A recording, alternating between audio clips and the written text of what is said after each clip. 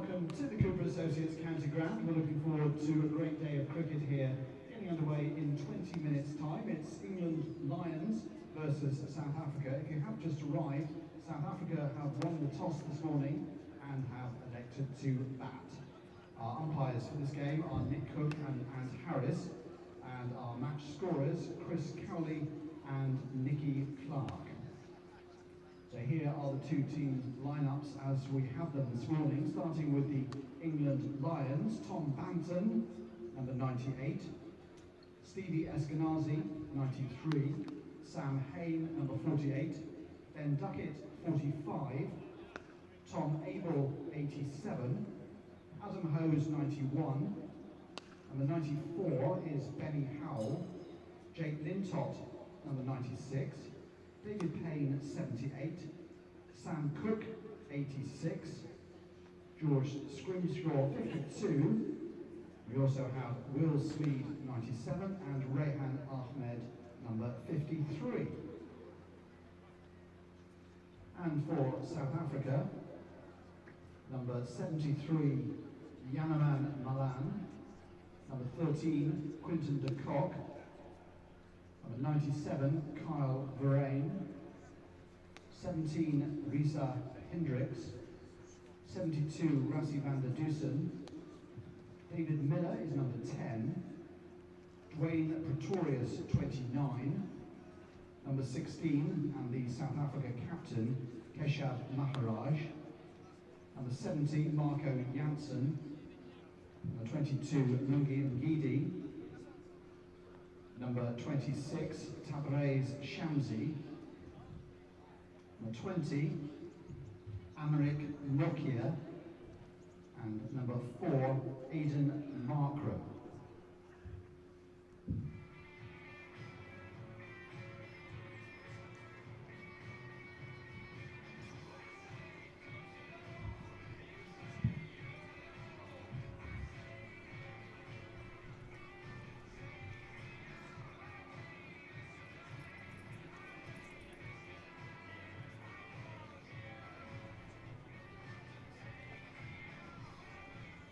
You may like to know that the Somerset Cricket Museum will be open today during the break between innings.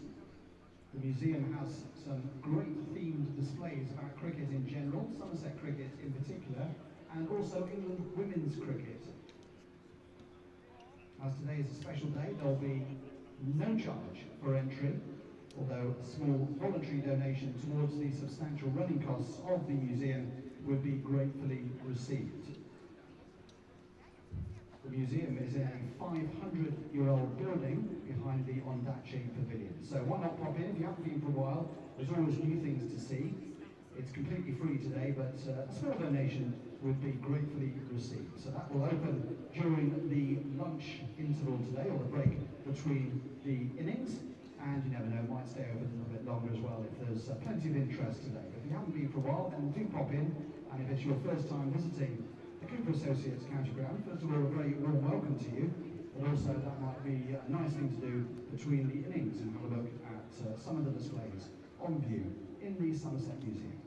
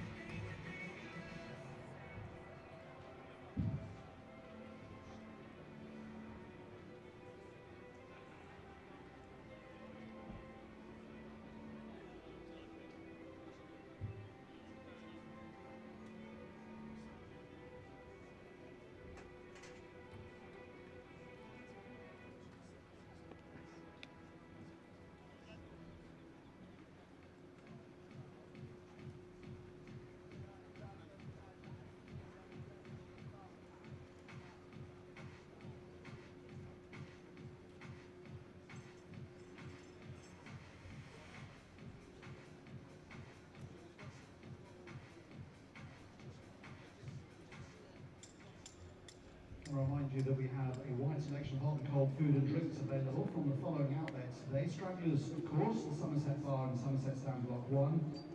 Over in the Lord Botham stand, we have the Botham Bar, of course, and we have the Salt and Malt Fish and Chip Bar for perhaps a little bit later on.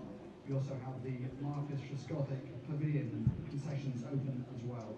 Remember, members receive a 10% discount on concessions here in the Cooper Associates County Ground, but we are a cashless venue, so please take your card.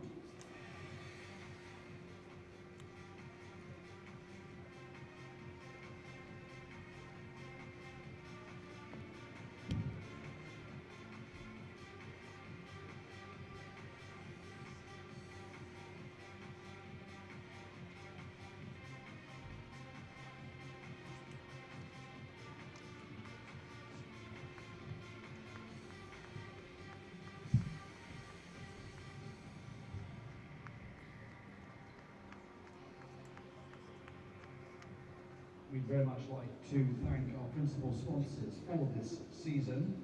Many thanks to WPA Health Insurance, also our Vitality Glass partner Trade Nation, Rotec, our official Royal London One Day Cup partner, and our official partners Bradford's Building Supplies, who are supporting Somerset throughout the season. And as we mentioned earlier, our ground naming rights partner Cooper Associates. Thank you to all of our principal sponsors.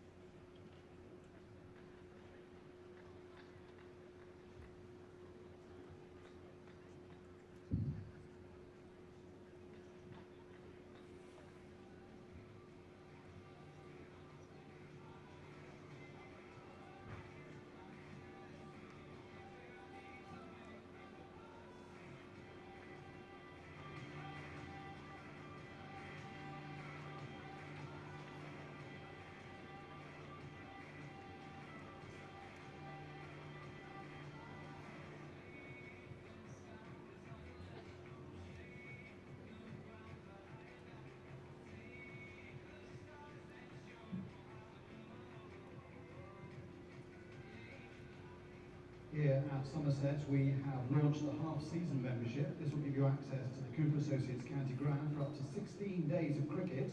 Half-season membership includes 3 county championship matches and 4 Royal London Cup games. For more information, please visit our website.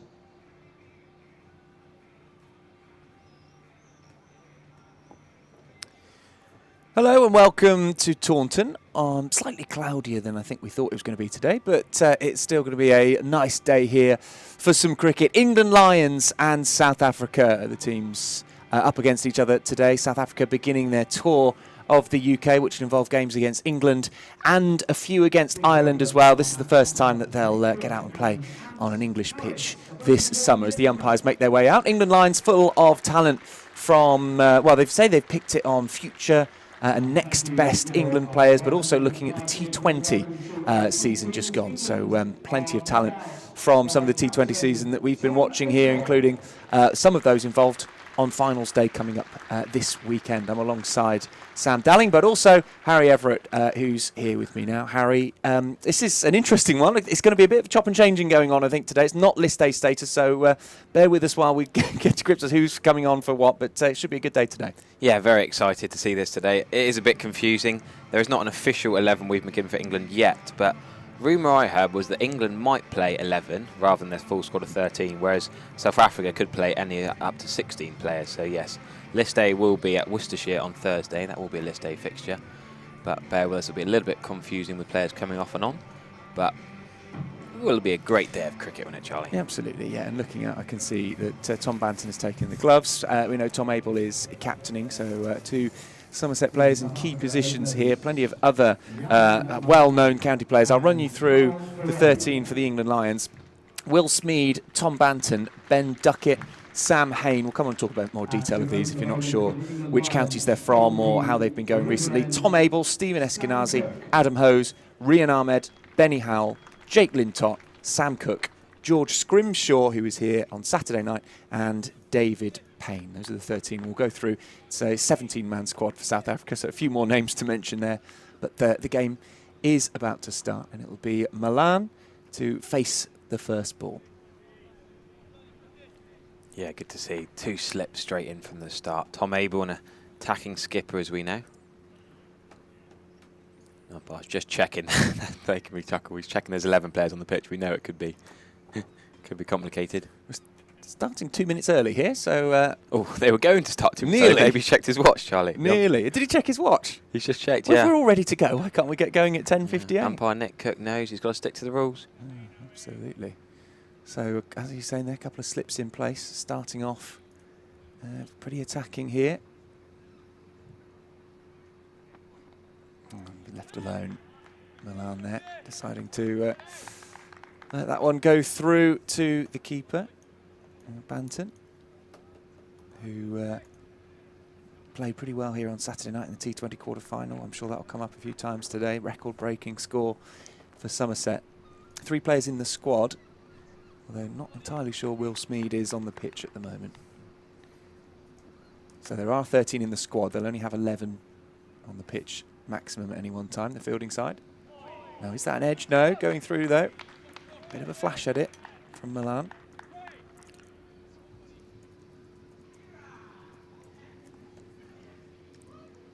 People can still buy tickets, remember, if you're watching or listening and thinking, oh, I fancy coming up. Tickets available on the gate. You can come to the ground any time today. Crowd just trickling in this morning. Plenty of cricket going on around the country as well. We'll keep you up to date with 2. A bit of an edge maybe into his pad there. And there is a single, first run of the day. Yeah, Janaman Milan, not David Milan. This is the South African right-handed batter, 26-year-old. We've seen he's done all right in the South African side coming in. Actually, he's played 17 ODIs, top score of 177 not out. Aesthetically pleasing player. Probably more of a 50 over than T20 player. Oh, Cook comes in again. The Essex seamer. This one. It's good length, hard to play that, can't get it away. Verena. That is no run added. So what I think is unusual in this current setup with the way the England game, ECB have set up the domestic season, is that a lot of these players won't be playing 50 over cricket in the domestic season at all. The only 50 over chances they'll get will be with a team like this, the England Lions. Yeah, it's a real Or will shame. be with England if they're good enough to get through. But how you know... How do you get into That's the thing, they have to base it now on T20 performances, don't they? Which is a very different game, really. Sam Cook knows his game pretty well there. That one is pretty straight towards Verena and no run. Well, it's the man we talk about, Will Smeed. He's never played a list day game for Somerset. Yeah. Never played a pro list day game, and he's in the England Lions 50 over squad, which is almost scary, to be honest. He's been picked on his T20 Blast performances, which is totally fine. White ball game, they see the T20 game as close to the 50 over game. Absolutely, white ball and colours, but still a rather different format. Cook in, last ball of this over then, and driven straight back towards him. He gets a hand out, a right paw, and stops it, and there is no run. So tight first over from Sam Cook. 86 on his shirt. And score 1 for no loss. So sort of working our way out here. We weren't given any squad numbers. We're given no starting 11. We don't know what order South Africa will come out in. So do bear with us just as we work out who's who here today. I reckon it's going to be David Payne. It will be, yeah. Gloucestershire's David Payne, who made his England debut not that long ago against the Netherlands. Yeah, so he has played 50 over cricket this season, but only in internationals and only in Amsterdam. Which is equally weird. I know, so some unusual stats there. No, big fan of David Payne. Great player. Big left-hander. Born in Poole, actually, but Gloucestershire for years now, 31 years old. Does that mean he was sort of... Who claims Poole? I guess Hampshire have to claim Poole as their district. I don't think Somerset can say they own that bit of the south coast. So Hampshire then... Did play England under 19s. Did play for Dorset, I guess. Yeah. Poole got the Dorset connection, not far away as well. Of course, yeah, of course. But first class wise. Yeah. No, 1 for 38 he got in his ODI debut out in the Netherlands.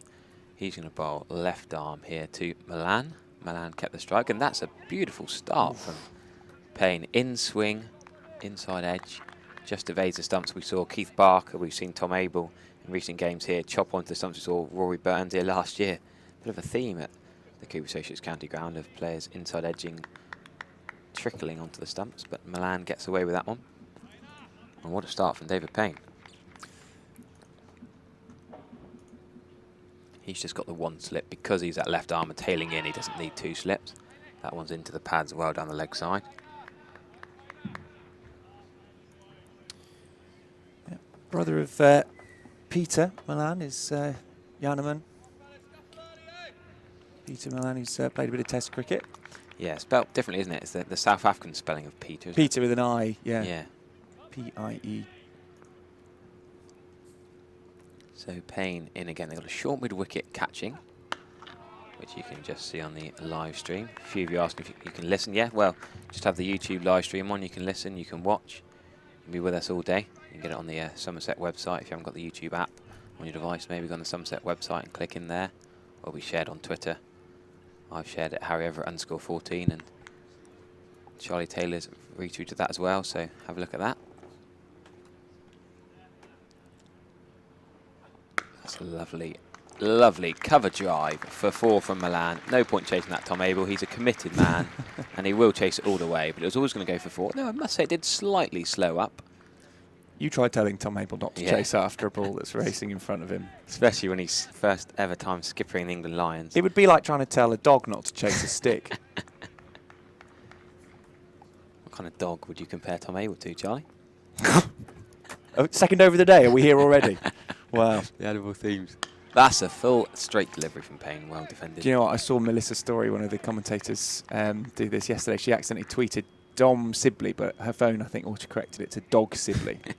So we had a few dog puns coming in, which was good. Things like, I came up with Collie Pope. Oh, very nice. Was one, yeah. Obviously, Keith Barker also playing in that game. You've got a Barker. Well, let's not go there just yet. No, we've got a few more rounds left. That's defended straight back. And that's a decent start from David Payne. Yeah, just getting a bit of movement, isn't he? Yeah, it's good. Does well for Gloucestershire. He is. It's how he's broken in. Even it's slightly older age is getting into England squads for the first time. Playing for England. They're making his debut last month. And poor Carl Verheyen, the wicketkeeper bat, he's not actually keeping takers because of the Cox thing. He's only faced 2 balls. A right-hander, but he's going to get a bit of a strike here to Sam Cook. Yeah, I do like Carl Verheyen, one of those underrated South African cricketers who's come through in recent years. Good to watch with the bat. Good to see him getting his chance opening up today. Clicking this one onto the leg side of Sam Cook. It'll be just a single from it. Although on that, I think most people who watch world cricket would be surprised to see Quinton de Kock not opening the batting. Part of me almost thinks it's a practice as a warm-up game. Do you give the less experienced guys a chance opening with the power play? Just to see something different. Maybe Thursday we'll see a different batting order. You don't know. How much is Quinton de Kock really going to gain from this? You know, he's someone who plays around the world. He's used to jumping into a situation and hitting it, you know, with the ground running. Just defended from Milan there. And no run. So I wonder whether he's, and also probably no bad thing giving him a bit of a rest. I guess he will come out at some point today. But yeah, that power play, just giving these players the opportunity. Filling in my squad numbers as we go here today. Sam Cook coming in from the river end here at Taunton. And nothing on that one, just able to push it towards, I believe that's Ahmed, young Leicestershire spinner. Very exciting player. Yeah, saw him here for the One Day Cup last year, commentating on him against Somerset. Leicestershire won that game, he bowled very well. Yeah, England under 19s, who's been superb the last couple of years. Can't wait to see him bowl a little later on. Again, here using the feet is Milan, just coming down, and they'll get through for a single, pushed into the onside. Score moves on to 6 for no loss in the 3rd over here. I was on the train earlier on, saw quite a few people coming to the ground wearing their England shirts or Somerset caps or other cricket wear, whatever they had on. They sort of bring it down. Tuesday here in Somerset.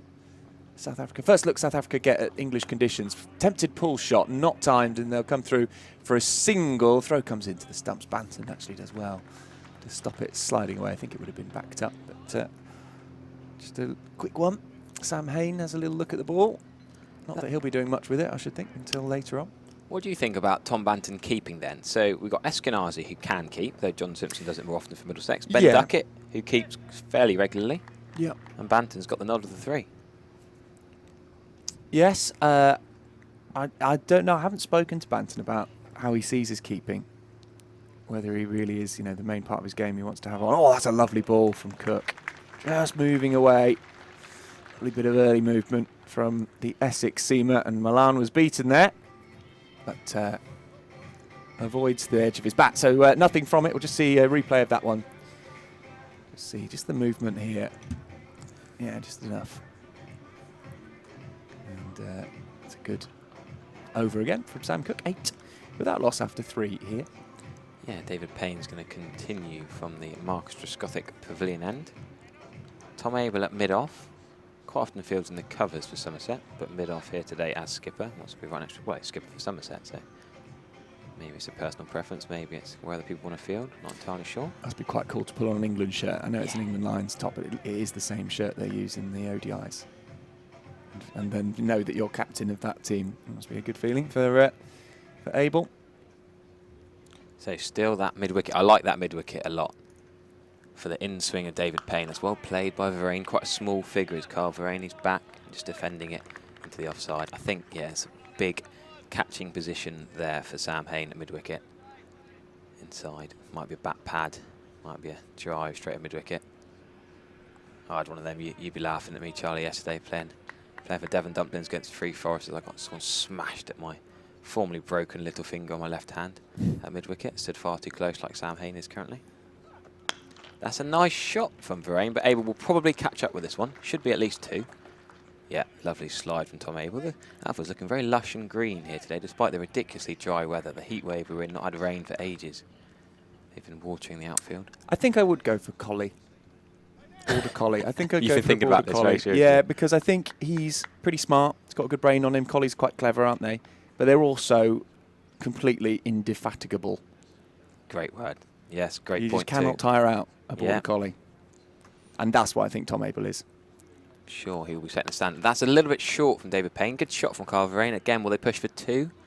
They didn't run the first one particularly hard, but they've managed to jog 3 for 2.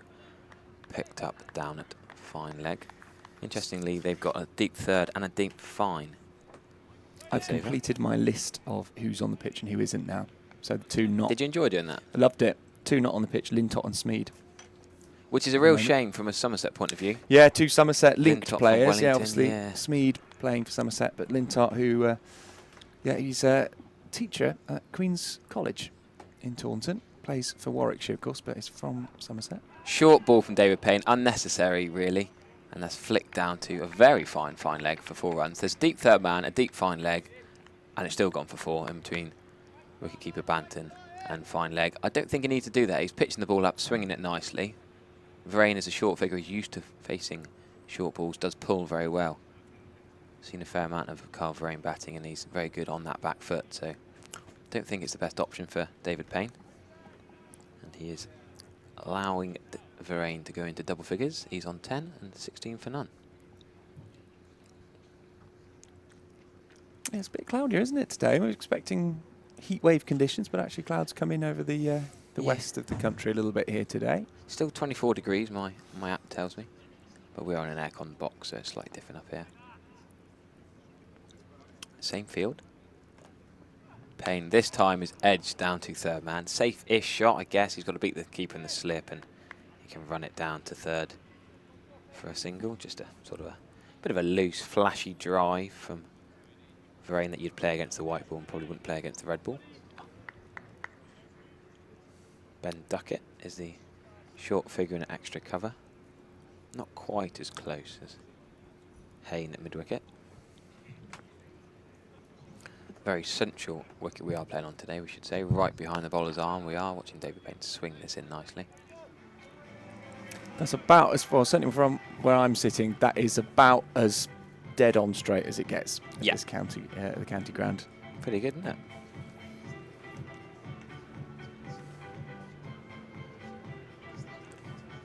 The team just swapping overs. Now, Oh no. they're getting me going again. Be The warned, production team know what listeners. they're doing. Look what they put on screen there. See that Somerset flag?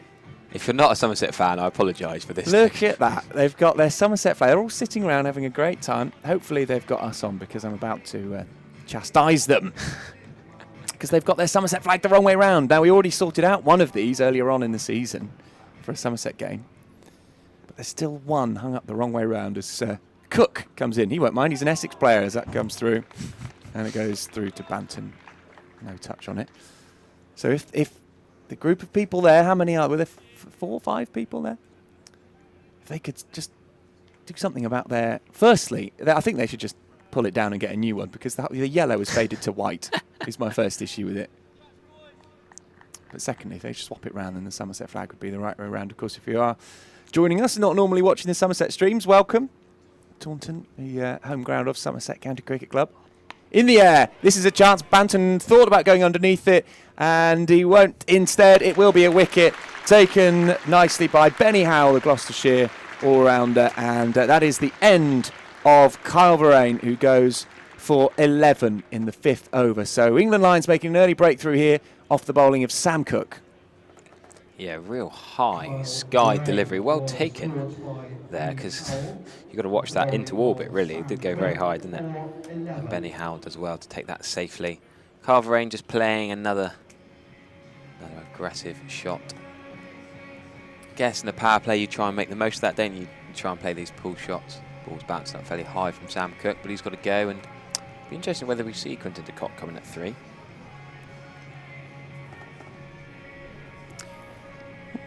We're being told that there's a little bit of rain in the air, No, Which don't is- rain in the West Country. which is absolutely the opposite of what we were expecting. No, I'm not having that. We're not going off. We'll be Well, fine. they don't look like they're interested, the umpires. They're heading back to square leg and... Oh, it's not de bowler's Kock. end. The right hander coming to bat. Could be Reza Hendricks. number 17, Risa. Yes. Oh, Harry. 1-0.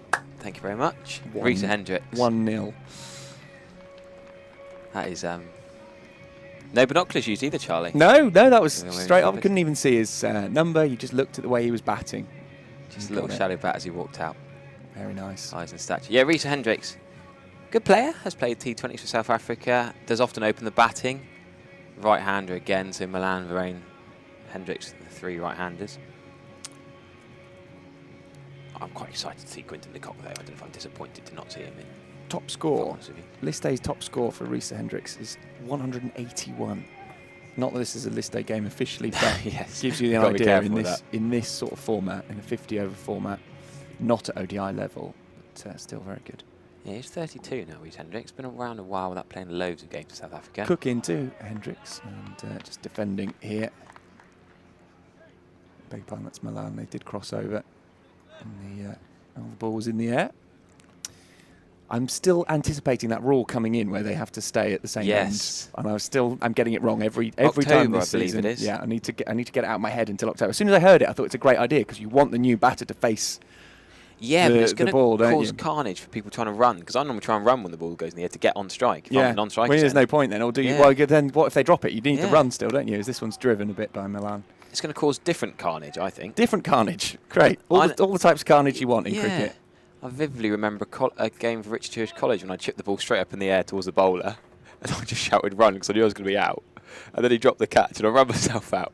Oh, But that- great. Well done. But I don't know if that would be different if you're not thinking about going on strike.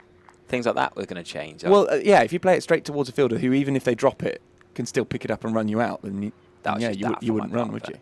Because there's no benefit there as Cook is in. Defended.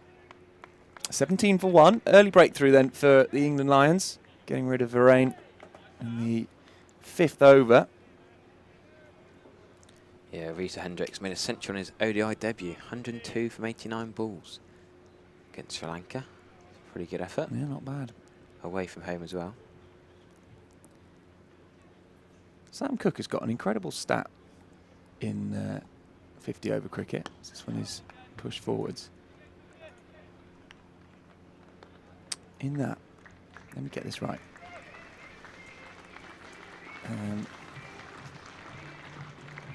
I beg your pardon. Come on, you're bigging up this stat, David Charlie. Payne, The David suspense. Oh, David Payne. David Payne, who's bowling from the other end, Okay, go on. who took 5 wickets in 6 balls.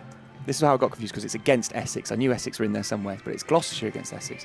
He took 5 wickets in 6 balls at Chelmsford. He took figures of 7 for 29 in that game. 7 for 29. Good game, isn't it? Essex won the game. That's a List A game. Chelmsford. 7 for 29. 5 wickets in 6 balls, and still on the losing side. You'd feel hard done by them, wouldn't you? Yeah, absolutely. Coming away with those figures and not winning the game. Same field again for David Payne. Tom Ables had no reason to change it so far. Just that short ball to Carl Varane, a bit poor in the last over. A couple drives through the covers. We don't mind that. You'd much rather see a batter drive through the covers when you're bowling a swing with a new ball. Pitch it up. Lots and lots of cricket on today. Yeah, we're going to have to mention County Championship, England games. So much to keep you chat with. Somerset 2's are playing. They've got a live stream as well. Through the first team at Southport. But David Payne we're concentrating on here as it's defended nicely. England's Alex Lees out for 1 for Durham. God, he really rocketed, didn't he, in that test match against India. Decided he was going to play that second innings from the off. Not something we've seen all that often from him. Outscored Zach Crawley. Yeah. He was a bit pedestrian, didn't he? Yeah, yeah. And Zach Crawley was not hanging around either. Zach No. Crawley was going for it too. It was, Lees really transformed himself. That's a lovely full ball from David Payne. Gets him oohing and ahhing. Rian Ahmed very keen at mid-on, charging in, flinging the ball to Tom Banton. They're right up for this England line. So many of them making their first appearance for the England Lions as well.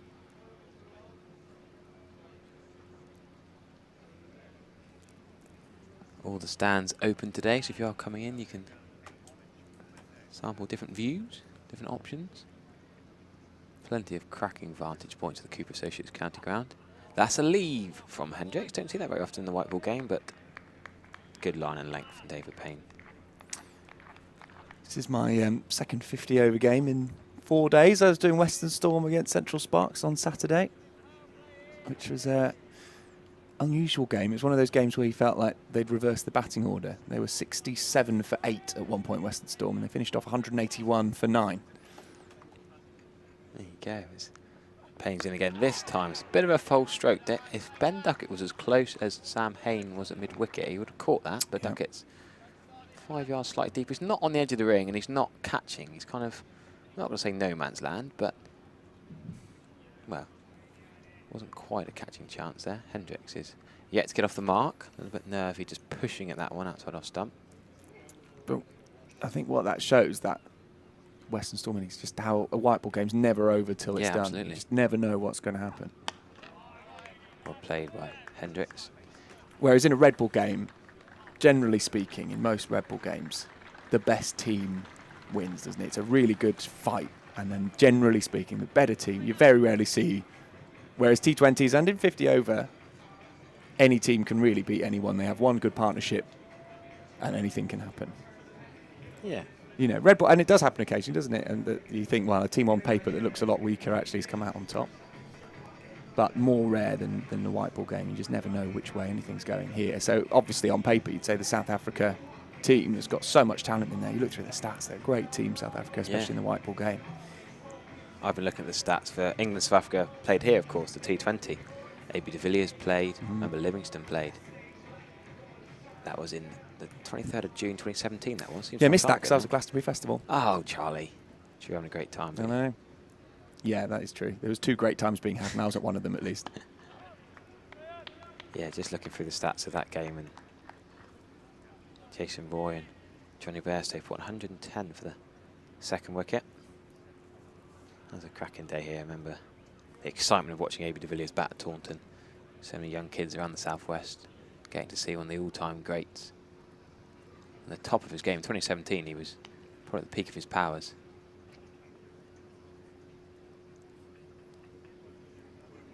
Cook coming into Milan, who's driving, and it's a nice shot. Yep, gets past the fielder, coming around from a wide-ish mid-off area, sort of extra cover really, and goes through for 4 runs, just pushing forwards. Don't know, not putting too much power into that really, just using the timing, using the pace offered. Let's have a look at it.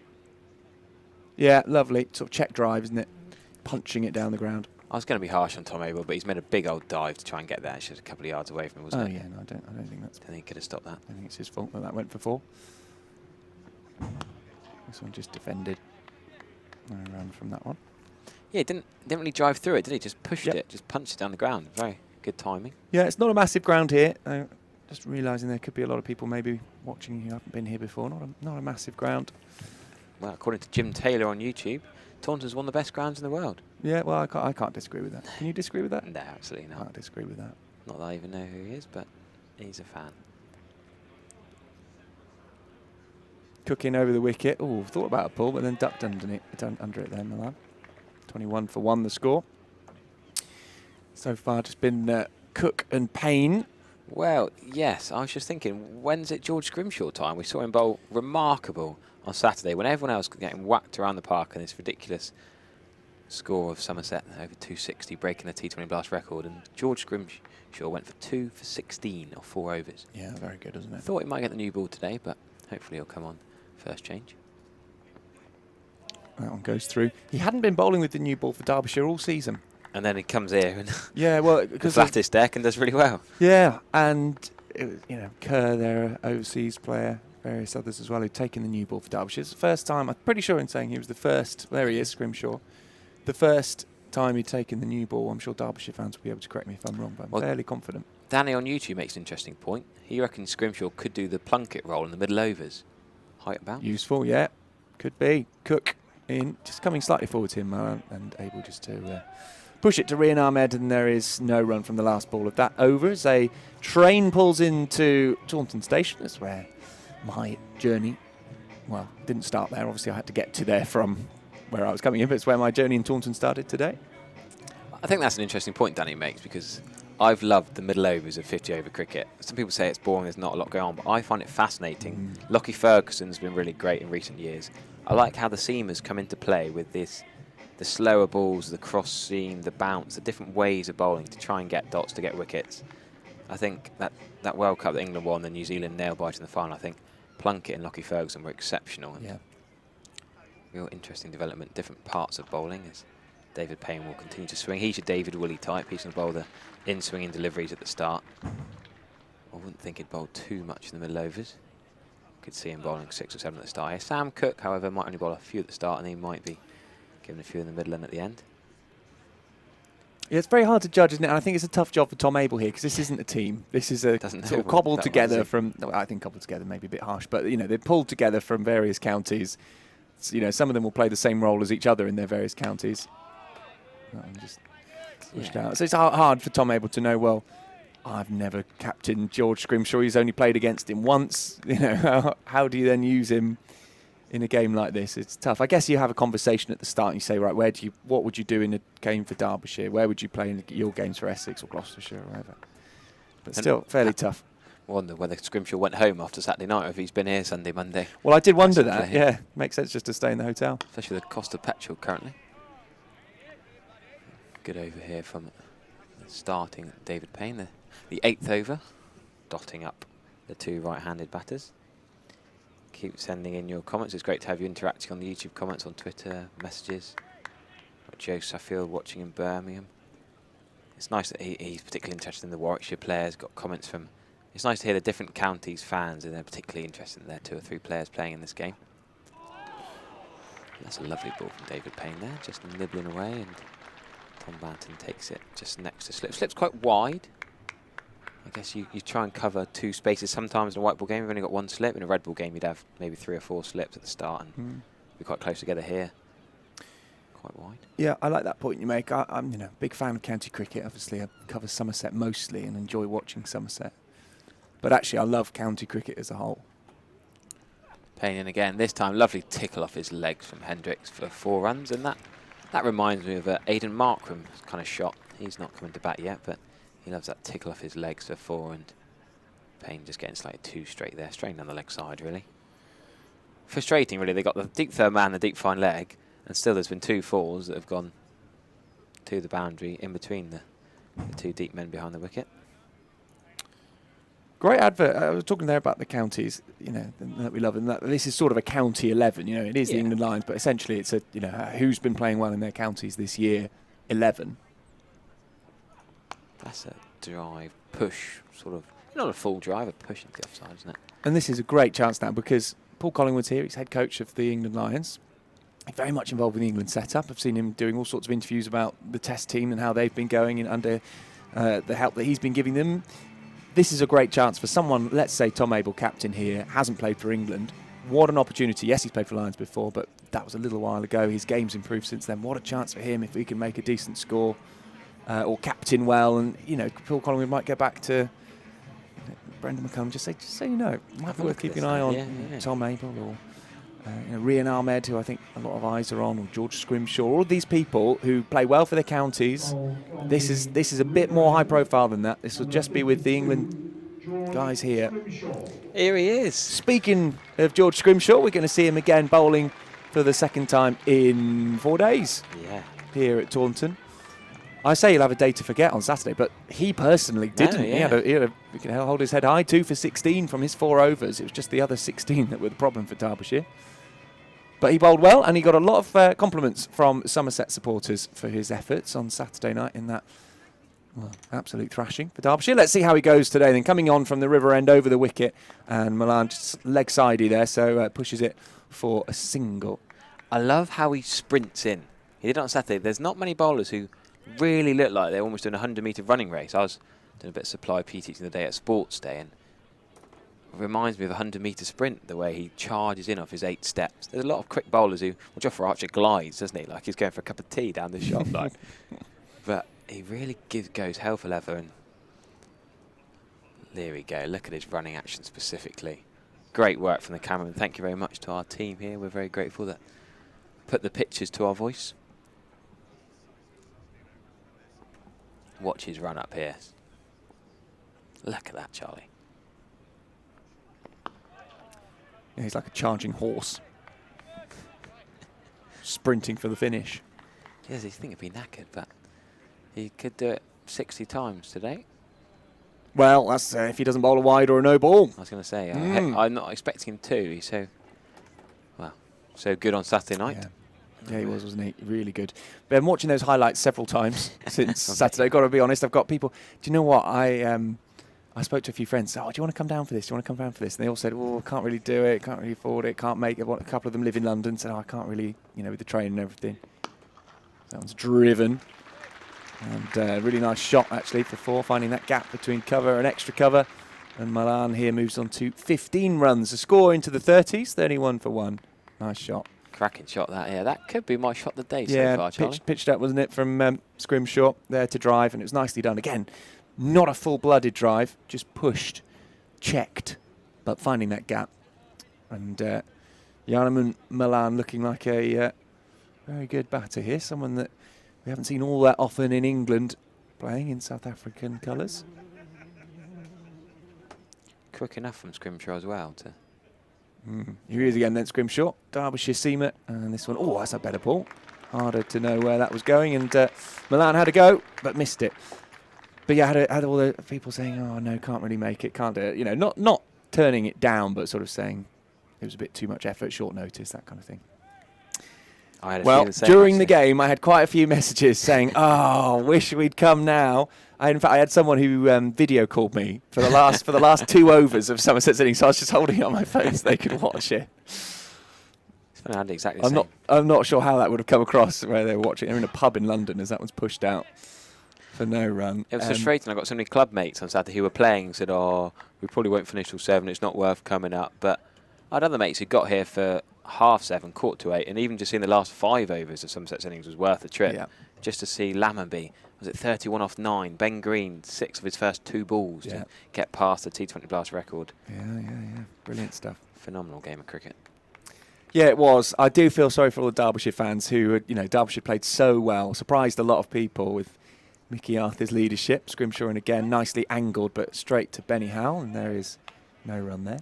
We're missing a couple of players, we should say, shouldn't we? Particularly Sharma Sood, the captain. He's been right at the top of the run scoring charts alongside Rousseau and James Vince. Missing him's a big blow. Massive blow. Well, not only that, but he was captaining, I think, wasn't he? So you lose your captain and you lose your top run scorer, and actually that's going to make a big difference. I'm going to leave you now. I'll change overs in the company of Harry Everett, and Sam Dowling will come in. Thank you, Charlie. Yes, we're going to continue with David Payne. I said earlier I reckoned David Payne was going to bowl a few more overs than new ball than Sam Cook. Payne will get more swing than any of the other bowlers in this England Lions team. Scrimshaw and Cook more hit the deck bowlers, but a seam movement, but a nibble. So Payne very full. That's a glorious stroke from Hendricks. Don't have to chase that. Tom Abel and Ben Duckett's on the ground having dived.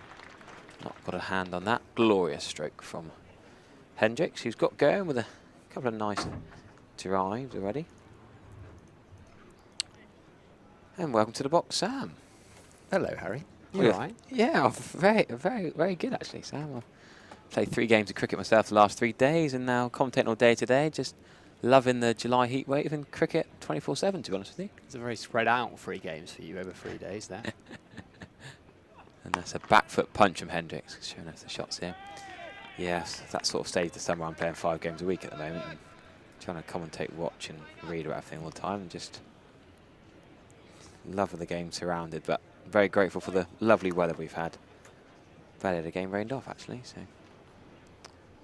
thankful for that. As we're going to see a slight field change here. I think Sam Hain's going to come over from short mid wicket. He's going to go to short extra cover, and thus the square leg will come round to mid wicket to close the gap, and Rian Ahmed from mid-on will go to a slightly wider, shorter mid-on just to narrow that gap. So Payne's going to attack outside off stump to Hendricks. Good bit of fielding at point.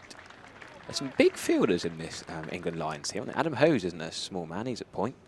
Scrimshaw, of course, tall. David Payne's quite tall. You can't miss Hain for his, I'm looking forward to seeing him bat. I mean, it's the same stat, isn't it? Trotted out about his this day average, the highest of anyone who's not played international cricket, but he's just in such good form in the Blast and in the county championship, and it is brilliant to see that getting rewarded. Back foot punch again to Adam Hose. Almost identical deja vu action replay.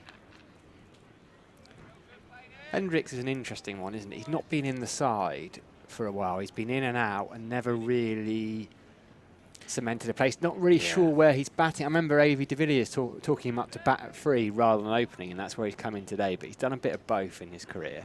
Yeah, I always seem to remember he's almost like the 12th, 13th man of the South African, predominantly T20, but ODI side as well. That's a big, expansive drive he's attempted there. Played and missed outside the off stump.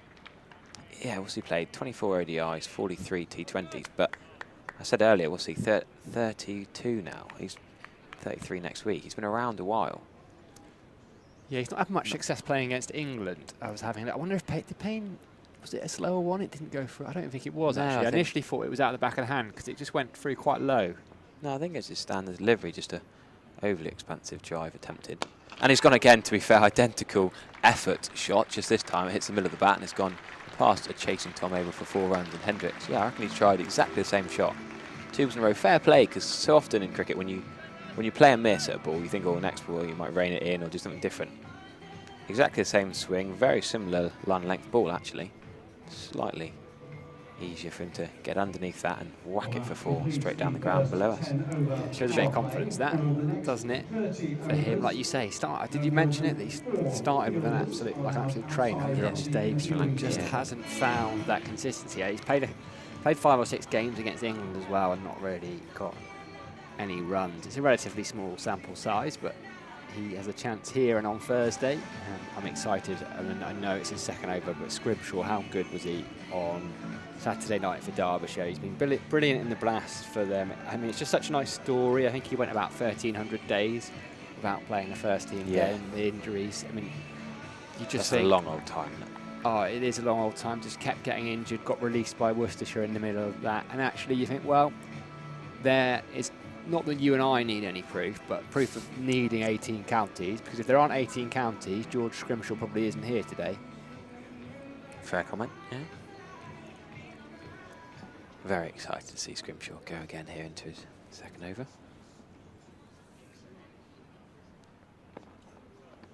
That'll be a wide. Don't get away with those in white ball cricket. He's had to bowl 61 balls with that effort run up.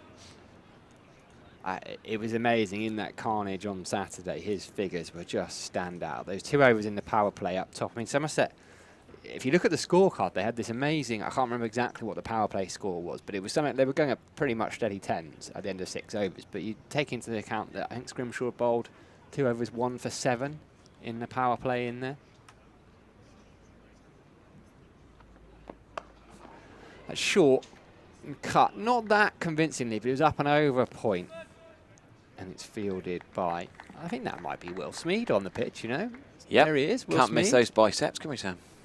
No, Sporting 97. There he is on the screen, just kind of blocking out the entire screen with those biceps. They're good to see Will Smead. Always a boundary rider, isn't he? Whether it's Somerset or England Lions, I suppose Tom Abell's the same skipper. He does a lot of deep square leg, actually, doesn't he, in T20? Normally the other side, actually. Normally in front of the Somerset stand in the retirement flats, but when you're subbing on as 12th man, you want to be near the dugouts. Pushed into the offside. That'll just be a single. Benny Howe, is it, doing the fielding there? There's actually very good West Country representation, isn't it? Yes. Howe and David Payne. Delighted that Payne's had his England opportunity. I mean, he did spent a bit of time in squads without actually playing. Finally made his debut. I watched him. I was at Lord's last year, and Gloucestershire had this 3-day win against Middlesex. I think he got 11 for it. He just had his baby daughter a couple of days before. So he didn't join in any of the celebrations. He went straight home. Hal doing the fielding there. But yeah, what a week. 11 for at Lord's, career best figures. Just got a new baby daughter. I think he was tweeting pictures of it. He drove straight home and beer in hand, sat there with his daughter. You'll let him off not buying a jug that night, will you? It's not for me. It's not for me to decide that, Harry. It's for his Gloucestershire teammates. I'm sure they did, because it was a super victory at Lord's. Banton behind the stumps. Eskenazi as well. Good to see him getting some recognition. Short and pulled, and that's hard, and it's only gone about 5 yards to the left of Adam Hose out there at deep square leg, but it was hit so ferociously, in complete control of that Milan. Yeah, Adam Hose. He didn't have a chance. It's gone like a tracer bullet.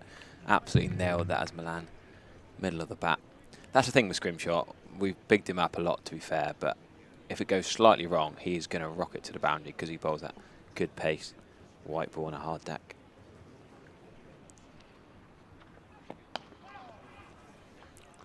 Pick up a single there. So Milan moves on to 21. It's my first spell of the day. I'm just seeing people out there going, oh, I forget they're playing. Rayan Ahmed, I mean, magnificent. What a story he's got. It's just an amazing England Lions side, really. It shows the depth, the white ball talent. And someone like Eskenazi's not been anywhere near it, really, despite having one of the most consistent records in the Blast for the last 3 years. Amazing he didn't get a wild card pick for the 100. He's been in my fantasy team all year, Eskenazi. Flicked slightly uppishly by Hendricks. There is a gap there. Ahmed will give chase. But they'll comfortably come back for free. So just slightly too straight there from George Scrimshaw to finish the over, and that'll bring up the South Africa 50. So 11 overs gone here at the Cooper Associates County Ground in Taunton. England Lions versus South Africa. The first day of South Africa's tour. England do have that one breakthrough, Carl Varan falling to Sam Cook a short while ago. But Jarneman Milan is there, unbeaten on 21. And Reza Hendricks, who came in at 3, has 17 off just 21 balls. Oh, I lost my voice there. Right in the end, I was trying to say 20, and my voice just went, didn't it? So, change of ends for Sam Cook. I suppose the 3 main seamers are going to do a bit of work. Now we're out of the power play, but still early on. The ball's newish. So Sam Cook is going to bowl down below us with a few men back now. 4 men back on the boundary. That's mid and leg, and it's tickled into Rayan Ahmed on the leg side. And Smeed doesn't need to pick that one up. So yeah, we've got deep cover, deep third. Deep fine leg's quite square near the scoreboard. So the Colin Atkinson area is free for that tickle fine for 4 that we've seen a couple of times already. And Will Smeed is out by the dugouts in the Andy Caddick Pavilion at deep square leg. Rayan Ahmed again is slightly square and probably not stopping 1, but not on the edge of the ring at mid-on. So there is that tuck into the leg side for potentially 2 if he gets the placement right. Jay Milan is defending into point for no run. It's the first time I've seen him in person, Milan, but what a career, what a start to his career he's had. Was it 17 ODIs, averaging just a touch under 60? I remember seeing highlights of that huge partnership he had with Quinton de Kock against Ireland. Was it last year, a couple of years ago? I think he had 177 not out off it. Talking of Ireland, what an ODI they had against New Zealand the other day. Phenomenal match that was, as it's defended into the onside. The spinner who was whacked around in the Test series, let's be honest, very well the offie for New Zealand, who was a keeper bat. Phenomenal 100 and winning it 9 down in the last. They needed 20 off the last 6 balls. I was delighted for that. I was very lucky to speak to him during the series. I had a good chat to him. Such a humble guy, saying, you know, he basically was skipper and Chetan Patel had just retired. And so he kept bringing himself onto the bowl and the guys were mocking him. Full from Cook, driven down to Rayan Ahmed. Good pick up, no run. And he took 5 for in a first-class game, and they kind of went, yeah, okay, fair enough. But he said it's interesting because he says when he's out there, actually what he loves about it, he's not had a spin bowling coach. He's not been doing it for years and years, and he's like, there's a rawness to it. It's just a sports person in me. It's just competitor. I've got to go out and try and do my best against somebody else. But when you can bat like he batted the other day, you know, many strings to his bow. Got a few runs in the Test match on debut. Bowled all right at times, but yeah, no, just that ODI knot was phenomenal. Watch the highlights if you can. There's a little effort from Sam Cook as the back foot punches tickled off the edge of his fingertips, but Hendricks was clearly in his ground, so will not be run out of the non-striker's end. I don't know how you do it. You seem to watch every game live. It's unbelievable how much cricket you get to see. I do attempt to, even yesterday when I got out, I was down at Seaton playing, I had 2 screens watching Somerset Lancashire and the highlights of that New Zealand game whilst chatting to my mates and trying to watch at the same time. But got to be done with so much cricket on, and that's a nice back foot punch. I talked about the potential of a 2 into the leg side. That is seriously good running from Milan, because Smeed attacked the ball well. I don't think you can criticise Will Smeed at all there. He sprinted towards the ball, and Milan's gone so hard on the first one. opened up the possibility of a 2. And I think that's a bit of a tactical thing. If that was in the first 5 balls of the over, you probably wouldn't be sprinting that second because you'd be so out of breath, you'd be knackered the next ball. But you know now you've got a 30-second chance to get your breath back. Milan Hendricks can get in some O2 into the lungs before they have a few less gasps and face to George Scrimshaw. Great running. Good intensity. You could see this as a friendly game, a warm-up game, but I like to see the intensity. Very good. Yeah, but I think there are spots to play for, isn't it? This South Africa to line up, particularly someone like Hendricks. I mean, Milan is pretty certain of his spot. I'd be very surprised if he doesn't take to the field in the first game. Right, Scrimshaw in again. That's an absolute beauty. An absolute beauty. It's one of those, as a bowler, it probably didn't smile, but it makes you smile inside when you see a batter just absolutely squared up. Played it, pulled away late, and ends up in the position that quick bowlers like. Look at that. Well bowled, George Scrimshaw, playing his cricket up at Derbyshire, as we were mentioning earlier. He's a tall man, must be 6'7", I think. Tall lad. Gets serious bounce as well if Saturday and today was anything to go by. But it's played well there by Hendricks. There is a fielder down at fine. Sam Cook, who's bowling at the Marcus Trescothick Brilliant End in the action in the field. He kept it. He rolled his wrists on it. It was in the air for a little bit there, Hendricks, but it was safe enough. There's almost well played. 2 men down at fine. The square leg is behind square. It's very backward square leg. Quite a wide fine leg, so yeah, as you say, there's 2 men out for that short ball, and he's going even finer now. Able changing his mind 3 times. No, he wants him in front of square now. The short ball will continue to be used by Scrimshaw, and if these last couple of overs are anything to go by, South Africa will take it on as well. There's a short ball again, taken on, mistimed. Rain Ahmed stumbles. It wouldn't have mattered. It was over his head, so they're going to pick up 2. He was trying to take that short ball on Milan. It just goes through the shot again. Rehearses the shot he wanted to play, which was playing it down into the ground. But actually, there was a bit of top edge. A worrying moment for half a second, but it felt safe in the end. But Scrimshaw won't mind that too much. When did it start a week today? Is that the first ODI? Yeah, it is, isn't it? Up at Chesterley Street. A week today. Tucked off the hips by Milan. They pick up a single. He moves on to 26.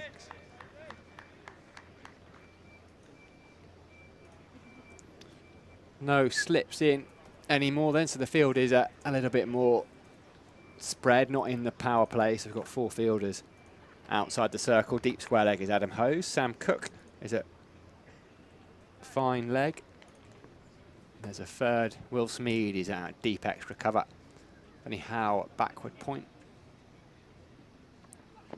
Short again. It was outside off stump, and it's pulled from outside off stump. Has he got all of it? Yes, he has. Adam Hose chases it. So the short ball isn't quite working for George Scrimshaw here. Hendricks was quickly on to that. He moves on to 23 with a nice looking shot. I think that's potentially the difference between county standard batters and international standard batters. They can nail that pull shot in front of square, not worry about the 2 men behind square, whereas slightly lesser player perhaps would get it behind square a little bit top edgy perhaps, but that was an authoritative thump over mid-wicket for 4. Finishes the over by just pushing one into the offside, thinks about a single. Ben Duckett swoops. I think we've seen Ben Duckett bowling a little bit for Nottinghamshire this year. Him and we saw Hasib Hamid bowl for Nottinghamshire. So I'm not sure. Was it that Middlesex game? Yeah. Yeah. No, I don't. No, Joke cricket. I'm not suggesting it's going to happen at any point today. I think it would be a. I know this is not a list A game and not 11 aside, but I don't anticipate seeing Ben Duckett bowling. Looking forward to seeing him bat. He's played international cricket for a while now, Ben Duckett, but all the talent there. He's starting to put it together consistently. He had that huge year, was it 2016, where he scored a couple of 1,000 runs for Northants? Got in the team to play Bangladesh, was that around then? Yeah. In England Test matches. Did he get 50 on debut? I'm doing this off the top of my head. Yeah. But then struggled otherwise. I think it might have been Hasib Hamid's debut as well. But I could be making, I haven't actually verified that. Anyway, just got the Pavilion End is going to see Sam Cook continuing. One over the wicket, push forward defensive for Milan. I know there's a lot of Somerset fans listening to the YouTube stream. We're not going to be particularly biased to Somerset today, but we will. We never are. No, well, Bridgewater's Will Williams has got another wicket for Lancashire. Lewis Gregory's Sky 1-2 long leg and gone for 42. But Somerset 328 for 6. And it's a lot more batting points than Somerset normally get. Playing at the club ground of Southport today. Great to see outgrounds being used in the Championship. Scarborough, of course, in Eustace Week 2. And that's a short ball from Sam Cook, and that is a top edge. It's going to go all the way for 6. Crowd didn't make much of an effort in it on accident with it in there. They just jumped out of the way. It's hit the seat, bounced straight back. 6 runs there. A little bit fortunate, but you can have a go at that, and you're very unlikely to be caught by the 2 men back. And short boundaries at Taunton, and that brings up the 50 partnership between Milan and Hendricks. Yeah, not in control of that at all, but it was short and there to be hit. I can see why Sam Cook could potentially bowling that. It's a long way to clear Will Smeed at deep square leg. First 6 of the game. That's a nice push into the offside for 1 run, and could be an overthrow, but good backing up from Scrimshaw and Smeed. Old chap I used to open the batting with as a kid always told me, once you've hit a boundary, next ball, just try and get a 1 to get off strike. Not really the modern way. I remember a couple of times I'd hit 1 great shot for 4 and get a bit excited, get carried away and try and hit another boundary, which is kind of what they do in the top level these days. But that cricket there, top edge for 6 and then just push the 1. Good cricket. Paul Patton says, when's Jake Lintop bowling? Sadly, he's not on the field currently. There's an edge from Sam Cook down to 3rd man for. There's going to be a bit of a switcheroo around. Shortly Charlie will come back on for me. But yeah, Jake Lintop and Will Smeed are on and off the field. They didn't start as the first 11, but they have both come on. Saved that well, Harry, didn't you? Edge down to 3rd man, and Sam Cook got his tail up a bit here. It's good to see Sam Cook playing Lions. I saw it, triple wicket maiden in the Blast at Lords earlier in the summer. Changed the course of that game. There's that push and potential run. No, Hendricks is sent back by Milan. Sensibly, probably. Ben Duckett's quick enough. Short of stature, low to the ground. Can pick that up and throw at the bowler's end. Ben Duckett's having a bit of a word here with Nick Cook. I think it's all friendly. Yeah.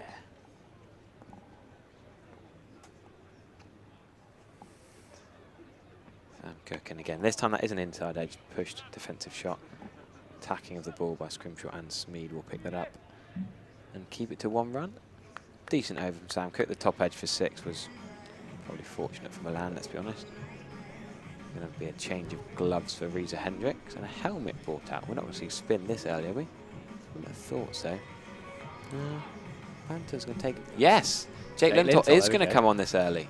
Tom Banton is getting his helmet. Great to see Jake Lintop have a bowl this early. Played club cricket with him as a teenager growing up. Great to see Lintop go and do so well.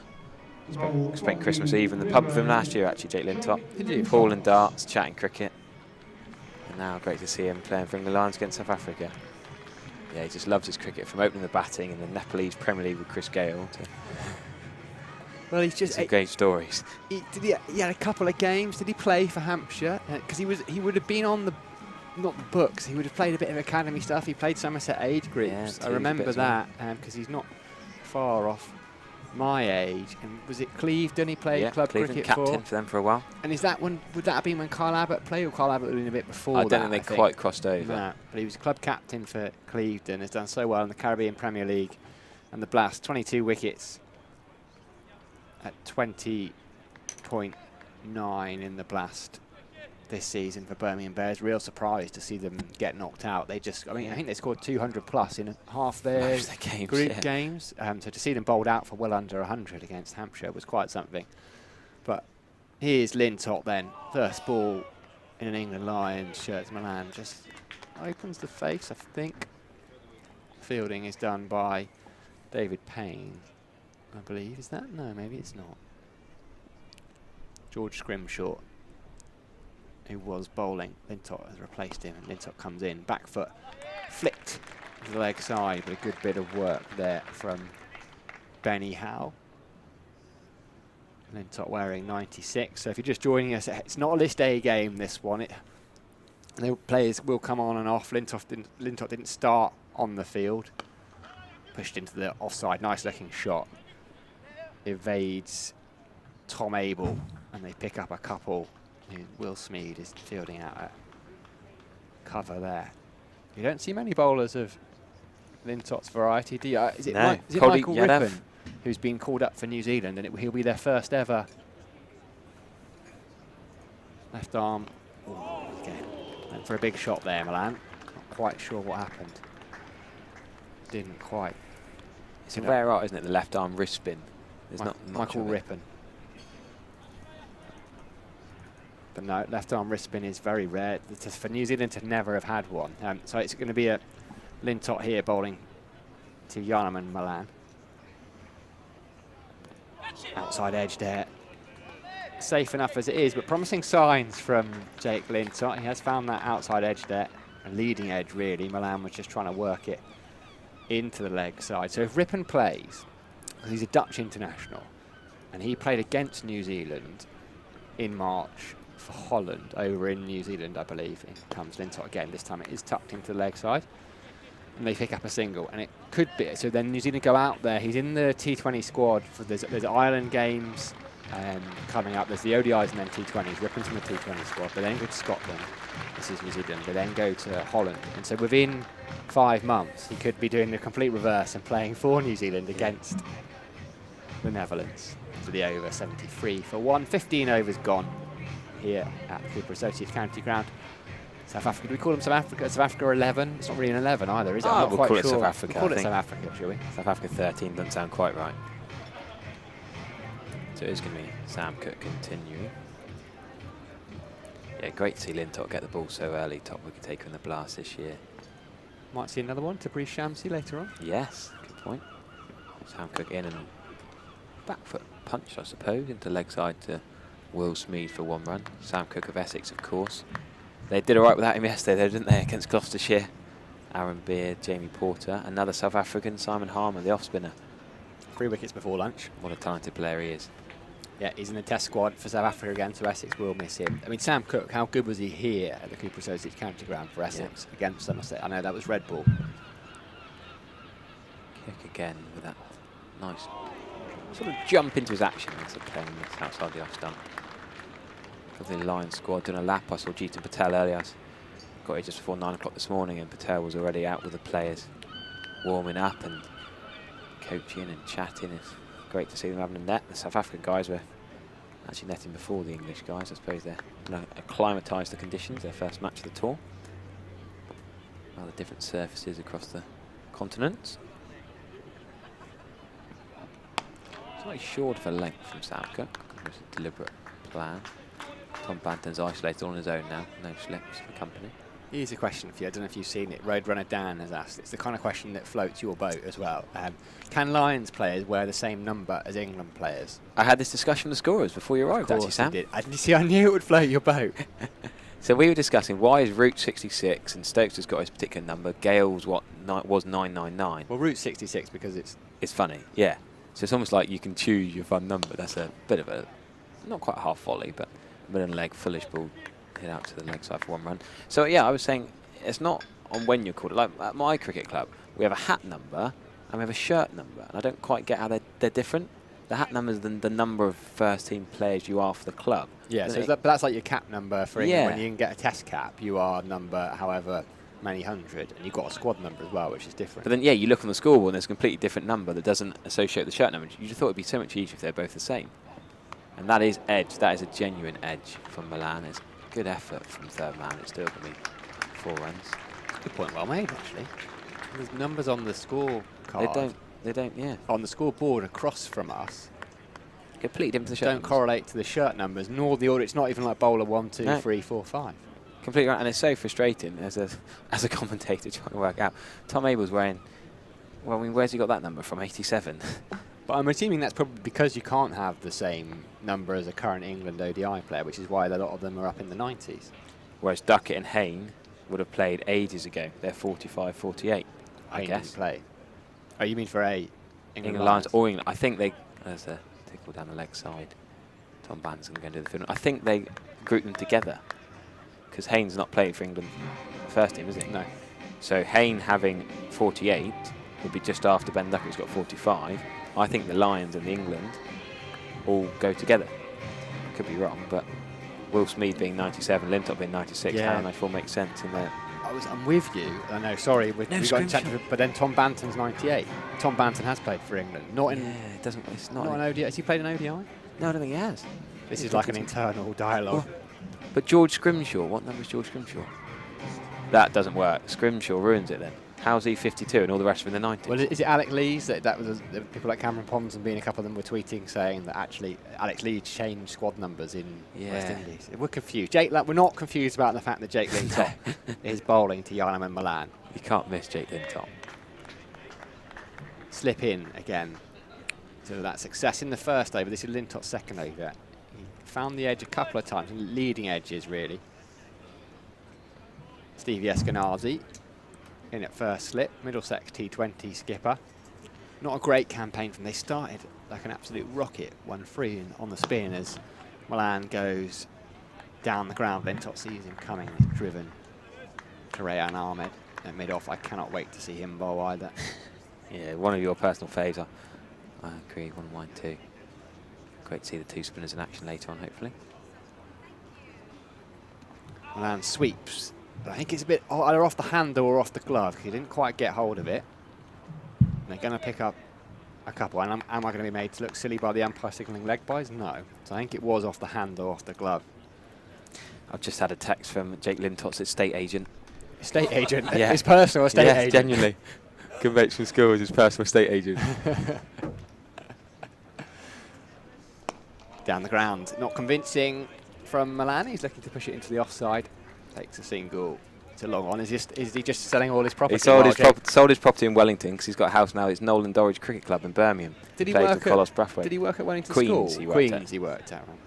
Right. So yeah, sold his house in Wellington. Family's still around the corner from where I grew up. And yeah, Jake Lintop. He was here on Saturday to watch the quarter-final. Incredible game. He was actually gutted after the Bears lost in their quarter-final. Short cover has gone in then, so slips come out. Hendricks on strike. It's a little bit back of a length, pulled into the gap. There's a deep mid-wicket and a long on, but Hendricks has dissected the pair of them and moves on to 29. Just a little bit short from Lintop. Yeah, I think you've been a little bit generous saying back of a length. I think Lintop will be cursing himself for a pretty rank short long hop ball there. He's done well, Hendricks, to get back and nail it, but this international class, he can't be bowling that short. That's pushed into the leg side for a single. Lots of gaps there. They won't take a couple. So end of the over. 17 gone. 88 for one. Harry Everett is going to go and find out the answer to the squad number question. Maybe it's one of those questions there is no answer to. Charlie Taylor is going to come back in for his second stint of the day. I mean, it's a bit like what's going on out there in the commentary box, really. People are just dipping in and out. I don't know who I'm going to turn around and see. Change of bowling then. Sam Cook is going to come out of the attack, or he has come out of the attack, and we're going to see Benny Howe for the first time today. Harry's cursing because he wants to commentate on Benny Howe. Sorry, Harry. His real box of tricks. Benny Howe played most of his career up at Gloucestershire, did have a spell at Hampshire, but it's Gloucestershire he's made his home and now plays cricket around the world, really. Wicketkeeper Tom Banton up to the stumps. We'll see a lot of pace off, lots of variations from Benny Howe. We see that straight away, and it's just driven down the ground to Ben Duckett. He's got his sunglasses on the top of his head, so I'm not really out here at Taunton. It's muggy, it's warm. And there's a good crowd in, actually. The Marcus Trescothick Pavilion, which is just to our blind side, is pretty packed. Welcome back, Charlie. Thanks, Sam. He just can't be pleased, can he, Harry? He's commentated for an hour, and then the moment he leaves, he's tutting and cursing because he wants to come and commentate on Benny Howe.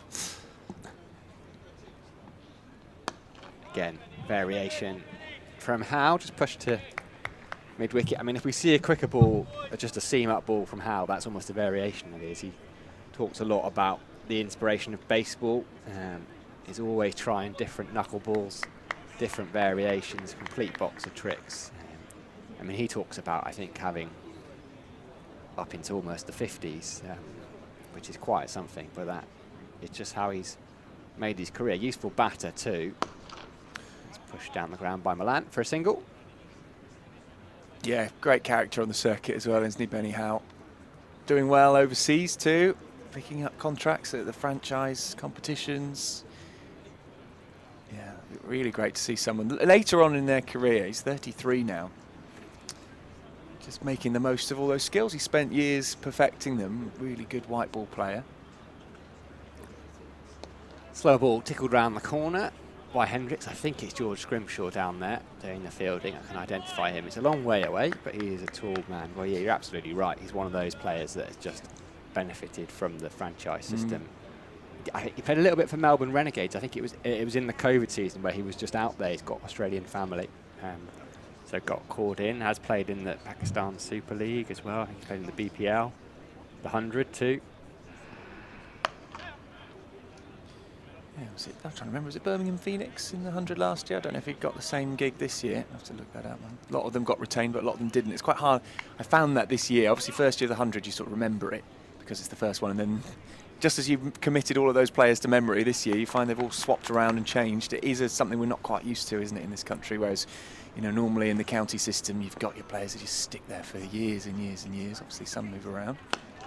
Pace off from Howell to end the over. 18 gone, 92 for 1 ball. Yeah, and what we're not used to is often you'll get a press release saying X player has been released, but actually they're then picked up by the same side in the auction. So IPL Tom teams, Banton, didn't it, this year? IPL teams do it a lot, and it's about budget. So they basically say, no, we don't want to keep paying you what we were paying you, but we might pick you up again.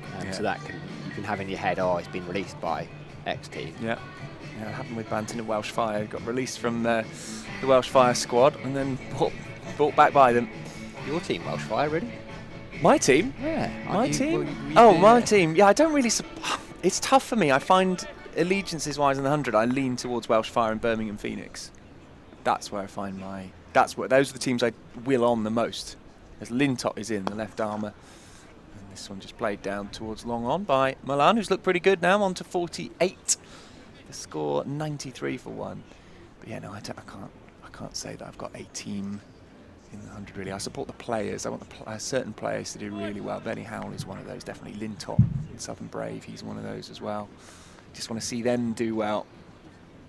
Don't really mind who wins, to be honest. It doesn't really mean anything, as that one goes through to mid-off. You know, there's no history, there's no real rivalries yet. I know they're trying to build up these rivalries, aren't they? You play the London teams are supposed to have this big rivalry, but no, I'm not entirely sure that really happens. Over the wicket, sweep shot, and there is a gap out there, and that will find it because it's a nicely picked up shot from Reza Hendricks. And 4 to the total, 97 now as they approach 3 figures. Just the one down. Feels a while ago that wicket fell for England Lions. They need to do something here if they're going to stem this flow of runs from these two. They look pretty happy, not really giving any chances away. Lintott in again. So played straight back to him. Yeah, Milan, I mean, he's just a phenomenal cricketer. His record speaks for itself. I know it's a relatively small sample size, but just deals in runs, just scores run after run. Stepped up in big moments. Oh, has he got him? Yes, he has. Wicket. Well done to Sam Tallyho, who's talked out, although it's Hendricks actually who's given the edge. Well, Lintott picks up a wicket, fine edge, and Banton collects it behind the stump. So well done to Jake Lintott, picking up a wicket on his England Lions and on what is pretty much probably the first 50-over game he's played professionally. As he wasn't involved in the One-Day Cup last year because he's playing the 100. So there we go, breakthrough. Just saying that the wicket felt a long time ago. Hendricks out for 36. Caught behind off the bowling of Jake Lintott. Yeah, and he's deserved it. I know his figure slightly expensive, kind of 6 and over, but he's actually bowled better than that.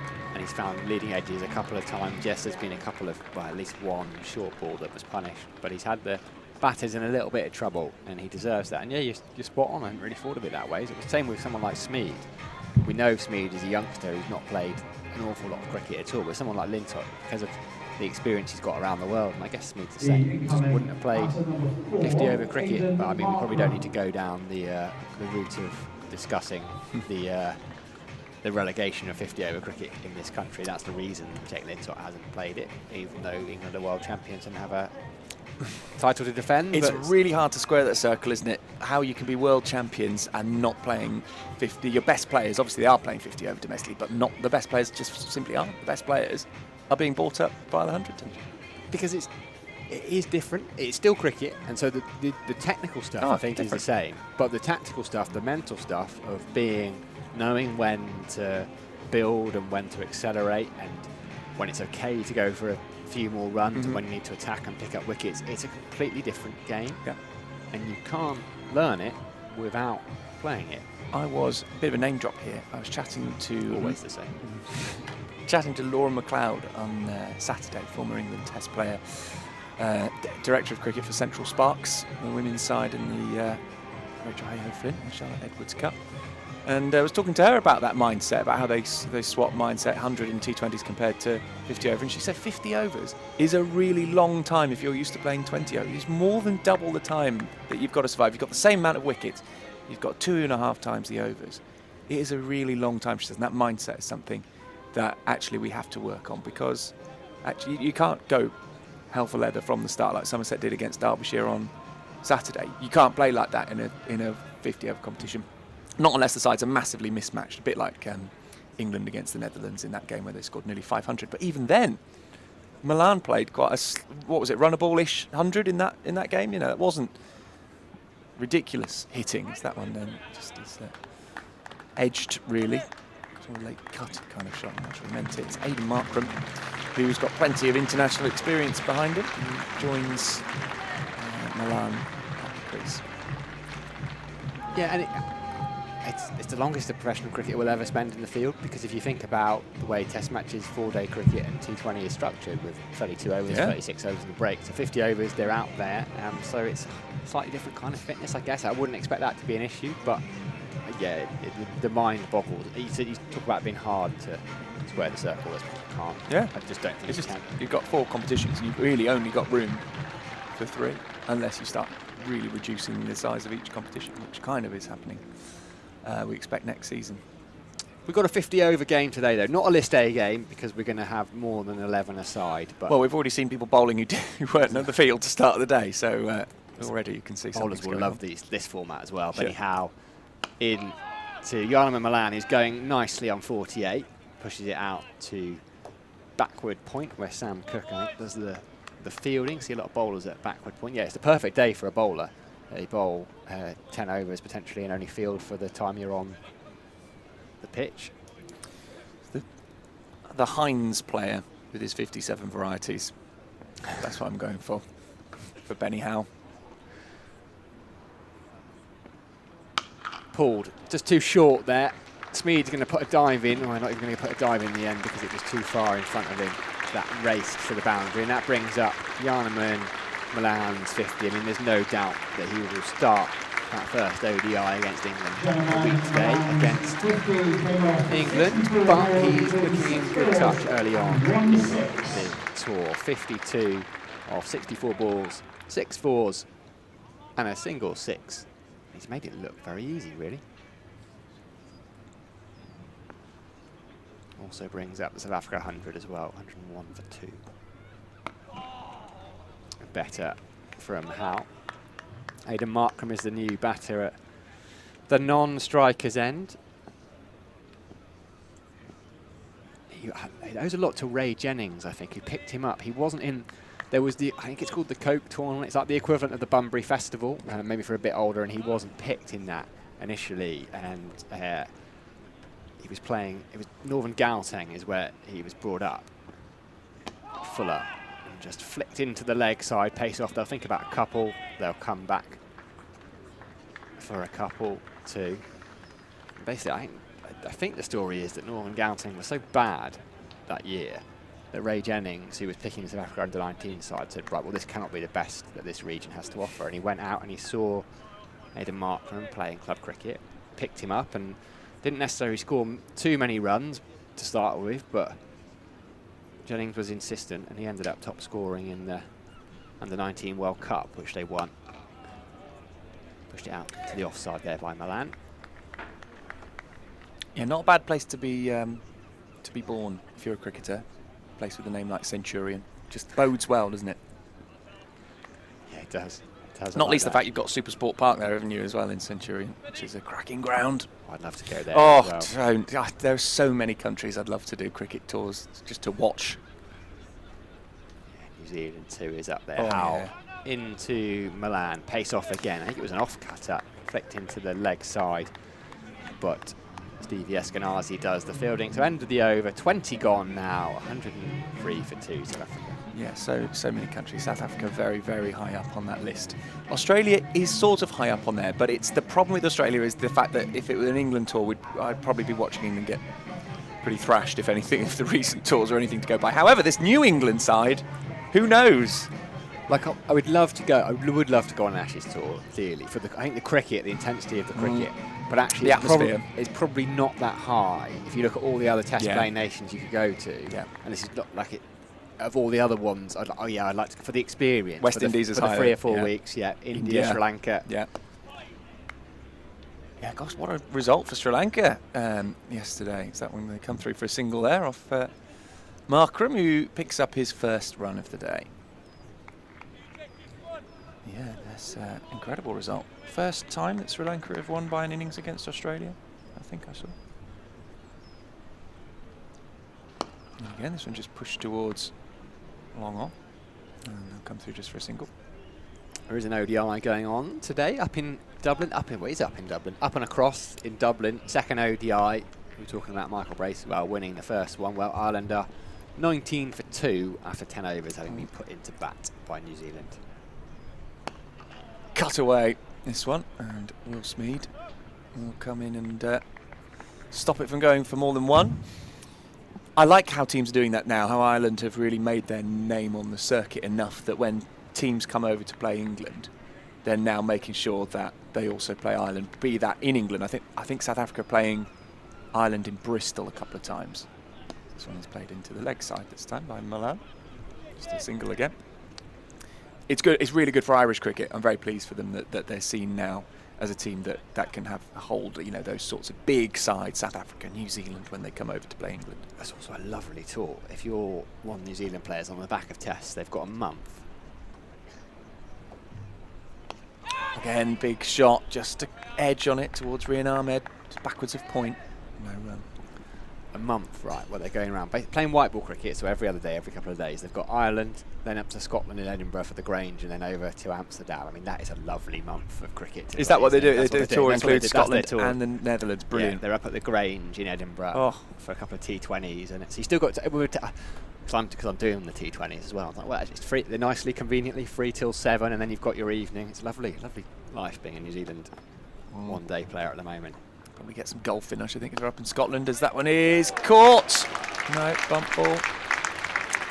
Good stop there. From, is it, who is that, Abel, is it, who's managed to get hold of that one? Yeah, looks like Tom Abel with the sleeves on. Yeah, tricked me, looked like it came straight off the bat, but no, a bump ball, crowd catch, commentator's catch, by the sounds of it today. Too busy dreaming about playing golf on the links courses in Yeah. Scotland, I think. I've never played a proper round of golf in my life, so I definitely wasn't dreaming about it. But just knowing what cricketers like in Ireland and Scotland, I'm sure they'll make the most of that. Yeah, it's going to be lovely stuff. Benny Howe, speaking of lovely stuff, can I say that? He's going to continue with his box. Well, whatever floats your boat, Sarah. I think Benny Howe's lovely stuff. He hits the ball so hard when he's batting. I know he's worked a lot on his power hitting. Serious cricketer, Benny Howe. Good to see people like him rewarded with this opportunity. Of course, if we're going on the 57 varieties thing, well, you are. He could be. I don't know if I'm with you yet. Instead of Benny Howe, we'd have to call him like Beanie Howe for baked beans. As soon as you said Benny, I knew what was coming, and I just couldn't stop it. Beanie Howe. It's gonna be a long old day, it's Sam. Be a long old day.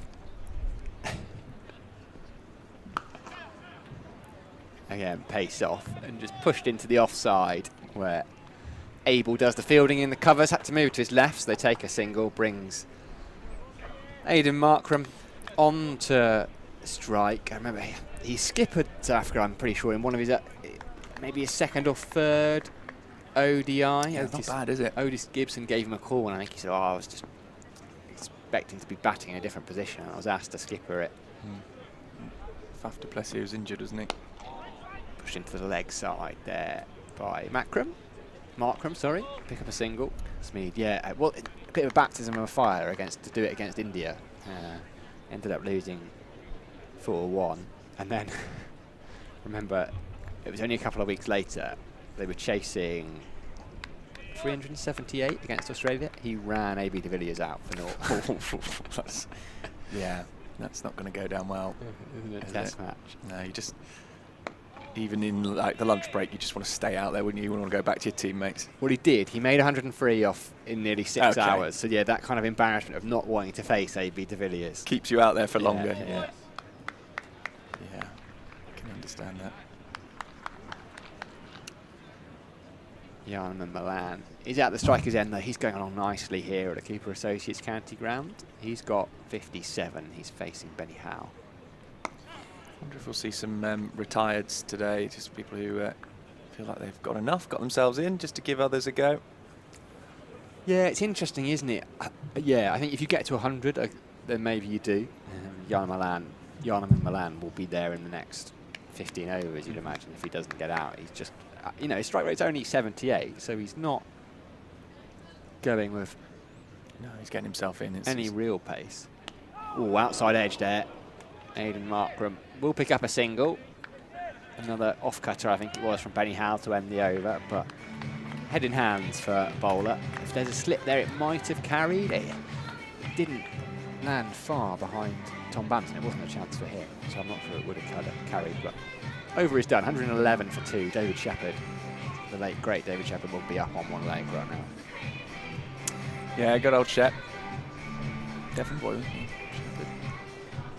Very superstitious. I read his autobiography a few years ago. And yeah, what a character. He'd be doing it as an umpire, wouldn't he? 111 for 2. Milan 58. Markram fairly new, just 4. Not looking that convincing. Not yet. Early stages. Yeah, not yet. And we know he's got the power. He's played a lot in England as well. This cut away straight to Rian Ahmed though. Looks frustrated. Put a lot into it. Gave himself some room there. Is it Durham he played for? Yeah, Durham and Hants, I think he played for Hampshire as well a bit, didn't he? I seem to remember them signing him at a short-term kind of thing. And comes Lintott again over the wicket. In the air, this one, big flash at it. He's going to land safe. Don't think it's going to go for the 4 because it'll be a sweeper. Will Smeed coming around, returns the ball to his Somerset teammate behind the stumps, Tom Banton. Yeah, Hampshire and Durham. So he's played a lot of cricket, hasn't he? Also in the IPL with Punjab Kings and the Sunrisers. Captain of South Africa and several times. This again, same place, same shot, and same result. They'll come through for another. No, they won't. They won't come through for 2 this time, just the 1. As you say, he's trying to get off the most, trying to get into a rhythm, isn't he? But not quite doing it yet. But that's exactly what this game is for. Rather get yourself into a rhythm against the England Lions rather than against England in an ODI. Not going to die wondering out there, I don't think. No. Milan coming forwards, and Banton whips the bails off, but had a foot back in his crease. No, he's not going to die wondering, is he, the way he's playing at the moment. 3-match ODI series after the 2 England Lion games, starting on the 19th. That's at Durham they start, so a bit of a journey. Pushed out, although they have come from South Africa, so I guess that's the main bit of the journey done. And then 3 T20s, and then finishing off with 3 tests. Taunton to Durham won't seem like a lot when they've done sort of this, South Africa. I assume they'll fly. Okay. Well, I guess so, because they're playing Worcester, aren't they? So they are heading to the Midlands for the next game. So I guess you still wouldn't you, as an international side? If Jake Lintott's got his own personal estate agent, then I'm sure the South African players can cobble together to pay for a plane. I know, I'm worried about what Harry's up to in his spare time. If he's just liaising with estate agents. I know he's always got free screens on watching cricket, but if he's got a hotline to all these cricketers' estate agents, he just knows where their property is. He's just camping outside Jake Lintott's house. Is that why he was in the pub with him? No. There we go. Yeah, we worked it out. Estate agents are, people with a lot of info. I don't know what Harry's trying to get there. Oh, look, there's Mark in there underneath the big gazebo. He's the DJ today. He's normally just the PA, but he's on the songs today.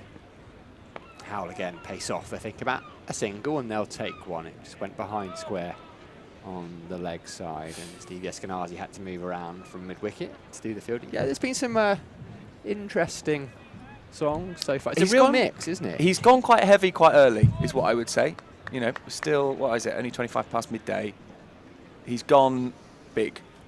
Yeah, from trying to before get the people game, dancing actually. from about 10:30 onwards. He kind of had last 5 overs of T20 music on from quarter to 11. Well, he hasn't quite done Sweet Caroline yet.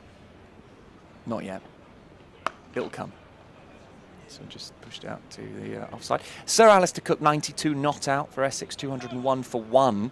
Playing Gloucestershire's 136 all out. So that's going to be a one-sided affair at the moment, so it looks that way. From a Somerset perspective, that's potentially a very good result if that continues that way. Yeah, Somerset looking to avoid relegation. Somerset 368 for 8 now, as Goldsworthy was out for 130. Well, great stuff. There, push to Rayan Ahmed by Aidan Markram, who's come out and played his shots from early on. Yeah, Goldsworthy following up. Was it maiden first class 50 here against Surrey in the what I'm going to crown the Jamie Overton game? Some serious pace. Struck both Craig Overton and Josh Davey in the head, and following up with a maiden first class 100 as Howell comes in to Aidan Markram, and Tom Abel has to dive away to his left to cover it. Just back of a length. He's playing it off the back foot. Markram. Abel saves a run. Good 70 from James Rue, who's 18 years old. Got his cap from Peter Siddle before the game. What I liked was a video of Peter Siddle giving the big speech before the cap. Standing next to him was Amar Vardy, who had not played a single game for Somerset, but right in amongst it with the cap situation, which I enjoyed. Outside off stump, and they'll take a single. Is it Adam Ho still out there doing the fielding? Yeah, it is. Boundary rider. We're never quite sure because it's 11. There's 11 on the pitch, but they're kind of changing, or interchangeably. You shouldn't really use the same word to describe another word, but I have done. Pick up a single. Yeah, see this one game loan stuff. I've got views on that, and I'm not so sure on it. I'm in the middle of writing something about that, not just on this situation. Tease. How pace off to Milan, but I'm not sure. It's a quite conversation for another day. I don't know if I like this one game loan thing actually. I think it needs to be looked at. End of the over, 118 for 2. Just prevention rather than cure. I think the thing which grates with me slightly, I can understand why they've done it. They do it in football, emergency loans, because Somerset are, you know, without Jack Leach. I'm not saying it's the same situation here, because actually they've got spinners in Van der Merwe and in Goldsworthy. But what doesn't sit easy with me is that Surrey have loaned it to a game where they're playing Lancashire. Lancashire are Surrey's main contenders for the top of the table. So this is where, and I'm not saying it's, so I think we're miles away from, I think maybe you have a wicket-keeper's emergency loan, but other than that, you have your squad, you go with it. Yeah. If you're doing longer-term loans, it's a bit different, but you do run the risk, and I know people say, oh, no, they're not thinking about this, but we wouldn't have thought 5 years ago that people would be retiring or retiring out in T20s because to let someone else who runs more game's quickly always evolving, to come out. Constantly evolving. As Lynn Tots in, that one a little bit short and pushed forwards by Milan, and they'll come through just for a single. Bring Markram on strike. Markram who tried to really slap Lynn Tot away for boundaries towards the cover area. Didn't get hold of 2 shots back to back. We'll see what he does this time. But yeah, I do agree. I think it needs just a bit of finessing, bit of tweaking, certainly, just to make sure that counties are happy with it, because I think Lancashire may well rightly feel a bit hard done by. If say Amar Vardy gets now 6 wickets in an innings or something, and they'll start to think, well, that doesn't quite sit right with us, understandably. And prevention is better than cure. When the loan system first came in,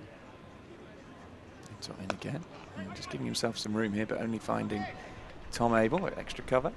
What it's there for is to allow people to play cricket and the opportunity, which is brilliant. We just have to think about it a little bit, because otherwise you have potential manipulation, or we'll loan this player for this game, but we'll pull them back because it doesn't benefit us. This one is pushed by Markram out towards the fielder on the offside, who's deep cover, and there is just a single added to that one. So loans are in the same division. I'm a bit uncomfortable about, because you could manipulate results and you could end up in a position where a county, and there's so many counties have done it this year, so there's no criticism of anyone. Using the feet, coming down the pitch, putting it over the bowler's head, but only for a single is Milan there. 121 for 2. You could stockpile players and you could be going, well, actually, we've got all these players on contract and we're controlling who they're playing. And I'm not saying that's what's happening at the moment, but sport is such that everyone tries to push within the regulations. That's what people do. They look at them and you push it to the limit. And that would be a shame if that happens. So prevention. Straight to the fielder at mid-wicket. No run there. Very good over from Jake Lintop. I'm happy with how things have been going so far. Yeah, I can certainly understand that, Sam. I think it does need just to be agreed, a set of rules agreed upon, doesn't it? Just because actually you don't want at the end of the season teams to be felt like they've been unfairly treated because of this, this particular situation. But as it is, Amar Verdi is playing for Somerset. He hasn't batted yet. He's coming in at number 11, unsurprisingly. They're 374 for 8. Somerset. Sam Darling is going to head off now. Yeah, before I get up on my high horse too much about it, it was a month to start with, and the period reduced to 2 weeks, and it just needs looking at. But yes, Harry Everett's going to give us the answer, I'm sure, to the shirt number question. I have every faith in him. Oh, back to that. That's been half an hour of suspense since Harry left with a mission. And it will be Benny Howe, or Beanie Howe if you prefer. Going to come in from the Marcus Trescothick Pavilion end. He says he's got more than 50 different varieties of deliveries as he's in over the wicket, the right-hander, and this one just pushed by Milan to mid-on, who is Ben Duckett, who has got some incredible stats in 50-over cricket and List A cricket. As Harry Everett's back alongside me now. Good afternoon, Harry. Very warm ears, Sam Scott. Yeah, I've always thought that. I've always said it. Sunburnt ears? I don't know. I think when you put someone else's headphones on straight after they've taken them off, they always feel weirdly warm, don't they? As this one is, well, attempted drive, but not really got hold of straight to Tom Abel. Ben Duckett, who has a high score in List A cricket of 220 not out. Not bad, eh? It's pretty good, that. 16 50s, 300s in List A cricket. He's gone well towards the end of the season in the T20s as well. Notts didn't qualify in the end, but his last 4 scores after this Benny Howe delivery were pushed into the point area. No run. It was 63, 10, 53 not out, and 62 not out. That's outrageous, isn't it, really, that Notts, with that lineup, didn't qualify. Yeah. I mean, I don't want to criticise Derbyshire. We bigged them up. We love Derbyshire, but I think many people were shocked that they came. Well, yeah, third. Yeah, it did ahead of Notts. Yorkshire, ahead of Yorkshire as well, who finished 4th. Yeah, Notts. In the end, Notts were not even 5th. Were they? I think Leicestershire, with the point deduction, ended up there. In the air, it's a big shot. That's going all the way. Oh, into the Marcus Trescothick Pavilion stand just below us here. Big shot, and that is the first 6 of the day, I would hazard. No, sorry. Is it not? not? Top edge. Top edge for 6. First genuine front of the wicket, we'll give you. I was probably making my way downstairs onto the balcony beneath us to watch a bit of cricket then. Yes, you're right. Milan had already hit 6, hadn't he, by that point. Second 6 of the day, 127 for 2. Benny Howe, well, he'll be calling on some of those variations now after that shot. This one is, in the air, but towards the off-strike batter, who is Aidan Markram, and they come through just for a single. 128 for 2. We're over halfway through now. This is the 26th over, and England Lions will feel like they've done fairly well to get those early-ish, well, certainly one early breakthrough, taking another one a little bit later on, but at the moment South Africa on target for a fairly good score if they keep these wickets in hand. Plenty of talent still to come in this South Africa innings in the South Africa side. 17 players, so when I say plenty of talent, more than normal for a cricket game with all those players still to come. 128 for 2 after 26 overs. Is he going to bowl his 10 straight through? Surely that would be a big call for Tom Abel. Into his 7th already. I've got my wish to get to Conte, I'll take it. Yeah, you did get there. He's going to want to finish early though, isn't he? Exeter City Truro, 6:30 tonight. Massive City fan, along with Carlos Brathwaite, his mate, he's got involved. So. Carlos Brathwaite's an Exeter City fan. Well, he is now. He's got a shirt with Ricky on the back. No, Carlos Brathwaite's a big Man U fan. He tweets about them all the time. You can support 2 teams, 3 leagues apart. I always find that slightly jarring. Like, pick a team. Unless they play each other in the FA Cup. You can have a local team and you can have a Premier League team. Yeah. Especially when you're in the West. I'm slightly lower than that. My top team that I support is Bristol Rovers, but then I probably should also support one of the Somerset sides, like a Burnham-on-Sea team. You know, we're talking Saturday. You don't mean C teams in the letter C. You mean on SEA. Burnham-on-Sea, SEA. yeah. Not Burnham. Not the Burnham-Sea team. No. Yeah, no, I tend to support. Oh, Wells City. Wells City would be my team, I guess. So defended first ball, an attempted push, but also dot second ball. Good start from Lintop. Good revs on the ball. Left arm wrist spin. Let's give it a good whirl. Virat Kohli won't play today in the ODI between England and India. You mean there's another 50 over game today? We're not worried about that, are we, Charlie? No. This is the 50 over game of the day, surely. Yep. As Lintop's Agreed. pushed to deep cover. Makes me chuckle watching Lintop bowl now in 25 degrees heat. When I first played with Jake Lintop for Sanford Peveril in the North Devon League 10 years ago, him and Justin Avendano, the Sydney Sixers opening bat. Oh yeah. They were saying, I don't want to bowl, it's too cold. I can't rip the ball, can't turn the ball. It was really cold in April, to be fair. They refused to bowl spin because it's too cold. I think as a captain you'd be quite annoyed at that. That's a big shot attempt away to mark, and there might be a chance that long off is going to get round. Ooh, would he have made a better effort there? That's going to be 6, I think. I think you'd be a little bit miffed if you Jake Lintop there. He was there and just pulled out of what could have been a dive. He's only gone a foot over the rope. Let's have a look at that again. I dare say, I think in a county game, he's right there. He's done the hard work. Sorry, that's a really poor effort. Got to be honest here. Got to give it a better go than that. Who was it, Scrimshaw or someone down there? I thought it was Scrimshaw. Big man, as Markman this time was to mid-wicket. That should have been a wicket there for Lintop. Yeah, Scrimshaw. Not played well at all. And Scrimshaw, we picked up his bowling, but he was there. He wouldn't have had to flick it back. He wouldn't have had to dive. He probably could have just gone with 2 hands. It is hard. We're at the other end of the ground, so it is hard to see. It looks like he definitely should have gone. I would say that. I would just say that maybe there's a chance it was further over the road. But you can see from here that it landed before the blue cover. Yeah. I don't know why it's not going to rain, but there's a blue cover there. And that's only less than a metre between the boundaries. So yeah, or at least make the effort, even if you're not catching it, keeping it in. Yeah. Craig Overton does play for England today in the ODI. Roy Best, Overridge, Stokes, Butler, Livingstone, Moeen, Overton, Willie, Cast, Topley is the England 11. No. That's good to see Gray. Yeah, very pleased. Very pleased for that. I'd much rather he was playing than sitting on the sidelines watching again. He's carried the drinks a fair amount of time. He Yeah. should be good at drinks carrying by now, shouldn't he? Let's be honest. And I tell you what, he, with the white ball at the moment, is with any ball, but he was looking unplayable. Surrey. Oh. First 7 balls against Surrey, no runs scored, 2 wickets. Yeah, and then got another. Two-player misses He was 3 wickets for 1 run at one Yes. stage. In that second over, he was 3 wickets for 1 run. He looks Phenomenal. brilliant. Yeah. I think that's the best pace bowling opening spell I've seen in T20 cricket. Yeah. I don't think I've ever seen a player move the ball like that. At that pace as well. It was brilliant. Well, we're going to see a change of bowling. Excitingly, we're going to have a wrist spin from both ends. Yes, wow. Charlie. We love that. So it's Rian Ahmed, the young Leicestershire bowler, coming in with his leg breaks as this one is fired back down the ground by Aidan Markram, and it'll be picked up by Ben Duckett.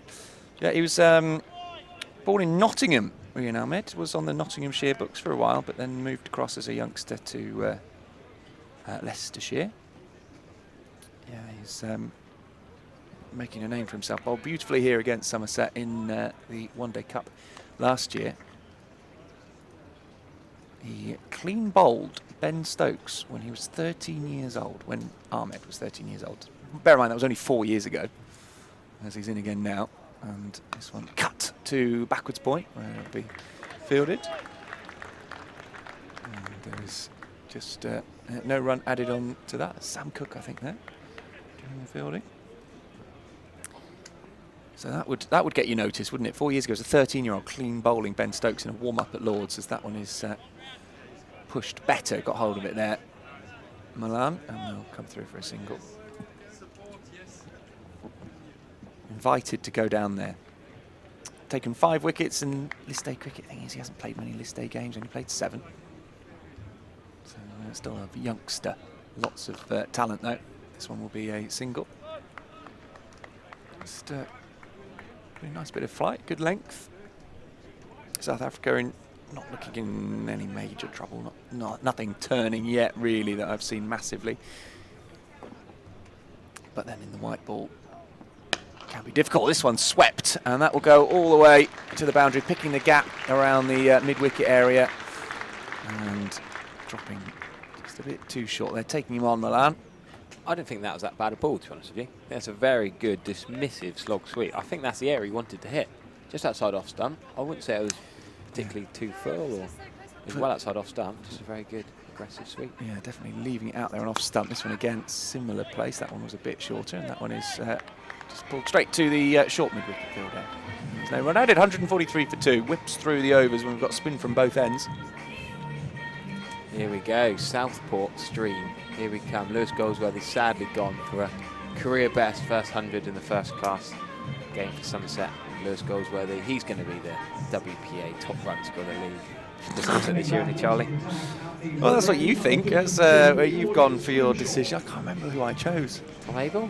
Might have been. I can't remember who I chose. England Lions. I need to have a look, because I sent off an email. I know. I sent off because they asked us, the producers, directors here said, "Oh, can you pick and they gave us several categories." And I remember at the time thinking, I must remember who I picked.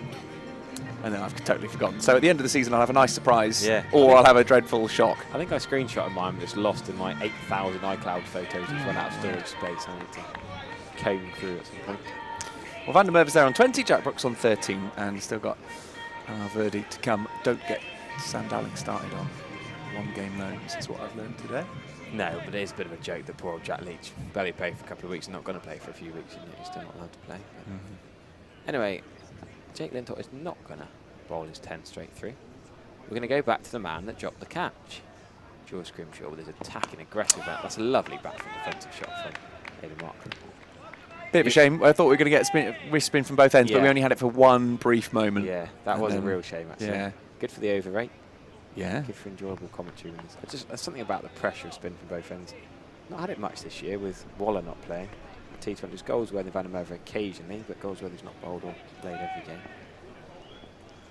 But George Scrimshaw is a useful bowler, but I think Aidan Markram is up to challenge. He's faced plenty of quicks in his time around the IPL and international game. Back foot punches out, probably just one to Smee. Yeah, and Scrimshaw isn't sort of out and out proper fast bowler like the sorts he might have come up against in some international games. You know, he's not going to be bowling as quick as, let's say, Jofra Archer as an example. Or even his mates in the team, Norkia and Geedy. Exactly. So this won't be. You say talking about the pace. Yeah, it is quick bowling, but it's not. It's nothing like Markram. If anything, I think it might suit Markram better. Yeah. The pace on the ball and the hard deck, I think, might go the distance. Yeah, I agree. I think actually, if anything, this is. It's an interesting gamble from Tom Abel. There you go. That is one of the most hard-hit pull shots I've ever seen. Milan has lapsed on that so quick. He's played a couple of those, hasn't he? That's 2 yards to the right of Ben Duckett at short mid-wicket. He's glad it wasn't straight at him. That's probably going to break some kind of finger, bone of some sort. But the man at deep square's got no chance either. I can't describe any better how hard he's hit that. Flew off the bat, didn't it? Absolutely flew. Quick arm speed, bat speed. Yeah. And the timing coming off the short arm the jab, meat of the bat. Yeah. Good shot. This one's thumped to the cover boundary for 4 as well. Will Smee can't get that. So that's 2 short balls there. And I think the first one makes you lose a lot of confidence, especially having bowled so well that Saturday game we're going to keep going on about. Tried 2 shortish deliveries, 1 leg side, 1 offside, both gone for 4. I think he's going to try and pitch it up. Make him hit you over mid-off, mid-on. 150 up for South Africa, 152 for 2. This is going well now. It's gone quick, didn't it? Yeah. 28 overs gone already. Yeah. Well, you sort of forget a bit, don't you? But there's quite strict timings on the 50 over game. To keep pushing through, especially with the spin we've been seeing. Just a single off that one.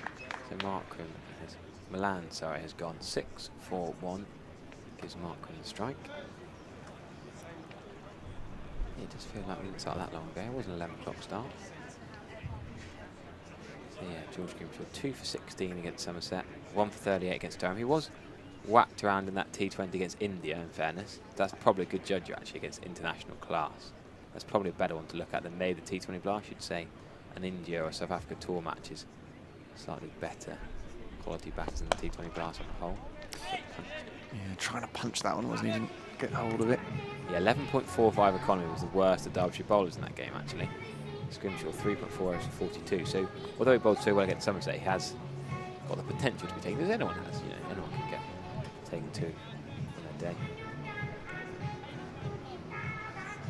tunes from Mark.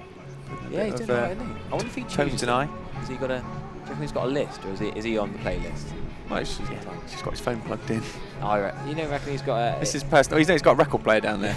That's what I'd like. I just think his son James is 17-year-old James plays Rabbits Kersburg in the Devon League. I feel like he might have said that Dad put these tunes on. Yeah. I don't think Mark's the kind of guy to listen to Toes and I, really, is he? I don't know. Mark's a very, very cool guy. His son was a net bowler against England, against the England Lions yesterday. That's quite a good privilege, isn't it, bowling to these guys? Guy I played with, left-arm spinner I played with yesterday, he's overseas from India. He was saying he's bowling at Virat Kohli, the net bowler, and I said, oh, Virat Kohli's not got a run in 3 years. Surely that was no issue. He said, no, in the nets he's unbelievable. Yeah. He whacks it everywhere. Yes, he might not have got a run in Test matches for a while. Yeah, Root got 9 centuries since Kohli. Unbelievable how Root has caught up and then overtaken Kohli. Smith, I think, off the top of my head, I did see a stat yesterday. Weird, my brain remembers daft things that aren't massively important. But I think Root's got 9 centuries, and in that time, Smith's got 1, Williamson's got 1, and Kohli's got none. Oh, wow. The big four. Wow. He's just, Root is incredible, isn't it? As Ahmed is going to continue. Oh, that's flighted. Full ball and pushed out by Milan. Like a bit of flight. Yeah. F and G. Yeah. All the way to the fielder to the boundary, who comes in to throw it back. Milan 85. Looked really good for that as well. Someone that England will need to be careful of throughout the summer in this tour. Because there's still another warm-up game for South Africa. They're playing England Lions again on Thursday. That'll be a list A game, so they won't be able to chop and change their side on Thursday at Worcester. Lovely ground. So push down to long on. I do like it when the counties that don't host international cricket very often get to host these sorts of games. They're not the same, obviously, but just gives local people a chance to see teams like South Africa playing here. Otherwise, it'd be a long old trip to Cardiff or Birmingham or Southampton. Oh, that one is, again, left outside the off stump for Milan to have a look at. And he did. He flashed through it. Maybe saw a little bit of turn on that one. Just I feel like it's probably quite quick, isn't it? Quite early in the innings, early in the pitch, if you think about it. 29 overs in, you're not going to get a massive amount of turn. no. Would he have been better suited waiting another 10 overs before he bowled, perhaps? This one in at the stumps. Big drive from Markram, but not placing it exactly where he would have wanted. There's no run added. Just one of the variations there from Ahmed. It just felt like that one spun the other way. The one which is not the last one, the one before. All the way through! Is it? No, it was brought off by Banton. He was asking for a stumping chance. Quick as a flash. Had you excited, but I think his foot was back in. Yeah. No third umpire here. No, no the screen. umpire fairly confident. No real appeal from anyone other than Banton, who was very quick there to take the bails off. Through the gate, though, which will please Rian Ahmed, and Tom Abel is captain as well. Banton crouches, waiting for another one. All short, dragged down. This one is almost smeared away. Oh, he's picked the gap absolutely perfectly there. There's Markram. Disappointing from Ahmed, that ball, but well dealt with. And he has played that like he was spreading butter on toast. Look at that. Lovely placement. Is that one of your personal lines, Charlie? You think that'll come Just off? no, I think that's. Butter on toast? Oh, I've not heard that before. I just looked at it and it's what it reminded me of. Maybe I'm just hungry. Maybe that's what it is. A bit, actually. We normally closing on lunchtime, aren't we? 1 o'clock food. That's true. That's true. We've got to wait another 20 overs. Oh, I tell you, I had a nightmare with breakfast today because I was having my cereal. I was having some granola. Nice. Not brown flakes and cornflakes. No. God, if you've missed this, Harry has had the same cereal every single day since you were how old? Oh, He even sent me Instagram videos of the video when his girlfriend put it in the wrong way round. He has to have, what is it, brown flakes on the bottom? Cornflakes on the top. Cornflakes on the top every day since he's been about 3 years old. But no, I was pouring out the granola and then I looked at the milk and I thought, you've been in the fridge a little while. I know where this is going. You've been in the fridge a little while, but the date was the 13th of July, which is tomorrow. So I thought, okay. Well, that's all right then. George It'll be okay. Scrimshaw, please interrupt this granola story with a nice defensive shot from... No, it's only a defensive shot, so I could get straight back to the story. And I thought, well, it looks fine. And I must admit, I woke up with because it was a hot night, and I woke up with a bit of a block nose, I guess. Maybe I had a bit of hay fever or something around. It was a warm night anyway, so I couldn't really smell. I sniffed the milk, it was fine. So I thought, well, I'll pull this out. started pouring it onto my cereal, and you That's know when the it comes worst through with thing, bits yeah. out, and I I'm like, know, oh exactly. no. I've just poured myself a big bowl of granola. Granola is not cheap. Nothing's cheap at the current time, is it? Scrimshaw, I wonder if he eats granola. That's Paul. Don't do mid on. And they're going to get a run to the midfield. Don't run off the midfield, but they do. Ignore that rule. And luckily, I'd only put a little dribble in, so I thought, right, I'm not throwing away a whole bowl of granola. Oh, you went for it. So I got a fresh bottle of milk out. Luckily, I got good the fresh one. I thought, this will be about 90% fresh milk, 10% off milk. Yeah, okay. Can I get away with that? So I poured in the fresh milk. I thought, otherwise the granola's wasted. So I poured in the fresh milk and I tasted it and I was like, yeah, fair enough. It's good. It's I'm good to go. impressed. So we went for it. Commitment. That's a push down the ground to an off and on. See, So if I'm ill later, that's why. I've done that many a time, but I'm quite an impatient person. So you just eat the off milk. No. In that you said you poured a little bit and then realised. Yeah. I'm the kind of guy that goes All bang, in, and all goes at in. once. So by the time I've realised, it's probably 40%. It's too It's late. too Can't late. do that. Can't do that. So if I was more patient with my milk pouring, I'd have probably I done it. only had suspicions because I thought it's very warm at the moment. Obviously, it's been in the fridge, but it is very warm. Let's Turn not. your fridge down in this heat. I don't know. Is that a thing? No. Mark Grimm trying to pull the leg side. Gets a dot ball. So we're going to see a slow-mo. It's not going to be of Charlie eating granola with soggy milk. At the end of the over, we're going to see... Mate, Green all almond. milk is soggy. Come on. Yeah, well, sloppy, soggy, going on. I think we might. But it was do fine. The moral of the story is that it was fine. If you pour your milk slowly and you have fresh milk to go, if you find out that the milk is off, you can then, as long as it's only a small percentage, you can get away with it. Depends how sensitive you are to taste. And I have a terrible sense of taste and smell and always have done. In comes Scrimshaw. Mark Grimm just taking that into leg side. Is he going to come back for two? No. Good attacking on the ball by Ben Duckett. As Jeetan Patel does another lap. He's on lap number 3, I reckon. Fit man, the former Warwickshire and New Zealand off-spinner. Lions helping out. Who's he going to have a chat with? He's going down to... Lintott down there? I think it is Lintott, yes. You'd have thought spinner to spinner. Makes sense. Thanks for the drink, says Jake. 96 on his back. Right. Scrimshaw there. Again tapped into leg side for one, and then Duckett's going to charge in again and do the fielding. Tidy-ish over from Scrimshaw, I suppose. The ones and twos ticking it around. 163 for 2, and look at this slow-mo. So this is the one that Banton whipped the bails off. You got very excited about it, didn't you? Yeah, well, I wondered here. So here's his foot. His foot comes forwards. Foot does come forwards, but no, very solidly down. Never left the ground. So Yeah, sorry no. to disappoint you. No, it's difficult. That's the angle we get, so the batter is in front of the wicket-keeper. There is Jeetan Patel on the right there in the floppy hat. Messages coming in. Matt Nichols is watching from Brentford Towers. He said he'd rather watch this because his team Surrey are getting panned at Scar Well, Barbados I did see without that, grounds. which is interesting.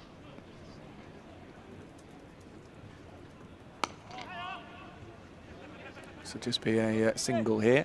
Thanks to Melissa, who's watching. Thanks, Melissa. I was talking about Melissa's tweet yesterday about the dog Sibley. We got onto dog names again. I don't know how. Twice in 2 days we got onto cricketers' dog names. I think it's because you said Tom Abel. Well, I said Tom Abel's like a dog. Turned out, yeah, like a border collie.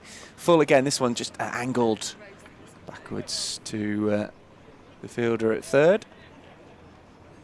They'll come through again for a single.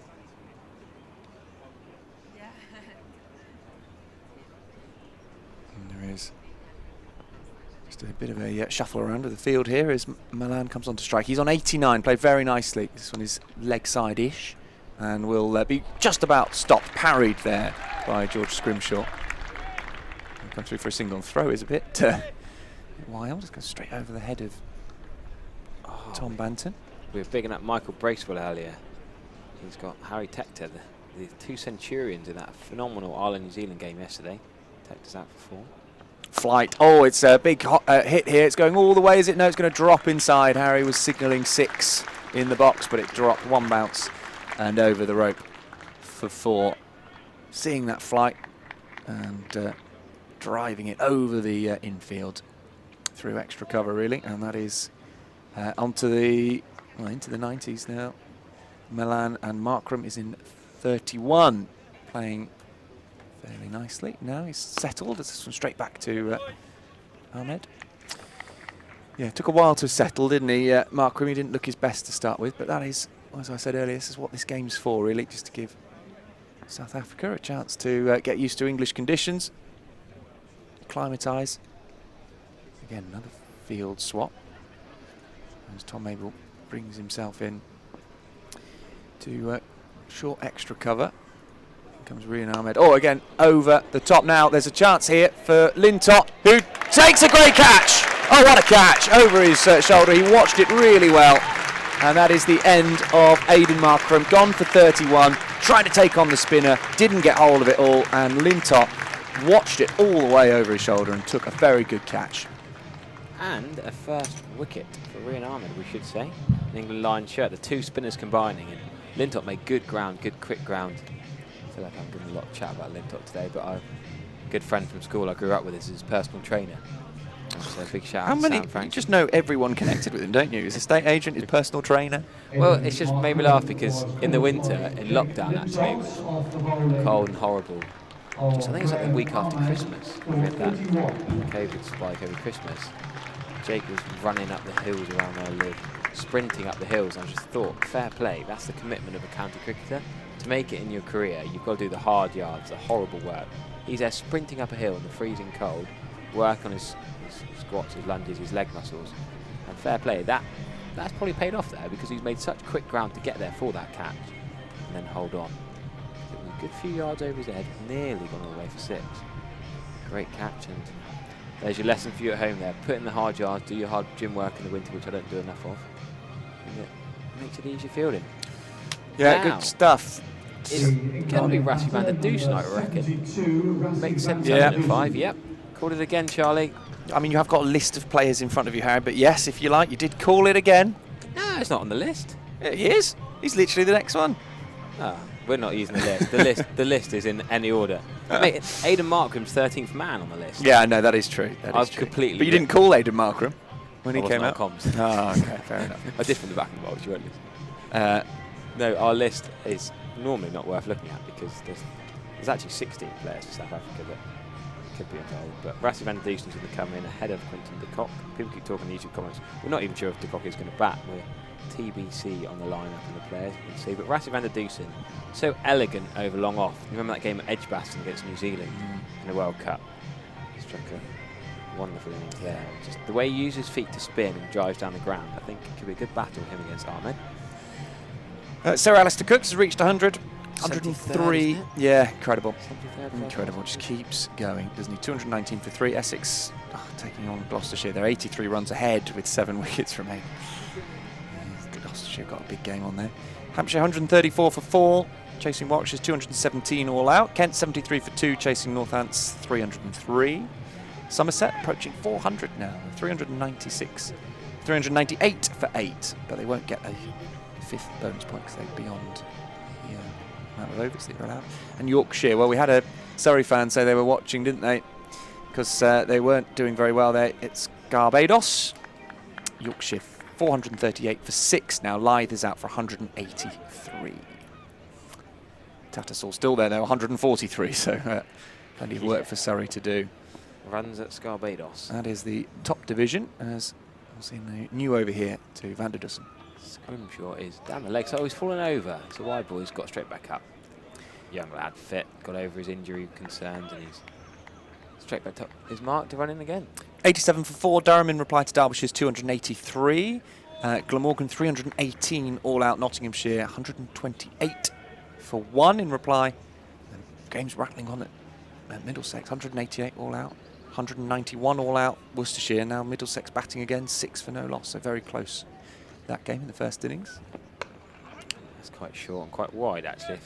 I reckon Van der Dusen could have left that for a wide, but you want to get off the mark when you're on a duck.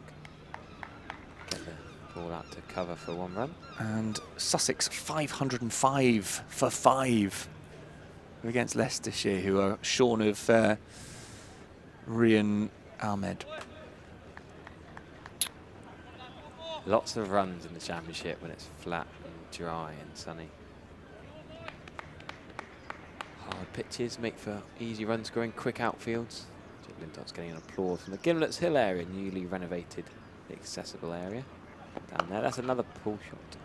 Well, people here know their cricket really well, and despite the fact that Lintop hasn't represented Somerset, not for a long time since he was in the sort of second 11 setup, but they'll know that he's a Somerset man. So, yeah, good to see him. I don't understand the YouTube comments. People are slagging off Milan, who's on 91. In what way? What do you mean? Batting too slowly and batting for his average, they're getting commented. That's ridiculously harsh. Yeah, I think he's playing a blinder. I think this is a great innings. You wait. The fact is, he set a platform for him to then go. Yeah. Van der Dusen drives that into the covers for potential 2. No, says no to that, and just going to be 1. I mean, he's nearly 100. There's only been 35 overs, but it's 32.3 and he's on 91. So if you get 100 off 35 overs and 50 over game, that's great going. I remember Shai Hope batting 50 overs for not quite 100 once for West Indies, and that potentially would get some criticism when you've got all the sloggers in the West Indies lineup who can come in and whack it. But here, I think Milan's batting very well. Somerset have reached 400, but it is now lunch 400 for 8. Brooks not out on 25. Vandermeer on 26. Scrimshaw charging in again. This time nicely guided, but Rian Ahmed is on it. Short third man. Nova.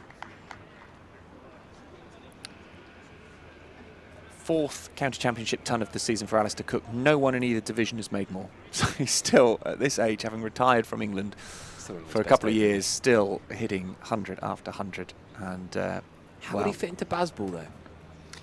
Well, this is the thing. I don't think everyone has to play like Stokes and Bairstow play. You have to have a few who can, but the others, just let them play how they play. If they're making hundreds and slowly, then fine. Tucked into leg side for another 1 off spin. Yeah, I agree. Well, I mean, it's a bit funny, isn't it? We see Root now, who's reverse scooping for 6, and you think, well, great, he can do it, fantastic, but actually, he doesn't need to. I'm sure Brendan McCullum isn't telling him to speed his rate up. I'm sure they're just saying to Root, you do you. You do whatever you do that gets you hundreds, you do it. And if that's reverse scooping for 6, then great. But someone like Bairstow, you say, right, you are in the team, you know, when the going's tough, to take it to the bowlers. Just play the natural game. I don't reckon Brendan McCullum says very much to them, to be honest. I think they just trust their own game. They just bat very well.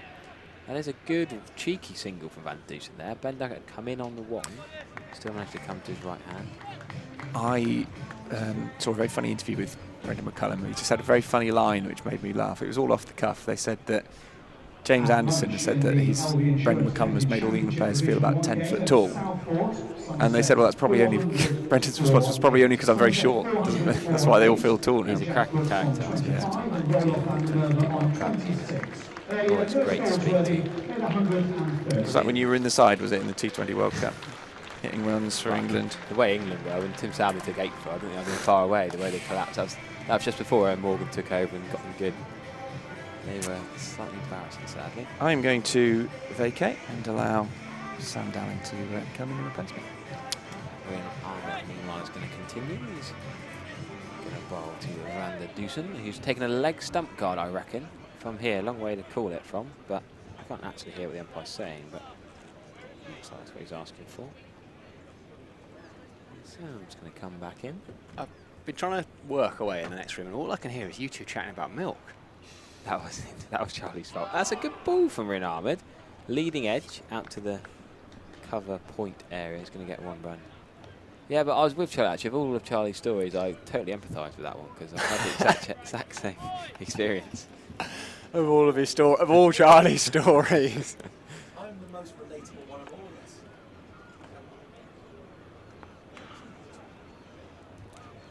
Very important. Rian Ahmed is driven to mid-off for no run. He's jogging back to his 3-yard mark. I like that.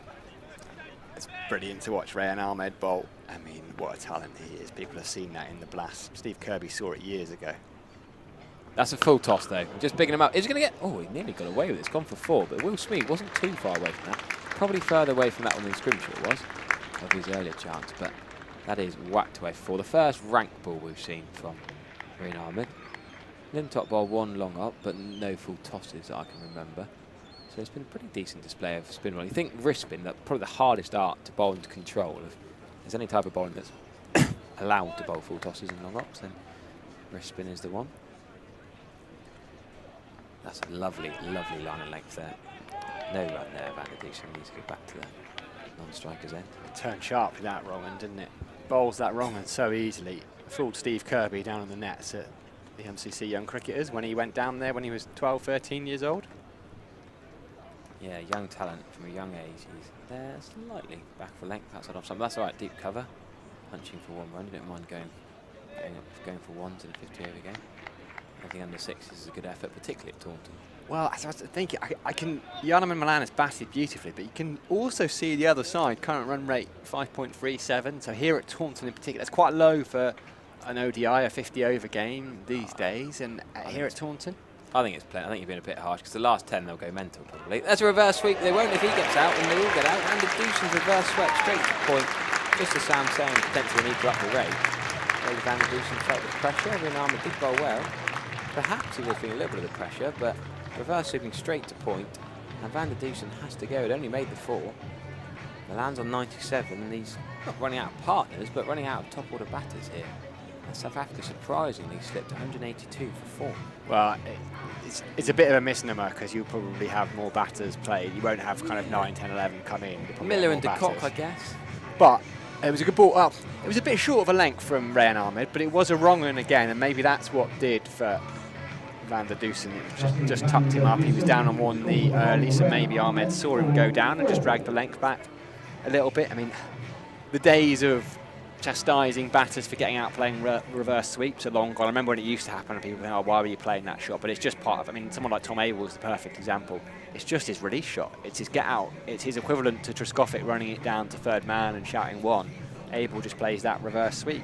You make an interesting name thought there, actually, just made me think. 6 bowlers. You just mentioned Tom Abel, the skipper. Does he bowl himself? No. He's probably the 7th bowler there. But yeah, I agree with you. He probably doesn't need to bowl. Something we probably have to go yeah, wrong. looking at the 13 names we've got down, yes, he'd be the other one to bowl. I don't think he will bowl. It would need someone to have a shot, really, wouldn't it? They're all bowl. I mean, Ahmed Quite well. going at 7s. Scrimshaw a little bit expensive, but that's what you get with someone of his pace. We got, is that David Miller? Yeah, it is. Yeah, left-hander, you can't not mistake Dave Miller. He's there. I always remember that year when him and Ben Maxwell on the IPL were phenomenal for Kings 11 Punjab. The Maxim Miller show. From the river end, Jake So Lintoff. the 6s over Calcutta. I remember that 2015 World Cup from that Zimbabwe game. Yes. South Africa. Chigumbura was whacked all around. Elton Chigumbura, yes. But didn't they have they've had an amazing T20 series with India very recently. South Africa and Miller in one of those games. Got into form, didn't he? He had a few lull years. I feel like 3 or 4 years. I thought Miller was his career over early and sort of come back. You make a good point there. Come back and done well. But I think it was Seddon Park, that New Zealand World Cup. Sorry, New Zealand World Cup 2015. That innings against Doomany, wasn't it? JP Doomany, yeah. And Miller. He played did he play for Yorkshire in the Blast for a few years, Miller? Have I got him confused with someone else? Yorkshire had a lot of players in the Blast. Alfred, Ahmed, Sean Marsh. It was that first T20 against India. Van der Dusen made 75 as Malan gets on the back foot. Jake Lintoff back into the attack. Just a single, bit short of a length really. Pulled but didn't get all over it. All of it. So moved to 98. Yeah, David Miller, 64 off 31 balls. I mean, what a series that one was as well. That's the recent tour of India South Africa had. Yeah, he also played for Durham as well as Yorkshire. Did he play for Yorkshire? Yeah. Yeah. I think he might have played a couple of seasons for Yorkshire in the Blast. Just as well. one. 2012 he was at Yorkshire. 2011 at Durham. Glamorgan in 2017. Had lots of T20 franchise teams in recent years as well. He'll be one of those that's played a few hundred T20 games, is he? Like 300, 400? Like not internationals, but just around 382 T20s. He's on strike now, left-hander to Jake Lintoff's left arm wrist spin, picks up a single to George Scrimshaw, who's doing the fielding at mid-on. It kind of sold me out a little bit coming back, because I was thinking, 1 o'clock, we see so little 50 over cricket. Right, it's time for lunch. No, they carry on. My tummy's rumbling. They play the whole 50 overs. Malan pulls that one away. It's into the gap. He needs 2 for his 100. Is he going to get it? I think he is. It's a valiant effort. I'm not sure it's been stopped from the boundary. They would have got 2 anyway. Yeah, it's been signalled for. That is brilliant honesty from Ben Duckett. Let's applaud that. To give it for himself. You don't see that very often. Let's applaud that and let's applaud Jarno Malan's 100. 102 not out. off 112 balls, South Africa having won the toss and elected to bat 188 for 4 in the 35th over. And I don't think actually we're going to see him retire here. I think he might I think press on. Yeah. Because actually it's about learning. He's still relatively young in his ODI career. I mean, he's not a young. He's not a very young man, but he's not played that many ODIs, and so it's about actually, okay, you've got the 100 at a runner ball almost. Now can you accelerate and make it 150 off 130 or go even higher than that?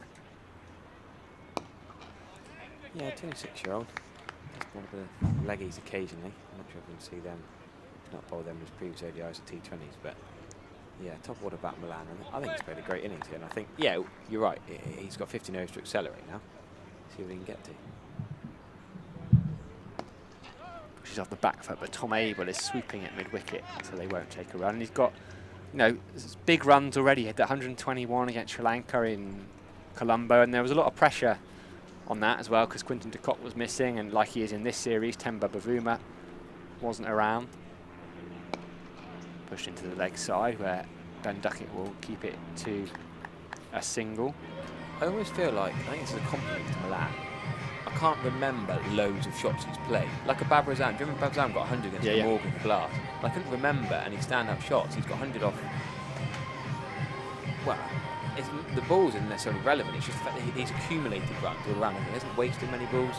He scored 4s, he scored 6s, and he's rotated the strike really well. Runs some hard 2s as well. Big old conflab with Miller now. Big chat is. It might be what they're having for lunch, or it might be something tactical about how to play Green Army. Could be. They might have heard the serial chat. And David Miller might have gone out there and said, look, Charlie and Harry, I think we were talking about gone off milk or something like that. Pouring it, I think I only caught glimpses, something about pouring it slowly so you're not a fool. If you splash it all out in one and it's off, your cereal's ruined. You got one end of the stick. I'm not sure it's quite the right end, but we'll leave it at that. We don't need to talk about that anymore, I don't think. Rian Ahmed is full, and that's a big, aggressive shot. It's bowled him off stump. He's gone for the slog treatment line. He's on 103. And we know how Rian Ahmed bowls these wrong ones. We know, like Rashid, he attacks the stump inside edge, the outside edge. I don't know if Milan is struggling to pick him, or if he's just decided if he's bowling the wrong one, I'm going to go with the slog sweep to get it over cow corner for 6. Because I'm on 100 now, I'm going to give some nice a bat or try and accelerate. But quite with that filter yet. No, that's a fair way of describing it. No need for him to retire, no doubt. Rian Ahmed, isn't it brilliant to see him in the wickets, has those variations. I just feel, you don't want to talk people up too early, but you just wonder if he's going to have a really glittering career ahead of him. Because he bats as well, and the ability, Rashid has turned himself into one of the best leg spinners in the world, if not the best in one-day cricket. And he's not going to be around 34. Forever. 34. What would, again, it's what we're missing is, but what we're missing is that where's he going to play his 50 over cricket? Where's he going to learn it? If he, I don't mean he's been picked as a wild card. I'm not sure, but you know we had last year Royal London Cup. I know, well, yeah, but so if he, as long as he's playing Royal London Cup, he'll play 50 over cricket. But if he does, if he moves on as quickly as we think he will, then soon he won't be playing 50 over cricket day to day. I would love to see him. You got a year or two for Rashid, then let Rian Ahmed keep improving, keep developing county cricket, and then I think he could be perfect timing for Rashid to play for England. And he's Southern Brave, he has been picked up. Okay, there you go. So he won't play Royal London Cup, which is just this circle that we're unable to square, because how does he learn? How does he get ready? I mean, I know they'll say, okay, he's bowling in T20, he's playing high pressure games, yes, but it's just not the same. I don't know how you fix it. Well, I do know how you fix it, but it's not right. Right, another batter I really enjoy watching is Klaasen, wicket-keeper, right-handed bat, Henrik Klaasen. Again, he's played a lot around the world. He's a destructive player. I like the way he stands tall and hits it hard and high and long. Good time to watch. Not sure whether he will keep or whether Quinton de Kock will keep. Well, he missed out on a central contract, didn't he, I think in the last round, but he has played a fair bit of international cricket. So I do wonder if he's there as backup. Just one more point on Milan. What is it about criticising Milan because they're scoring too slowly? David Milan, gentlemen Milan, they score runs and they still get criticised. I just don't get it. Just a shot to get off the mark, that is. Henrik Klaasen just cover drives Rian Ahmed. I thought Abel was going to stop it, then I thought Duckett was going to stop it, but the placement is absolutely sublime, perfect. First ball he faced, easy as you like, just eases it through covers for 4. Yeah, that was glorious, wasn't it? Absolutely glorious. Just that you could hear, even behind the glass up here, the sound of bat on ball there. It was sweet as you like. Defensive shot there. Very armoured. And yes, Rutan, Roy, there's a couple of ducks in the England ODI against India. We don't want to be tempting anyone to go over there. There's so much cricket on today. We'll try and keep you up to date with a few of the games going around, but do stick with us. We'll be there until the end of this game. It's very armoured. This time slog swept by Klaasen. What a shot that is. It's going to go for 4 behind square on the leg side. And he's got 8 of 3 balls new to the crease. And that's the thing with the South African side. They've got so many batters, as they might be playing 13, 14, 15, 16 players. So many batters. We're not going to see many tail enders bat today. They're going to keep on going hard. And he should still get well over 300 even if they do keep losing wickets. Yeah, chance to stake his claim. Not played since the Sri Lanka series in September 2021. Heinrich Klaasen. Another beautiful cover drive, and Tom Abel can't stop that one. This time, though, we might see Adam Hose come around and keep it to 2 from the deep cover boundary. Did he get a little tickle on that, Tom Abel? Might have just taken a bit of the sting off of it. So Klaasen, 4.42. Pretty decent start. And this time it's driving straight down the ground for 1. So end of a very good over from Klaasen, although Armour did get a wicket first ball. And you can see it now. Watch this ball carefully. Would you go in like an off break? Slog sweep. Was a poor shot choice really from Milan. Still 50 overs left to bat, and he's gone for a lovely 100 by my standards, but still South African fans in the YouTube comments not happy. Yeah, you can see it come out the back of the hand there. It was, I remember talking to Steve Kirby about it, so he just couldn't pick him in the, came down to bowl. It was actually Jamal Hussain, so Jamal Hussain and Steve Kirby played at Gloucestershire and Somerset together, and Kirby was, once he retired, was head of the MCC Young Cricketers programme, and he was trying to find net bowlers, and Jamal Hussain suggested this young lad playing up, he was Cavaliers, I think he was playing at that point, or was that his previous club, I forget, apologies to his clubs. And Kirby was a bit like, oh, he's 12, 13, I don't think we can get him down, but he did come down, bowled a few at Kirby, who couldn't pick him in the nets, and then ended up bowling at England. Lintott in, tries something delicate, Klaasen. Doesn't get all of it, but there is no one fine leg, so picked up a couple with Benny Howe coming around almost from a wide-ish deep square leg. I think that's very well played from Klaasen. I don't think you're going to get that for 4, because the outfit was a little bit slower than it normally is. A bit grass here, was watered earlier. He's done very well to dab that for 2. Slip in then, Sam Hain, I think it is, who was, you could see it was a premeditated shot from Klaasen, and Hain could see him going, so he started his run from slip quite early. But they still pick up a single. England 3 down as well. Stokes has gone for a duck, so Roy Root and Stokes all going about scoring 15 for 3 off 3 overs. That is happening at the Oval in London right now, but the real action is here at the Cooper Associates County Ground. David Miller, 1 not out, slip in. Sam Hain at first slip. Jake Lintott in to bowl, push back at him. I really like that option from Klaasen. The left arm wrist spin. You're not going to be at OW pitching outside leg. It's going to go with the spin. I think it's a very good shot, very well played, twice in a row. Oh, sorry, Harry. I didn't realise Harry Everett is, of course, multi-screening. He's got that game on, so I shouldn't be saying the score because he's probably a little bit of a lag. Okay. I'll let you do it. Flicked into the leg side by Miller for a single. It's Smead out there doing the fielding, where he's been for much of this innings. Didn't start the innings. Maybe missed the first 5, 10 overs, was it? We didn't quite see him sneak on, but he's been out there fielding in front of the Andy Caddick Pavilion for the majority since. 2 spinners in action here. Jake Lintott of Birmingham Bears there. He doesn't really play for Warwickshire, he plays for Birmingham Bears because he doesn't play red ball cricket for them. He has got a full contract this year though, whereas he was just coming into T20 games. He is history could play red ball cricket, where I suppose with Dan Mousley not to be playing, I guess. With Danny Briggs not to be playing. 1 ball remaining of what is Lintott's 9th over. They'll pick up at least a single. They'll think about a second. Klaasen set off quickly, but there was never going to be two there really. Ben Duckett does the fielding. So 37 overs gone, 13 overs remain in the innings. South Africa 205 for 5. Heinrich Klaassen has 14 off just 8 balls. David Miller new to the crease 2. He's got 2 off of 3. Jake Lintott has 1 for 45 off his 9 overs so far. Rehan Ahmed, the star of it, a little bit expensive, but he's got 3 for 38 off 5.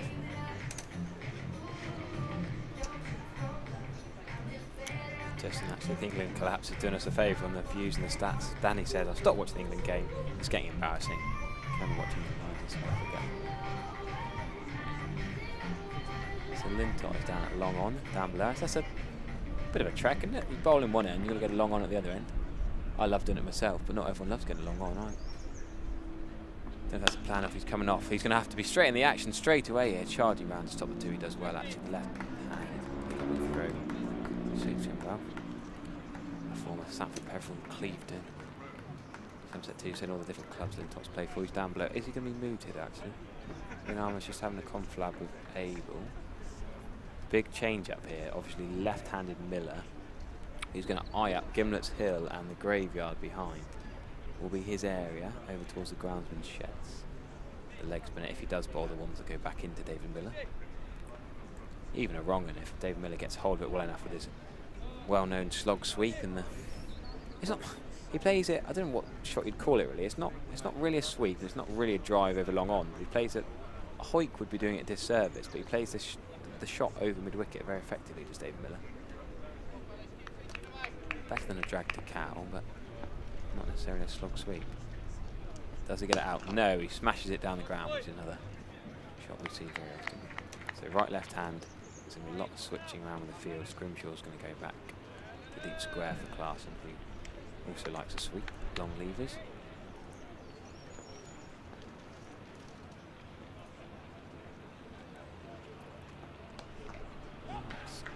Through backward point. Is this going to run away for 4? It could do, actually. Yes, it is. Well, that's surprised me, actually. To beat point and beat the deep cover man. Heinrich Klaassen playing a little gem of an innings here. Striking boundaries at will. This time, Rehan Ahmed is reverse swept. The length there was a tiny bit short, but we've seen the reverse sweep, we've seen the cover drive, we've seen the paddle scoop sweep. Klaassen's on to 20 already. Flying along here. This time he's chipped it over in Ahmed. He's going to get 1 run for it, but not quite as convincing. Yeah, leading edge. There. He was in good form. He's not in the ODI side, but he was in good form in that T20 series against India. Started with 81 in the first game, and towards Zimbabwe back in April and May with South Africa A. Made at least 150, but there he goes. That's the shot I was talking about. That was almost a slog sweep, and it is into the graveyard, as I called it. 2 balls ago. When was David Miller going to do it? When was he going to wait for it? Yeah, took him 3 balls and he's gone for it. Straight over the pretty diminutive figure of Ben Duckett. You could have 10 Ben Ducketts stood on each other's shoulders and he wouldn't catch that. Straight into the graveyard. And we're going to need a new ball. You got any mates in the crowd who'll be legging it round to the churchyard to get that if ball? anyone was going to have friends in the crowd doing that, Harry, it would be you. I didn't see anyone get up and run round. I remember as a 13, 14-year-old, that was a thing. You leg it out to the river turn and try and get the ball, or watch it sail down the river, or get it in the river towpath. There's a few fans actually on Gimlet's Hill standing on the benches to look which grave that's hit. But there is a new ball out there. Well, I say a new ball. A different ball, probably not a brand new ball. I'd hope not. Unfair after 37.5 overs. This is back foot cut. Yeah, punch/cut from. And a good bit of work as he's kept it in. Is it going to travel to the rope? No, Scrimshaw has got 2 diving fielders. And there's a 3-run chorus all going off over there. Double dive out there. I like that, double dive, yeah. Felt like I was commentating on a horse race then. Cut that away. We've got the diving deep. In what cut. sense? So I was trying to keep up with so much going on. I couldn't keep up with the chase from the deep cover, then deep point. Well, Scrimshaw chased it all the way back from point number 1 actually. Did well to help him out, and they still ran 3. Good running, good shot, good batting. You can take a breath now. Gosh, I do feel like I've never commentated at Aintree or Newton Abbott race course. Well, it's like being one of those auctioneers, you know, when they're really quick and the kind of cattle auction. You're probably too young. There used to be a big cattle market over there. Used to go down there every Saturday morning and go in, and just the speed. You're like, how on earth does anyone know who's bidding on what? The speed of it. So you wouldn't be very good at that, Harry, I've decided.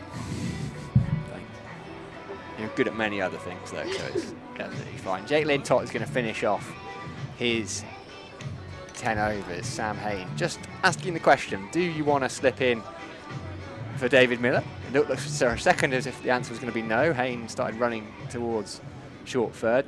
He's told, in fact, to go to mid-wicket. Yeah, it's going to be an orthodox mid-wicket. So there is a short third, short fine as well. Sweeper out in the covers, extra cover. George Scrimshaw, it looks like at mid-off. Long on, Sam Hain mid-wicket, deep mid-wicket almost right behind him, and deep square leg.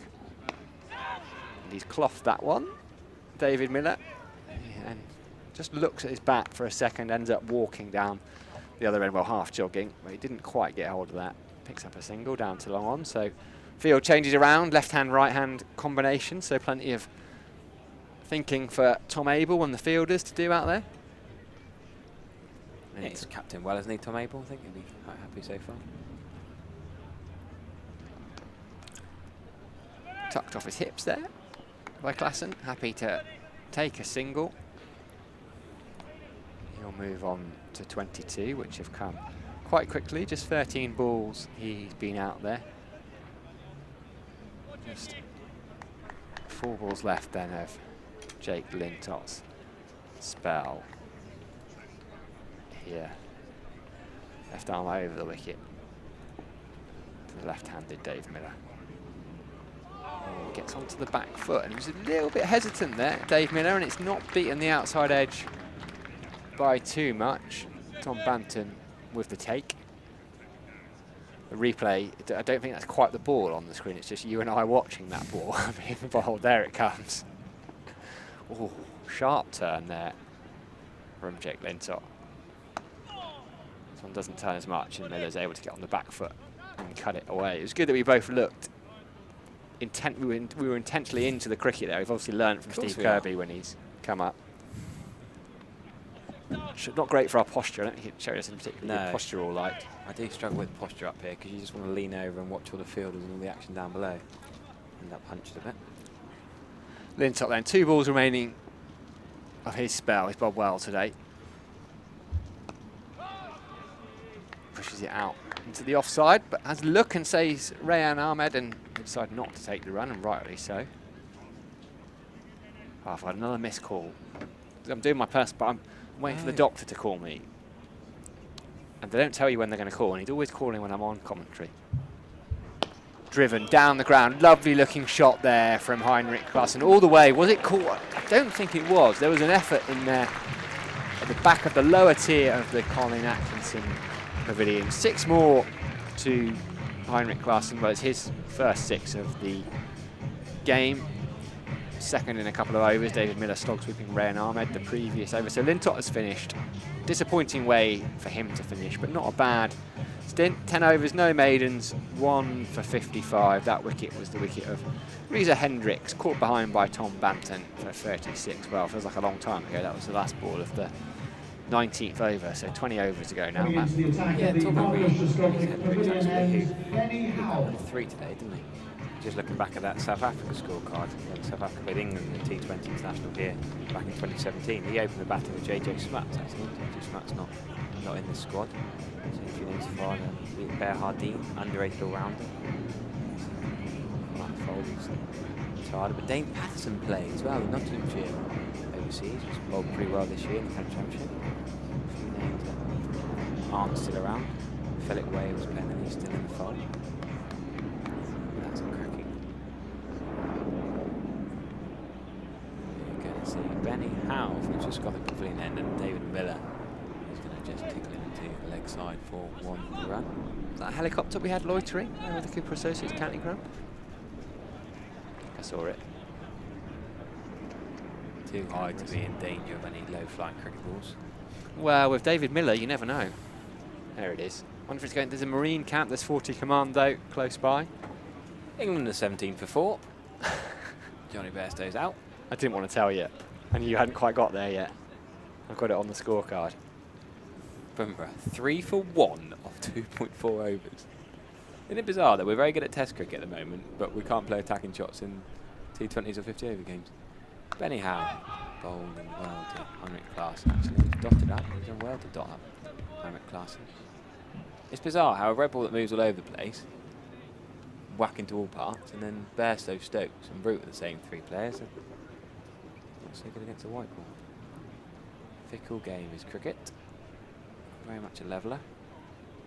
7 off 20 Bairstow in the ODI when he's normally striking over 100 in Test match. Anyway, Benny Howe from Gloucestershire is very full that ball. That's a half volley really. Klaasen is only going to get 1 though because Lintott is at long on. He's quite quick. We'll talk about his hill sprint. Lintott's charging there from long on. I'm a bit confused because I'm looking at the ECB scorecard and it's got Yarnam Milan bowled by Rayan Ahmed for 99, but definitely made 100. And robbed him of 4 runs there. He'd be fuming. That's happened enough times in club cricket. You don't expect that to happen in England Lions game. He definitely got to 103. Well, on all the scoreboards here, unless he's... I don't know, maybe a bit gutted if that's the case. But anyhow, round to the left-hander. Miller, who goes in that favourite mid-wicket area of his. They're not going to have 2. Ben Duckett is quick. Reed Ahmed is backing him up too.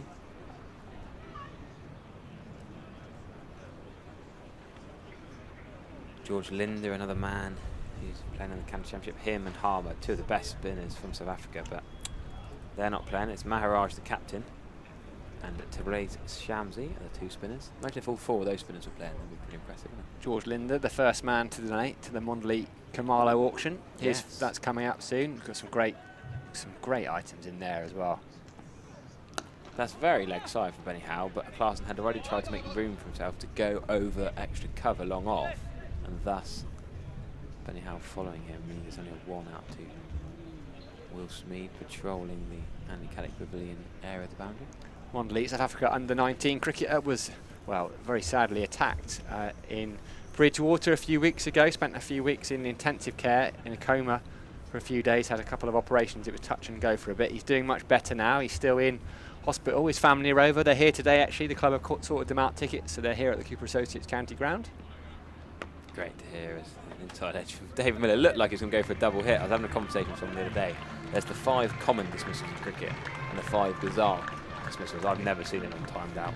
Never seen anyone being given out double hit. And Jason Roy was given a hand on the ball from Mitchell Starr.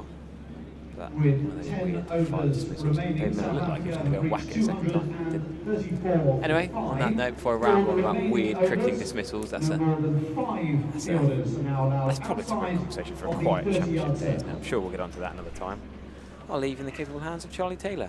I'm sure we probably already had it as well. So power play again. Remember, power play towards the back end of the innings. Just seeing the signals from the umpires.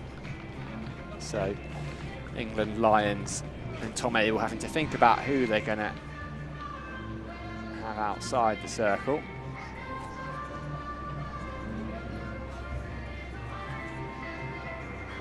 It's going to be, it looks to me like George Scrimshaw back into the attack. 6'7" of him, been a little bit expensive today, but some serious pace. He bowled here in a T20 game for Derbyshire at the weekend. Some serious pace to him. Pushed down the ground by Klaasen. It's beaten the fielder at mid-on, who dove across. I think it might be Sam Cook there. Couldn't get enough on it. I think dove is the right word, actually. Harry's laughing. You sure? Dove, not Dived, the past tense. isn't it? Dived. I think dived. I think drive and drove. Drove. But dive and dived. It's dove. No, dive and dove. Dove is dove, isn't it? That's how you pronounce that word. Dived. Whatever he did, he didn't stop the ball. And it was 4 runs.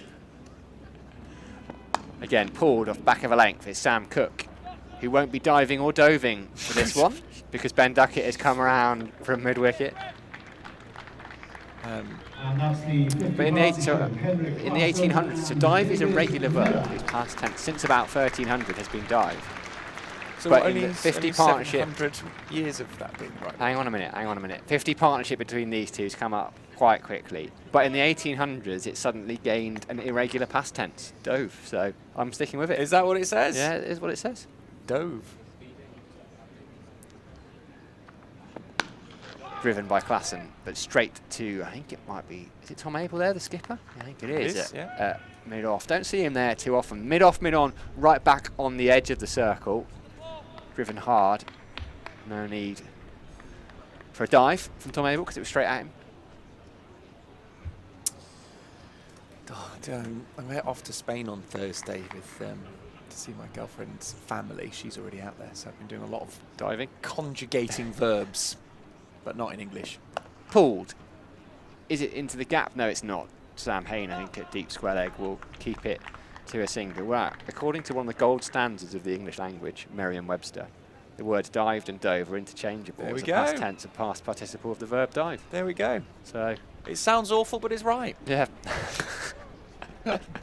That is the thing with the English language. Right, back to the cricket. I've proven my point. Will you be doing any diving in Spain? Diving. Yeah, well, her family, I've been there once. The family live on the coast, so I think I'll be diving into the sea. Yeah, that's what I meant. Because it's going to be, it's hot. They've got a heat wave coming. Oh, not the place you want to be. They don't live too far from Seville, Okay. and the temperature is expected to reach 47 in Seville. Now, they live on the coast, so it'll be cooler, but that is hot, isn't it? Left-handed Miller tries to flick it into the leg side. Scrimshaw, oddly, looked like he was going to get there, and then I think he left it, thinking perhaps there was a fielder behind him, and actually there was, but the fielder was at long on, so they pick up a single. Second time Scrimshaw's left one and given away some runs. To his 7th over now. Scrimshaw, no wickets yet. Been a touch expensive, but brilliant experience for him. This against an international lineup, and Well, almost a better batting lineup than an international lineup in a way. well, yeah. Open the face there from Klassen. Just- Rain Ahmed does the fielding. And I only say that because they are going to keep on bringing in batters, whereas normally 5 down, you start to think, well, one more here and we're into perhaps some of the tail. Well, Well, not the tail, but the lower middle order. Whereas here, you're just going to keep getting top order batters coming in. well, yeah, you're gonna have people that probably don't bat below 7 to at least 9 or 10. Exactly. You'd imagine. You'd imagine. There he is, Charlie Taylor, wearing his South Africa colours, showing his true colours. His green.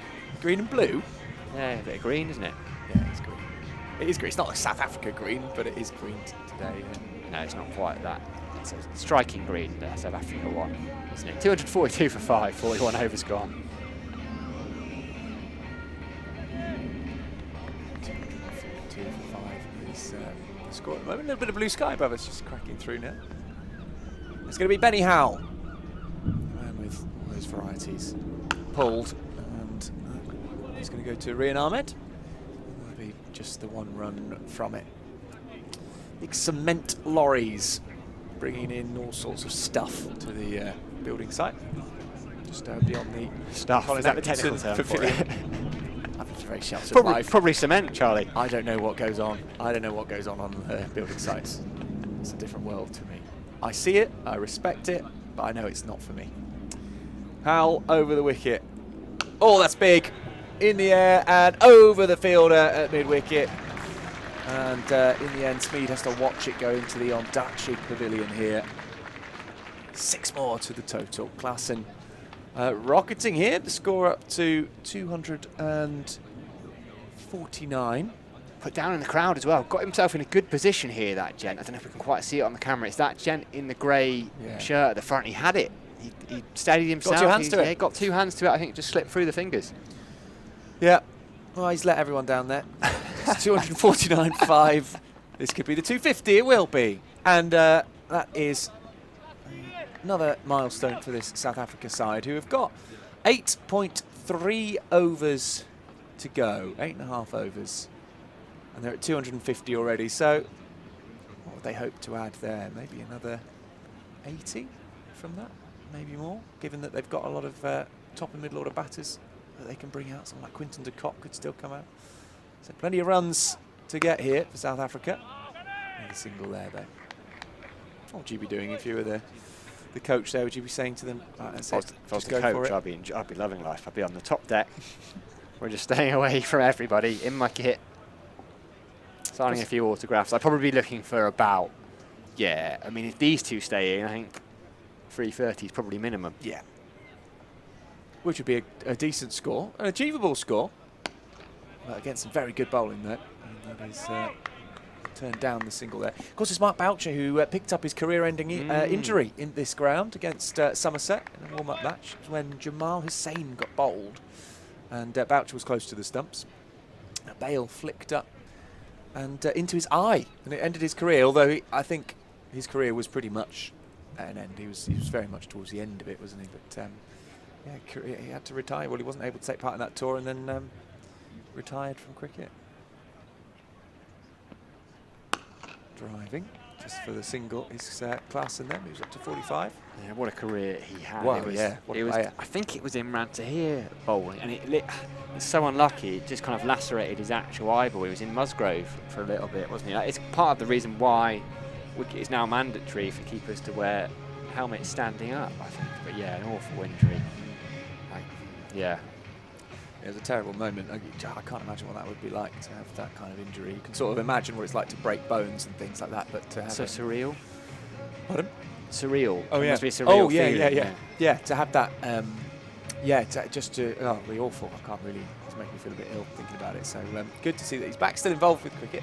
Yeah, indeed. And we're here all day for this warm-up game for South Africa, courtesy, as ever, of WPA Health Insurance. The club's, Somerset Kangaroo Club's principal county championship live stream partner, but they've also been kind enough to partner up for the live stream today. So that is the reason. Charlie, myself, Harry are here, you're all here. The team behind the scenes as well. Thanks very much to WPA Health Insurance. That's another duck for England. Livingston's gone. So 26 for 5 is the score there. So England have got India right where they want them. Just time for some Bazball. Are any batters who are out made runs? Because that's at least 4 ducks, isn't it? Yeah, so only Bairstow who made 7. All the others, Roy, Root, Stokes and Livingston, all out for a duck. That is bad. Scrimshaw into the attack, just tucks Klaassen up. Wasn't sure quite where that went for a second, and Scrimshaw does do the fielding off his own bowling. He's been hesitant to do that once or twice. We're in the odd situation where we started 2 hours earlier than that game. We may well finish after it. Both 50-over games, but the way it's going, I mean, if England can't get... what are they going to aim for that? I mean, if they can get to 200 somehow, it's just a partnership. It needs a partnership. We know what Craig Overton can do. But at the moment, India is so far on top that they could bowl England out for less than 100. That wouldn't take much chasing down.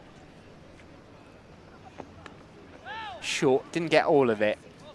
Heinrich Klaassen just came off either the glove or the top part of his bat. Just a single. He moves on to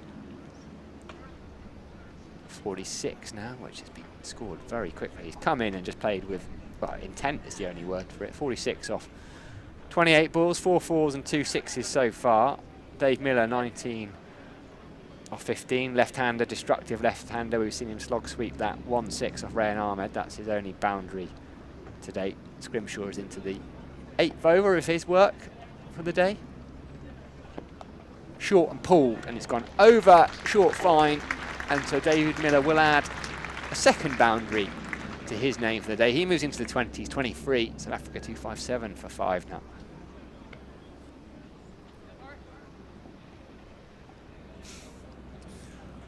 Wondering a few of the people at the game, journalists, wondering whether England might be giving refunds like they do in a test match if they don't see a full 20 overs or something.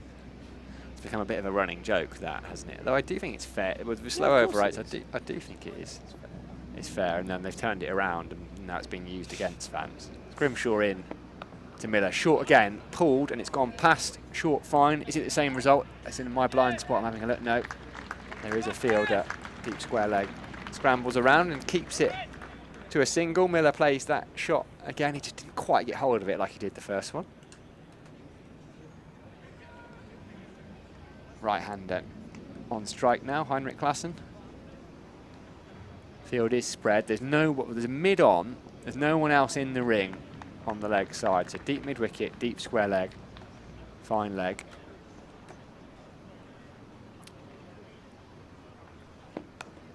Run down nicely, but there is a short third. David Payne, left-hander, does the fielding.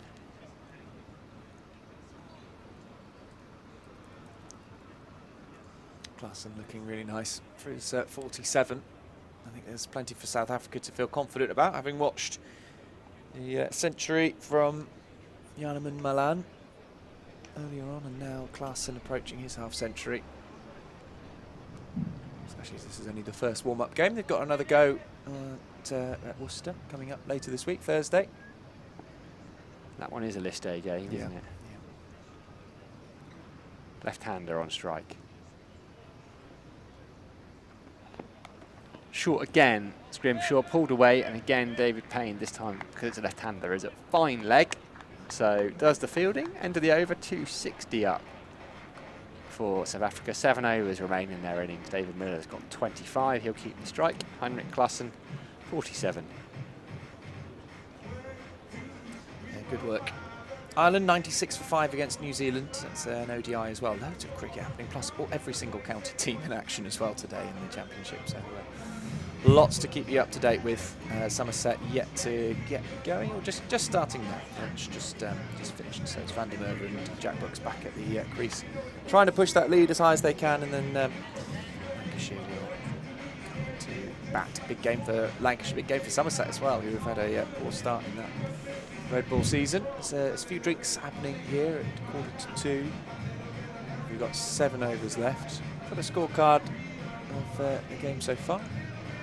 Just the one player reaching a half-century so far, going on to convert it to a century, but Klaassen not far off doing that going to a half-century. Got a lovely looking box of biscuits in the scorer's box next to us. I think the hunger, because it's later than normal, normally county championship game, having a break at 1 o'clock.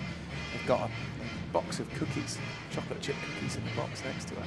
Do you reckon we can look at the scorers to share the cookies? Even Todd, who is running things behind the scenes along with Ben Warren today, is looking up at the mention of cookies. Howell over the wicket, full, and this one has a big swipe across the line. Gets enough on it, Miller, to come through for a single. A few seagulls on the outfield there. Wandering around. Couple of people up on the top deck of the flats looking out over this game. Must be a nice view, nice temperature out there. As long as you're not doing something physical, if you can just sit in it, I think it's nice. Sun not fully beaming down today, just a bit of high cloud. Gloucestershire's Benny Howell in shorter this one, and flicked around the leg side, just picked up. There you go, nice throw back into the stumps. 48 now, Klaassen's on. 262 for 5. It feels like he's been around an awful long time now, David Miller. Davey back in 2010. What a cricketer he's been. I mean, he's a bit of a kind of middle-order finisher, isn't he? So he'll never have those really high scores consistently. A single there to Miller. 26 moves up to 27. There's a few people sitting around that wrong way around that mirrored Somerset flag. Just enjoying what is a serene day today. Very calm, very still, very warm day. As England Lions take on South Africa. Bit of a warm-up for them as they come through for a single here, pushed into the onside. Oh, they'll come back for 2 actually. That had to have the dive in from Miller. Did make his ground, which is the 50 for Klaassen, that well run too. So 50 up for Heinrich Klaassen. Looked very good today. He's come in with good intent as well. This sort of later order batting down the end of the 50 overs. You've got a bit more licence to speed things up. So well played, Klaassen. Yeah, he came in and started playing his shots to Rayan Ahmed straight away. Janneman Malan had just been bowled by that wrong one, trying to slog sweep, and he hit a couple of boundaries immediately to set out his intentions. Driven straight down the ground, all through Miller's legs. He's quick to get over it. Lintop comes around to do the fielding. Just a single from it in the end. 266 for 5. Well, England Lions, as it stands, will fancy they've got a bit of a go. Problem is they'll just bring on loads of top quality bowlers in the second innings here. Well, South Africa, just because they want to give everyone a go. Plenty of talent in that in the bowling ranks. A lot of fast bowlers pushed into the leg side by David Miller. They'll think about 2. They're coming round. Have to avoid hitting each other as they both turn the same way, and they do come through for a well-run 2. Good stuff here between the wickets. It was 32 balls for Claessen's 50, including 4 fours and 2 sixes. Good over that from Benny Howe at this stage of the game. Not a boundary off it. What was it? 6, 8 runs from that over. So Howe's bowled 8 overs for 47. Rehan Ahmed's picked up the 3 wickets, so 3 for 54. His figures a tad expensive. 6 overs he bowled. David Miller slog swept him in to the graveyards here for 6, and Heinrich Klaasen as well eyed him up a little bit. David Payne's just bowled the 5 overs so far. I wonder if he's going to, in fact he is going to come back into the attack, replace George Scrimshaw. So Scrimshaw's bowled 8 overs, 0 for 60. And David Payne is going to come back and I'd imagine bowl the last 3 overs unless something goes drastically wrong from the river end. Left arm seamer, plenty of experience, David Payne. It looked like he was going to be one of those players, an equivalent to someone like Madsen or Hildreth, who just, the bowling version of someone like that, who just had such a good record in county cricket.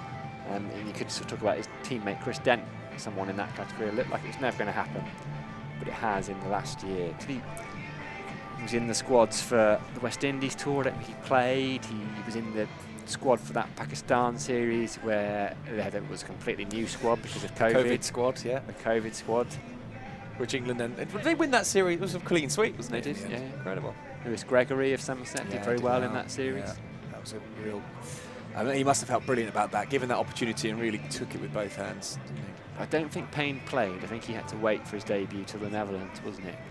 Yeah, his debut was against Netherlands last month. God, what a series to be part of. World record score, 498 for, was it 5 down? I think 4 down. Going to come around the wicket to Klaasen. Just tucks him up for room. Klaasen seeing there's gaps on the leg side. There's a short fine, deep square, deep mid wicket, long on. So there's and it's a big expanse really. We're about as central as we can be here at the Cooper Associates County Ground. So actually there isn't a short boundary really on either side. The boundaries straight are always short here, but there's definitely 2s and 3s out there. Van Dusen, Klaasen stepped across, went to slog sweep, didn't get all of it. He turns around, he's kind of stood there looking to the heavens because it's caught by Jake Lintott. A short fine, it was a slog sweep. He'd actually executed the shot almost perfectly. A yard either side of Lintott, and it's 4, but his innings, and a very sprightly one, comes to an end. Heinrich Klaasen made 51 then. He marches off 51 off 35 balls, 4 fours, 2 sixes, a strike rate of just below 150, and England Lions will be quite pleased with that one, Charlie. Yeah, that's a bonus wicket, isn't it? Just shaping up for it, straight down the throat of the fielder at, well, just I guess a wide-ish fine leg inside the circle. Yeah, a bit of a couldn't believe his luck, I should think, when the ball came straight to him. Well, yeah, I'd like to see the replay. Maybe I've called it as an easy catch, and maybe I've done Jake Lintott a disservice there, really. I'm not sure. He kind of was diving away. He dove to his right to take the catch. But Payne has a wicket. Payne now, I mean, just bowled 5 overs up front, quite economically as well. 5 overs. 0 for 25 has become 5.2 overs. 1 for 25. The dangerous wicket of Heinrich Klaasen has fallen. New batter then, I believe, is Kaya Zondo. Yeah, it is. Who I've not seen. I have to confess, I've not seen him play before. Yeah, no, I think I don't think I've seen him play for South Africa. 32-year-old. I read a nice story about him. He grew up Baker's mini cricket, it's called. So it's where Boucher and de Villiers played their cricket actually to start with. His mum was coaching there, so she was he was being coached by his mum. Well, she was running the programme. Anyway, played the 1 test, just 6 ODIs to his name so far, 1 half century, and Payne is going to come back over the wicket. Zondo, quite an open stance. shorter one. I think it was a pace-off ball as well, because he was in position quite early. Tickled round the corner. Jake Lintop this time is down on the boundary at fine leg in front of Gimlet's Hill, so keeps it to a single. So still the left-hand, right-hand combination. Yeah, he's got plenty of experience under 160 list A games he's played, so knows what he's doing in this format, including 324 50s. So certainly knows how to play this 50 over game, and that's the sort of experience that England players will be lacking in, say, 5 years' time, assuming it stays the same as what we've got. 5-10 years, these younger players coming through won't have played 160 list A games before they make their ODI debut. Payne, left arm over to the left-handed Miller, who drives it, but it's straight at Abel at cover, who was on the edge of the ring, so they scamper through for a single. I don't think a direct hit would have had him either. It was a good bit of running there from Dave Miller. So Kaya Zondo comes back on strike.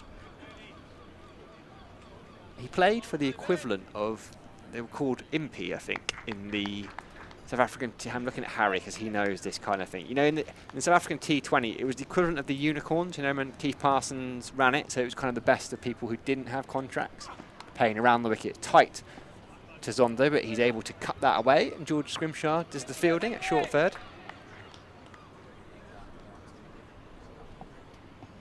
Harry's saying named, was it named after Lawrence Impey? Impey, he played for them.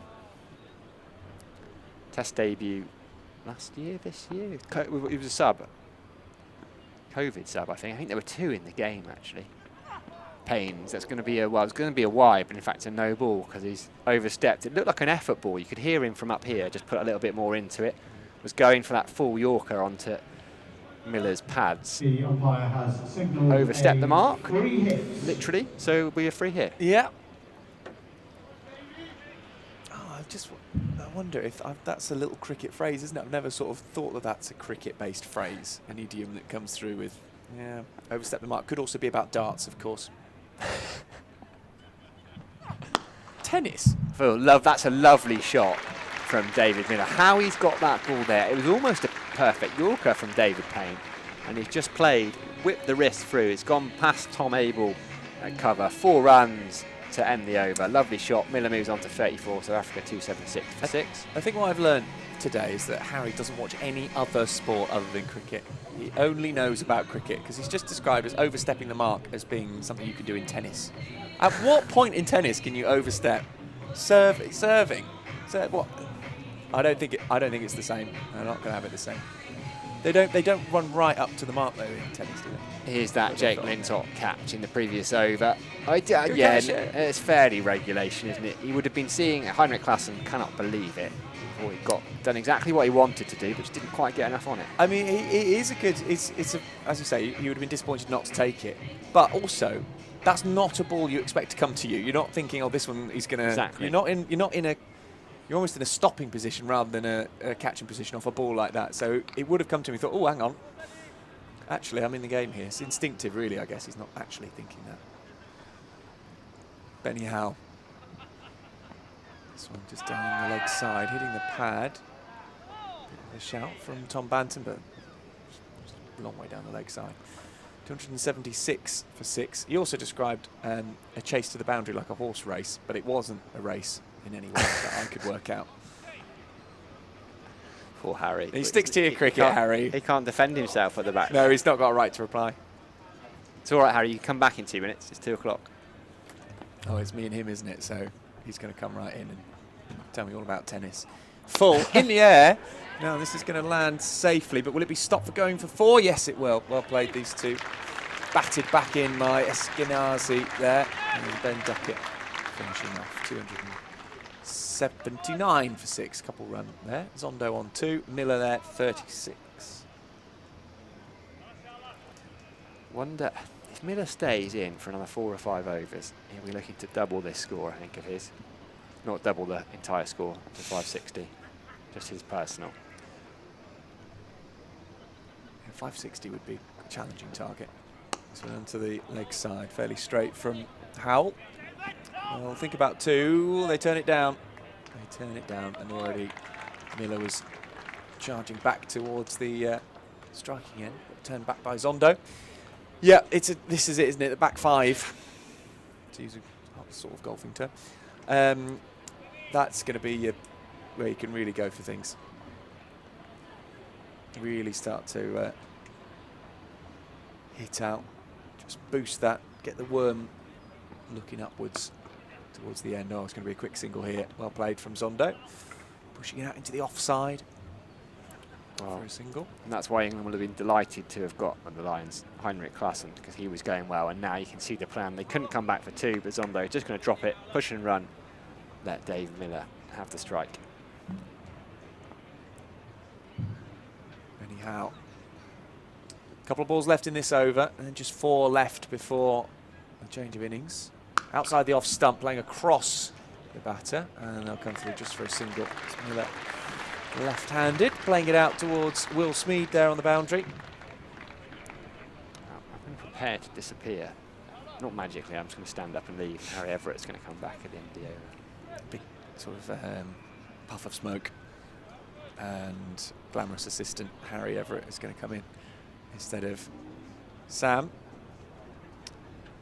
Last ball of this, Benny Howe over. Plenty of variations. Got the back of the handball as well, which actually that might have been, as that one is chipped back up into the air. And that is the end of another Howell over. He's got one more to go. 282 for 6 with 4 overs remaining. South Africa just feel now that they've got... I just feel like they want to speed things up a bit here. Zondo would like a bit of a strike, I'm sure, before the 50 overs is up. Harry Everett there, turning his mic on before he's actually put it on his head. It's just spewing, Charlie, to be honest with you. Spewing?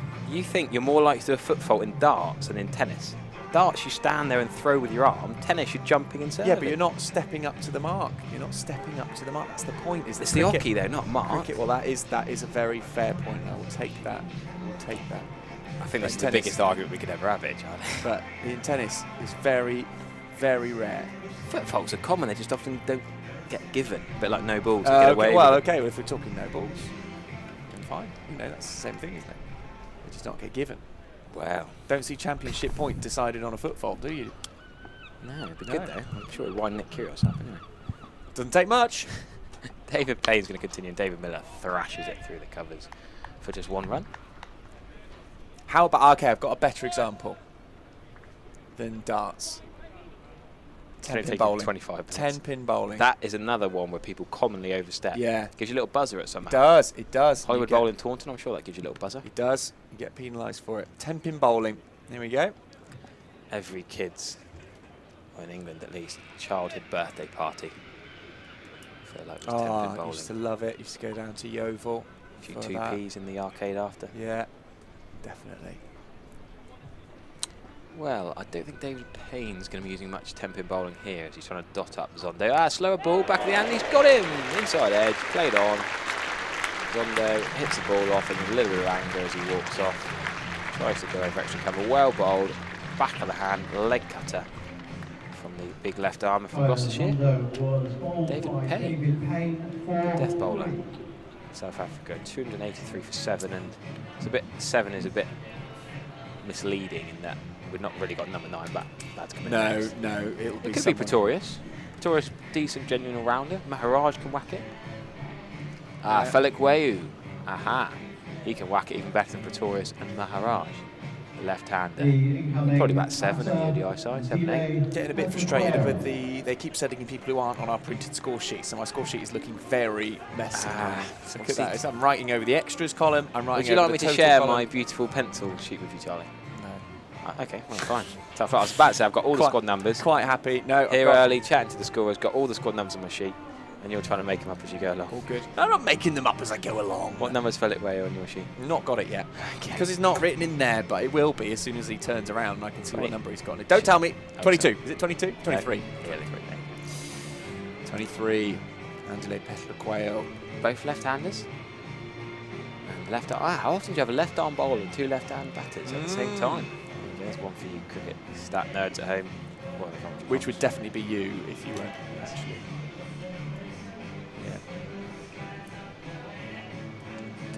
Yes, you know that T20 I was talking about again and again and Oh, again? yes. And Liam Livingstone made his debut. Yes. Yes. So 23rd of June 2017. Felix Way put on 7 for the 7th wicket with Farhan Behardine. Not much with the bat, but he did bowl that last over. We're going to have to pause while he takes his guard on middle stump. But a bit of a death bowling specialist.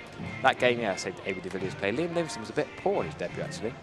He's struggling again today, but before his day, he's been whacking it around the park.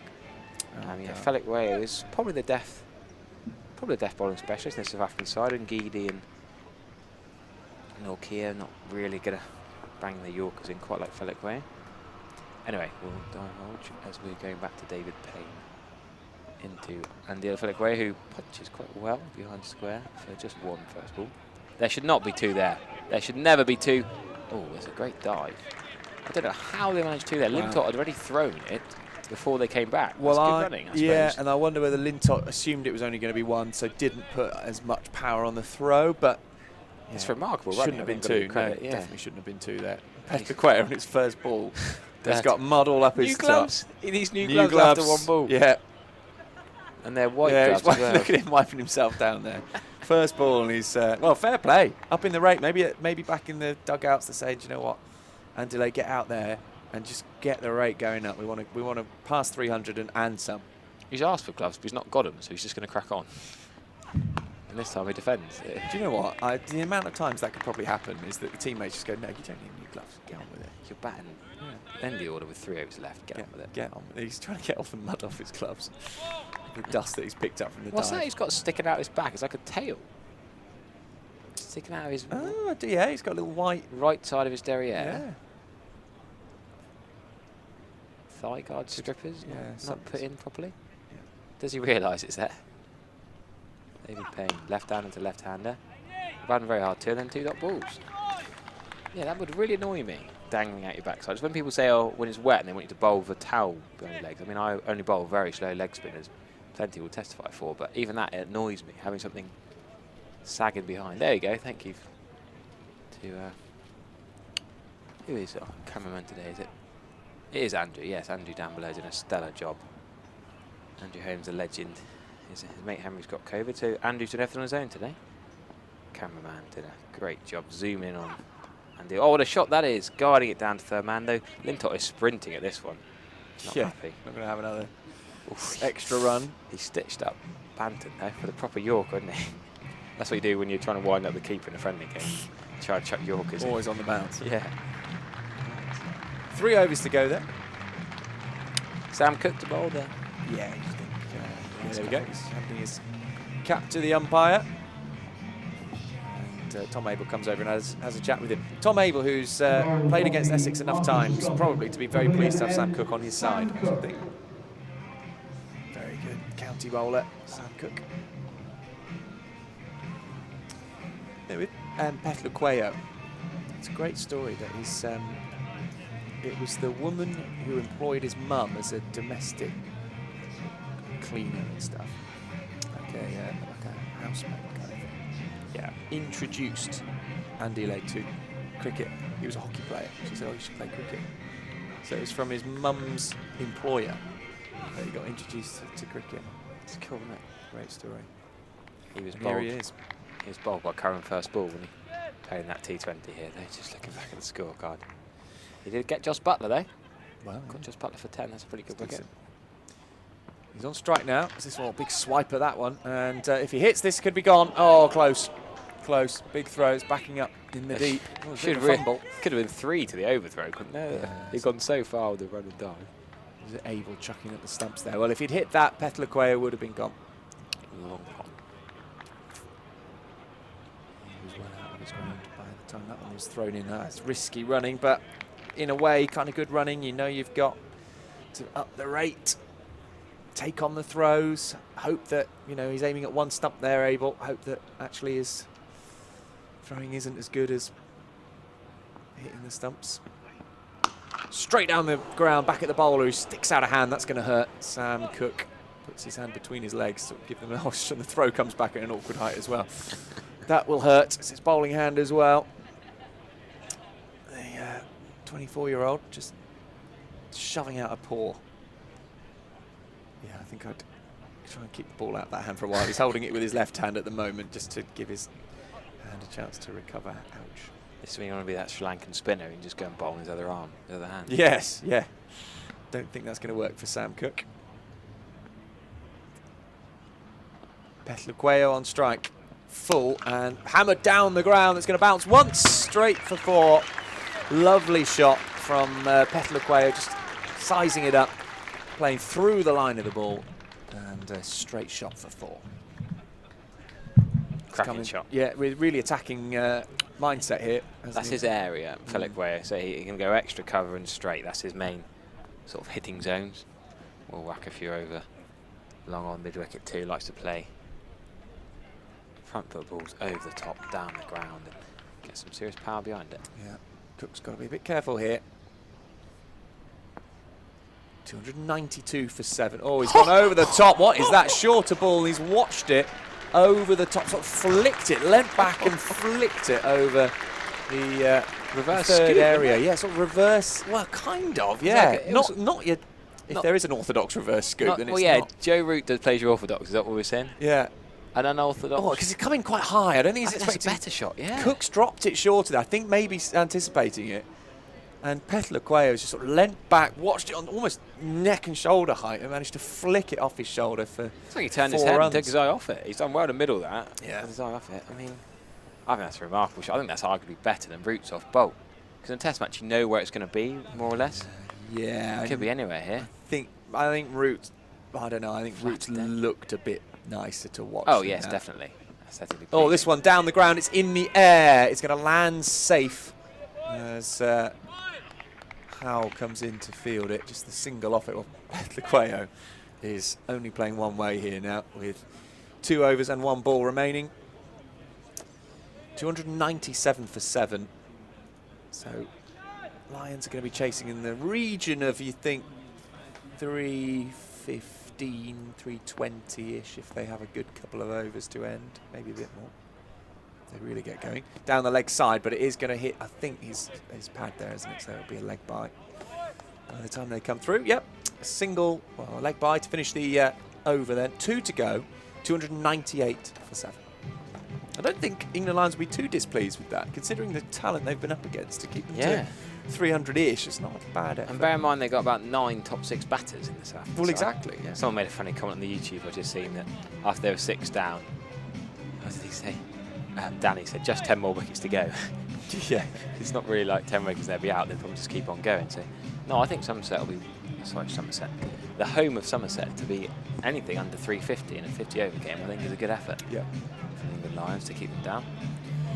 Yeah, they'll come up against some bigger grounds, some harder to score on grounds in this tour for sure. I also wonder whether they're just playing slightly within themselves, just to get themselves in, rather than perhaps in a full-blown ODI with a packed 15,000-seater stadium. They might just, with the pressure of the atmosphere and things, go big. I don't know. This is sort of a warm-up game, isn't it? Oh, down the ground, this one. Yeah, David Payne continuing, and David Miller's going to try and slap every ball for 6 now, as will Petluqueo. They're going to go boundary here. But yeah, you make a good point. It's kind of, you could be a bit selfish in these pre-season tour games because you want to get runs and take wickets to get in the team for the important games. Whereas obviously in a competitive fixture, you play more for the team. And these you might be a little bit selfish, perhaps trying to get personal milestone runs and wickets. So yeah, they might necessarily not get quite as much, but they'd like to think that South Africa really should be the favourites for this game. England have lost another one. 53 for 6. Moeen Ali's got. Jos Buttler still there though. And well, we know yeah, what he can do. Yeah, that is key, isn't it? Remarkable player, Jos Buttler. Yeah. Well, not good enough for Andy or Petluqueo here in June 2017 though. David Payne's had a big discussion with Abel. 5 years ago. Yeah, long time ago, isn't it? You keep going off to festivals, you're going to miss these things, aren't you? I think I've been since that weekend twice in 4 years, although there was obviously COVID in that. And they had a fallow year as well, didn't they? They did, yeah. The grass. 2018 was a fallow year, and then 2020 and 2021 were cancelled, so I don't think they'd have done that fallow You've actually year. not missed much, have you? No. Yeah, the fallow year was actually, in hindsight, a bad idea. Yeah. Never mind, they weren't to know. It's 299 for 7, so England Lions certainly chasing 300 at the very least. Fine legs coming up into the ring. We've got deep cover, deep third. Quite an attacking Deep field, long this, on. isn't it? Deep, yeah, deep cow, I suppose. 5 men back. Plenty, yeah. And that's a good wide Yorker. David Payne's bowled well. I'm impressed with David Payne today. Yeah, I think that. Well, obviously they know that the big shots are coming, but they've put them on the boundary. They're wide-ish. Best economy of the match by a mile, David Payne. And then having the 2 fielders in short behind square. One on the offside, on the leg side. Just feel like they could be going more defensively than this. I feel like you could put one back in the one of these two, the fine leg or third back. I feel like they're looking for wickets. That's full. That's a magnificent Yorker off stump. The off bail comes out, as is the white ball. David Payne is having an absolute storm of the game with 25 dots in 7.1 overs, 2 for 28. He's now just York's Felix Wayu. Early in the game, he got Heinrich Klaassen and Zondo. He's just got, so the last 3 batters. That is phenomenal bowling from David Payne. Really, really impressive. And from Amsterdam to Taunton, we might be able to show you the reverse scoop from Felix Wayu, a little slow-mo. His highlight as he walks off the field. Yeah, don't often, normally it's like Hit the Road Jack or one of those sad songs like Had a Bad Day. But we're going to play his reverse. Look at the hand switch over. He's on quite early. Here's the middle of the bat, but he's taken his eye off it just as he's gone to make contact. David Miller should be applauding that for the non-striker's end. That's a remarkable shot. But I want to talk about, about David Payne's bowling. I think it's been tremendous. Yep, totally agree. Totally agree. You can see why England are interested in him. Keeping him in that squad for the Netherlands. I'm sure they'll be watching him in this one as well. Well, Paul Collingwood certainly is, because he's here. He's the coach.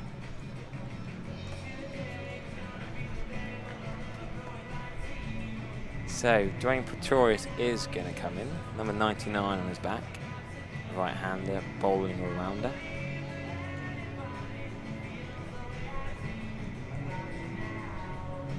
I'm just going to quickly head to...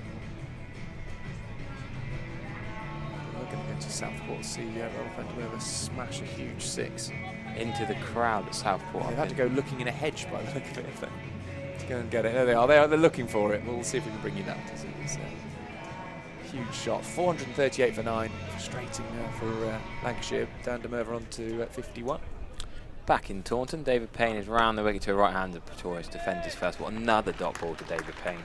Has been sensational here today. Really, really impressed with David Payne. Standout bowler for the England Lions.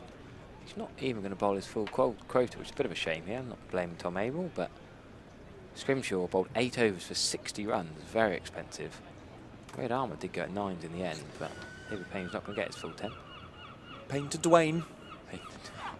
This time he's probably going to get another wicket to long on. Pretorius has pulled that round to long on. Easy catch, running in front of him. 4 wickets, David Payne. If he bowls 10 overs, he might have figures as good as Jasprit Brindles. So Pretorius goes for a duck. He sort of hard into nothing really. It's that kind of position. Do you really want to come into bat with 7, 8 balls left? Not massively. Yeah, some low scores in there now. Dustin 4, Zondo 3, Pretorius a duck. As you say, it is tough in this situation. You're here to practice. And you've got 8 balls, so what are you going to do? You may as well practice for when you're up against England with only a few balls left to go. You may as well practice it. But, if you'd asked anyone though that South Africa would come up against England's second team, South Africa pretty much the first team with more batters than they should be allowed, and they would only be on 299 with 7 balls left. Yeah, for 9. England Lions would have bitten your hands off. Absolutely. I'm running out of, in my fall of wickets column, I'm running out of space. Oh, now One's it's running out of space. One's if 11 wickets full. Well, that's true. They could just keep going. They could just keep going. Did we see who caught that? Was that Sam Cook? Long on Sam Cook, yes. Good work, Sam Cook. Another player comes out. Now, if this wicket falls, this is the question. I didn't know if we'd get there, but if this wicket falls, is that it? Or do they keep on going? And potentially England Lions could get them 11 down, 12 down. That's a good question, actually. We only do have 7 balls left. So. I hope they don't in some ways, but Keshav Maharaj, who's only going to go one way, loves whacking it over extra cover, long off, plays spin quite well. He can face David Payne, but David Miller will, actually no he's not. David Miller will have to strike for the last ball of the over. Last ball of Payne's spell, which is gutting really. He should be had 2 more overs. Commander Pfeiffer, isn't he the most unlucky bowler in England and Austria history? I seem to remember all these drop catches, and in the Netherlands he was unlucky as Muller smashes that to deep cover for Warner. I seem to remember him getting drop catches, and Livingston, that was it. Do you remember the Netherlands ODI? A ball went straight up in the air, easy to catch to Livingston, and he said the sun with his eyes and dropped it. Although I must confess, on Saturday I was at mid-on and the ball came up to me and I screamed out, "The sun's in my eyes, I can't see it," but I did manage to hold on to it. So in Livingston, just got to look more carefully at the ball, didn't he? Watch yourself. I think you'd make a good coach for the England team there. Just look better. Just be better. Use your eyes better. Be better. Come on, Livingston. So it'll be Sam Cook to finish off the innings for England Lions with Captain Maharaj. I'm guessing he's captain today. He's the captain for the ODI squad, so I'm guessing he's captain today. I haven't actually had that confirmed. Miller's there. Oh, it's a lovely, slow, wide Yorker. And it, as expected, Miller, who backed away a little bit, couldn't reach it. Well bowled. So a dot ball. Well, England Lions are going to be very pleased with this, I think. 300 for 9 with just 5 balls to go. And they've come up with a unusually batting heavy South Africa side. Yes, first game of the tour, so South Africa will acclimatise, will get used to things, but England Lions have done well here. That one could have gone down the leg side. It's in the air. It's going to go for 6 all the way. Nicely picked up, using the pace as well. Miller moves to 48 with a shot into the square leg boundary. Well, I think if he'd jumped, he might have had a bit of a chance. No. He clapped his hand. No, he went about 5 rows back. No, it's landed on the Hubbox sign.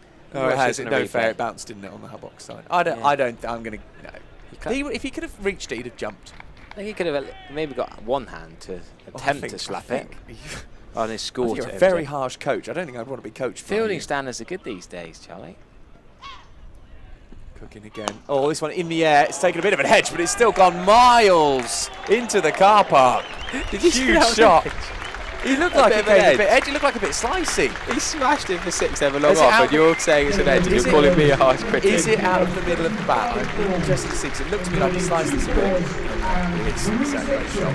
If you can edge it over long off for 6, it's a very good, incredible play. Very good shot into the. To me, when it started flying, it looked like it was going to go high and come back down, but then it had the length on it. So I'm a harsh fielding critic. You're a harsh. I'm a harsh batting critic. Yeah. There you go. Sam's got to be a harsh bowling critic. Oh, there you go. Segued very nicely. Hubbox hit by David Miller for 6 over square leg. And 10% off for Somerset members. Back-to-back 6s now. What a slick operation we got here. That Hubbox advert comes up just in time. What happens if you hit the Thatcher's adverts? They bring some blood orange ones in the commentary box, don't they? Can we get a Rolls-Royce advert in here? In comes Cook around the wicket. This one full and straight, and will only be a single to the fielder at long off. Lintott doing the fielding.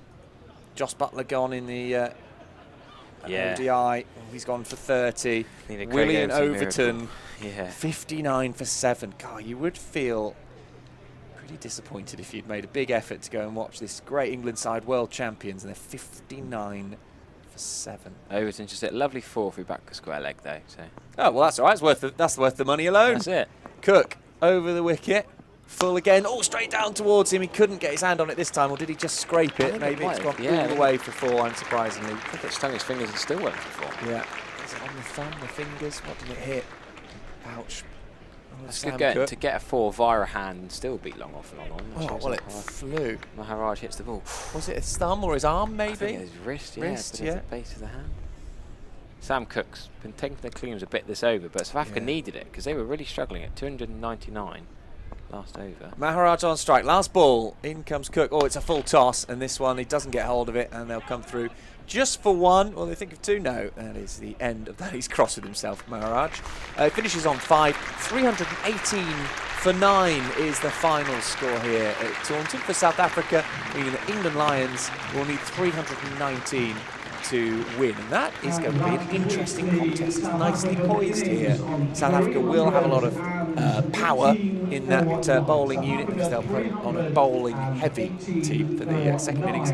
But your thoughts, your feelings on that one, Harry? My feelings? Looking back over the... you're feeling hungry. Okay. No, my feeling is that South Africa is short, to be honest with you. Yeah. 50 over game. With a lot of batting power. Yes, absolutely. I mean, England Lions will still do very well to chase it, don't get me wrong, against a very good South Africa bowling attack. But I think they should be disappointed and are pretty short. I think Milan batted superbly. Shana Milan. His 100 was glorious innings, lovely pull shots, played well around the ground. David Miller whacked a few at the end to help get them to decent score, really. Without him and Felix Wayu and Maharaj's fireworks towards the end, they'd be struggling, to be honest with you. I think David Payne needs a massive, massive shout-out. 8 overs, 4 for 29. Really decent economy rate, 3.62 with 29 dots. Standout bowler. There's the scorecard. You can have a look at it there. Lots of runs at the top there. 103 for Milan, and then 50 for David Miller halfway down. But other than that, nothing major. Just a quick look at the England Lions batting lineup. Speed, Banton, Duckett, Hayne, Abel, Eskenazi, Hose. That is a strong lineup for England. They will feel like they will have a chance of chasing that down. Here's the bowling figures. You can see there. Great figures for David Payne. 4 for 39 from 8 overs. Very well bowled from the Gloucestershire player. And Rian Ahmed picking up 3 as well for 54 in the end from 6. A little bit expensive, but those 3 wickets. So yeah, 2 leg spinners. Good effort as well. 1 for Sam Cook and also 1 for Jake Lintott as well. We will take a bit of a break now as we wait for these players to have their lunch and come back on and play. We're going to have a spot of lunch to. I think he's going to eat me if we don't get some food soon. So definitely need to feed Harry. We will be back. I'm sure you'll pick up some food as well. We'll see you again for the second innings as England Lions chase down, or try to chase down, 390. Are 68 for 8. England 68 for 8 after 16.5 overs of their allotted 50. Let's move then into the LV Insurance County Championship. They're between innings now in the game at Southport that I'm sure we're all interested in. Somerset finished on 446 in their first innings. Let me give you the notable scores. Of course, Lewis Goldsworthy with that maiden first-class 100. He finished on 130. Lewis Gregory weighed in with 42. There was 55 for Roloff van der Merwe, 27 for Jack Brooks, and towards the end, Aya Verdi making 15 not out. New signing for Somerset, finishing on 446. And they're between innings. We'll keep you up to date with the latest score from that game as Lancashire begin their reply very shortly throughout the afternoon. Other Division 1 games currently underway. Let's start off at the Cloud County Ground, where in reply to Gloucestershire's first innings total of 136, Essex have reached 255 for 4. At the Trafalgar Road Ground, at the North Marine Road Ground, Yorkshire 505 for 8 against Surrey. Yorkshire 505 for 8 against Surrey. A reminder, of course, that Yorkshire are the county championship visitors here at the Cooper Associates County Ground next week. Tickets still available for that game. The other 2 games in Division 1, replying to Northampton's 303, Kent are 110 for 2, and replying to Warwickshire's 217, Hampshire have reached 184 for 4. Hampshire 184 for 4, replying to Warwickshire's 217, so Hampshire trailed there by 33 runs.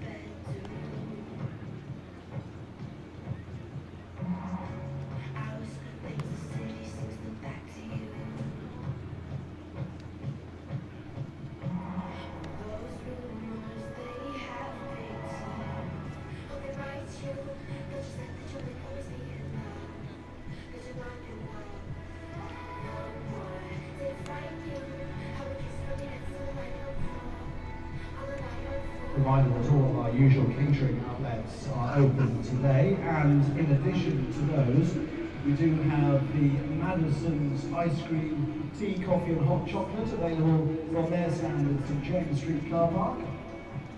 And we have the ice cream fan with us as well. There is a small queue there, but not very long queue, so you might get your ice cream in before the resumption of play. So all the usual outlets. Remember, if it is a Somerset concession that you're using, you will need your card because we are a cashless venue.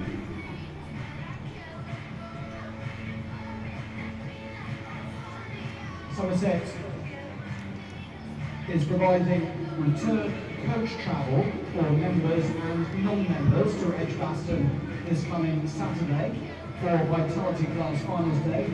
A day we're very much looking forward to, of course. We are providing return coach travel. The cost of the return coach is £54 per person. Please note that coach travel does not include a match ticket for Finals Day. But if you would like to use our return coach travel, then please contact us through reception. Higos, one of our official partners, has this week announced that they're lending their support to the Somerset Cricket Foundation. Grateful thanks to them.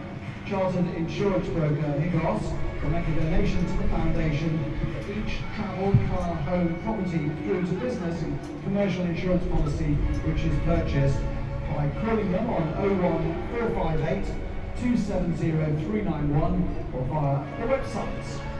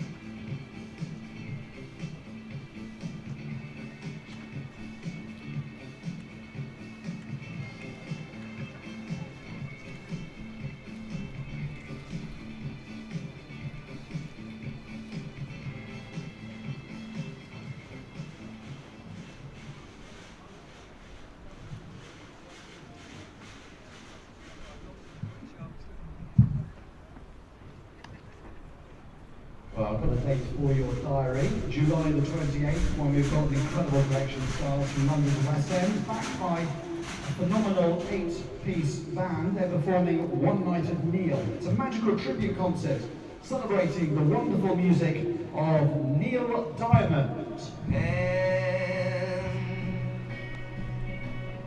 Touching hands, reaching out, touching me, touching you.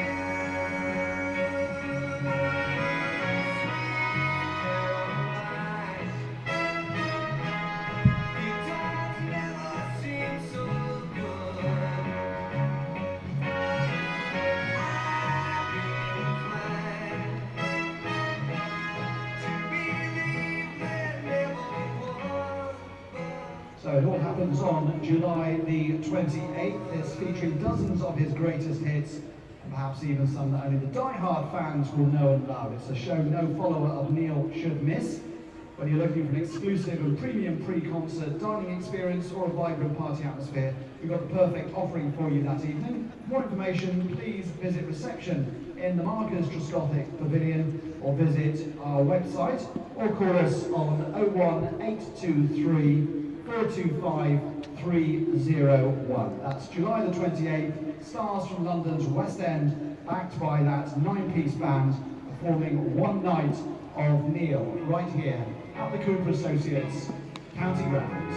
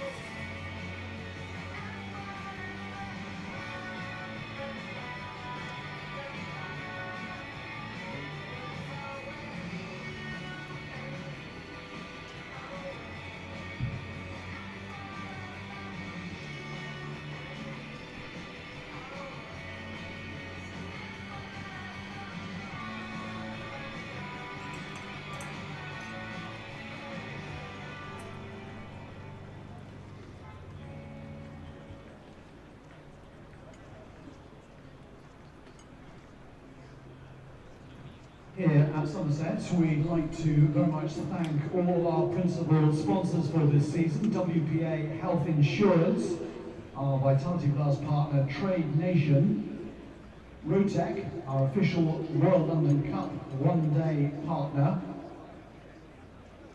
Bradford's Building Supplies, who are supporting Somerset throughout the season, and also once again we're working in partnership with our ground naming rights partner, Cooper Associates, again throughout the year.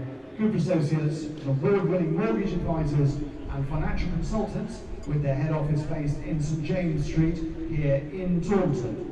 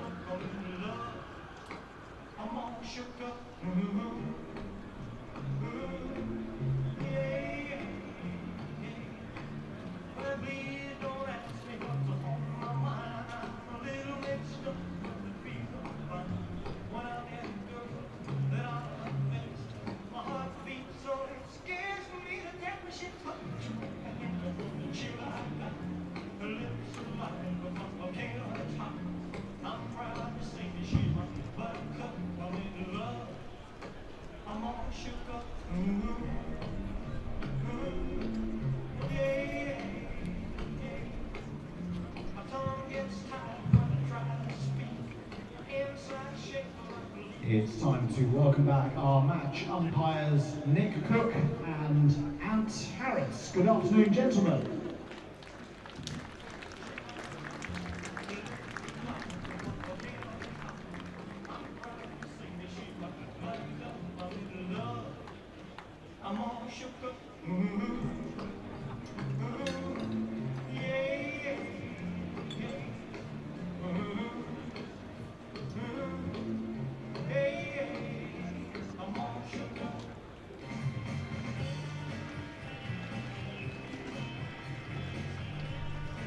The South African team is led out by Captain Keshav Maharaj.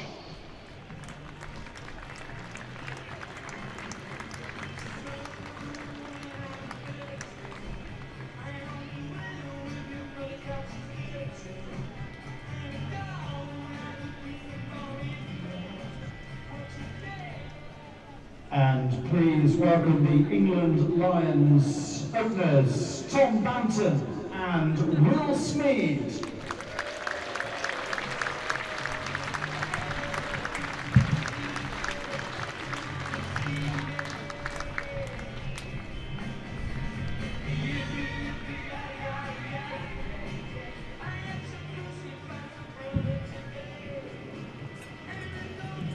Welcome back to the Cooper Associates County Ground here in Taunton. England Lions versus South Africa touring side. England Lions are about to begin their reply. 318 for 9 the South Africans made. But I was going to say this morning, it was over the course of this morning and early this afternoon. And if you're a Somerset fan tuning in, you will be seeing a very familiar sight on your screen right now, because Tom Banton and William Smead are out there in the middle, just like they do in the Vitality Blast for Somerset. They're out there to bat together. They'll be opening the batting for the England Lions. Sam Dowling here, Charlie Taylor's here, Harry Everett is just, he's just moving me around. I'm quite nicely in on my commentary position, and he's saying he's got a favoured seat. So I'm going to move. I'm going to bow down to Harry Everett's wishes.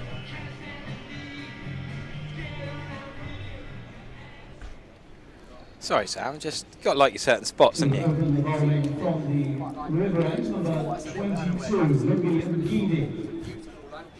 Some chilli, pumpkin pasta, which is my favourite. It's the veggie option here at the Cooper Associates County Ground. Todd's a vegetarian too. He's also thoroughly enjoyed that. So caught us unawares, of course, just half an hour, this 50 over format. Yeah, not 40 minutes. We've been stitched up there, haven't we? But a beautiful sight for England fans, for Somerset fans. Tom Banton, who has played for England previously. Will Smead, who hasn't. He is going to face the first ball. Lungiangidi is going to bowl at the right arm quicker. That's a back foot punch from Smeed. He does play that shot well. I think Smeed's main area is cow corner. I'd say his second area is probably that back foot punch and cut. He's got his almost 2 opposing angles he likes to hit, over cow corner and over backward point. I'd say it's a bit squarer than cow corner, actually, Yeah, for Will Smeed. depends on the pace of the ball, really, it's more square leg. I think if you had a look at his radar for those sixes, it would be largely over square leg is where he hits them. I'm just worried that I had the Chili con Carne down my white WPA shirt. Thanks for their sponsorship. I hope I've not stained it. There's a leg stump, almost a half volley there. It's driven out to the leg side, where Sanders said, forward with square leg. Lungiangidi, and the massive figure of the left armour, Mr. Janssen, does the chase out to the Somerset stand. Big man with a floppy hat. Just joining us, it's not a List A game, it's the first game of South Africa's tour, so it's, well, nominally it's about 13 aside, basically 11 bowls, so don't be surprised if you have a look at the South African scorecard and then see people who are bowling that weren't batting. They were headed up by Jarneman Milan, who made 103. There was a sprightly 50 from Heinrich Klaassen as well in the middle order, and David Miller finished 55 unbeaten. Yeah, Heinrich Klaassen was superb, as is that ball from Lungiangidi. I love the celebration follow through. Not celebration, more of a, that was a very good ball, I'm a good bowler kind of look from Lungiangidi. Will Smeed beaten outside the off stump. Now, this is a really interesting, really interesting for Somerset fans and Will Smeed fans. He's never played a List A game, which is frankly ridiculous. Number of T20s he's played. Played in the T20 Blast for a couple of years now, after scoring that amazing 80 on his debut. Played in the PSL, the Pakistan Super League, and it's his first 50-over game, and it's in England Lions colours. He's opening with his mate Tom Banton on his home ground, so the stage is set perfectly. Defending that from Lungiangidi. He's probably one of the best bowlers he's going to face in a white ball game, but he's on his home track, home surrounds, and it'll be interesting to see how much time he gives himself. Does he play himself in, or does he treat it like a T20 power play? That's what we were talking about a little bit earlier on, isn't it? Actually, to learn the 50-over game, and because it's not a List A game, Will Smeed still won't have played one, but he'll have played twos, but to learn, and he'll have played club cricket, so he will have played 50-over cricket before. But yeah, it's a different skill to go and transfer it into the professional game, and yeah, it's not a 6-over power play. It's not like he's got to get off to an absolute flyer. He'd still like to. Lungiangidi, big stride, big delivery stride. It looks probably going to be a leg bye. I believe it's Carl Verheyen with the gloves, wicket-keeping. Yes, it was a leg bye, so no Quinton de Kock at all today. He's having a rest. He plays enough T20 cricket around the world, basically. 50 over as well. But Carl Verheyen will take the gloves. Milan's at first slip. There's a few of these, what do you call them, the floppy hats, I suppose, the Stuart Broad floppies. Aidan Markram's got one on as well at second slip. I reckon there's 5 floppy hats. That's a great ratio, isn't it? How often do you see 11 fielders, 5 of the 11 have a floppy hat on? I'm just saying silent. I'm enjoying your train of thought here. Well, I got a little anecdote from Finals Day on Sunday, actually. We'll let Lungiangidi finish off his first over. It's kind of you. He's a big man, I wouldn't mess with him. That's a beauty of a delivery. He's bowled 2 Jaffas this over. One of them at Smeed and one of them for Banton's first ball. 3 for none after the first. Yeah, Devon Premier League Finals Day. Bovey Trace were playing Bradnich in the second semi-final, so I was watching having beaten Plymouth in the first semi. And fair play, this lad from Bovey's charging around the boundary at long off, taking a worldy catch. As he's taken the catch, he's grabbed hold of it. His floppy hat's fallen, he's also caught his floppy hat. I was just very impressed with that. I always think a floppy hat's quite hard to field with, but Keshav Maharaj is going to bring on Nortje. Heinrich Nortje. So the 2 quick men, the quickest bowlers of Africa, are going to do the first 2 overs. Yeah, I'm looking forward to seeing this guy bowl in the flesh. Nortje for the first time. So's your dad, isn't he? Is that right? Were you telling me earlier? Or was it Charlie's dad? Sorry, Sam missed that. Charlie's dad is desperate to watch Nortje bowl. We'll get Charlie to talk about that later. Yeah, so I can't talk much about what Charlie's dad or who he wishes to watch or otherwise. But yeah, serious pace about him. I mean, Dale Steyn talked about him being extremely exciting when he first came in, and that, well, there's no greater quick bowler really of recent times to talk you up. Here he comes to Smeed, who just pushes it to mid-wicket. Well, I think that must be the tall figure of Marco Jansen in at mid-wicket. Yeah, you can't miss out Marco Jansen. He's massive, isn't he? No, you can't. Just a 12 ODIs for Nortje. 22 wickets at 25. 45 List A games have brought him 73 wickets. Whatever he gets today won't be added on to that total. Cut away, but it's straight to the field. It was a nice looking shot there from Will Smeed, but it was also a good bit of fielding from Ariza Hendricks at backward point. Fires it in, missed the World Cup. It was a bit unlucky, Nortje, missed the World Cup. Just one of those freak injuries, broken thumb in training. He played 4 out of 5 of the Sri Lankan ODI series against Sri Lanka in the March building up to it, so would have looked quite set to play, and then broke his thumb, which must have been heartbreaking.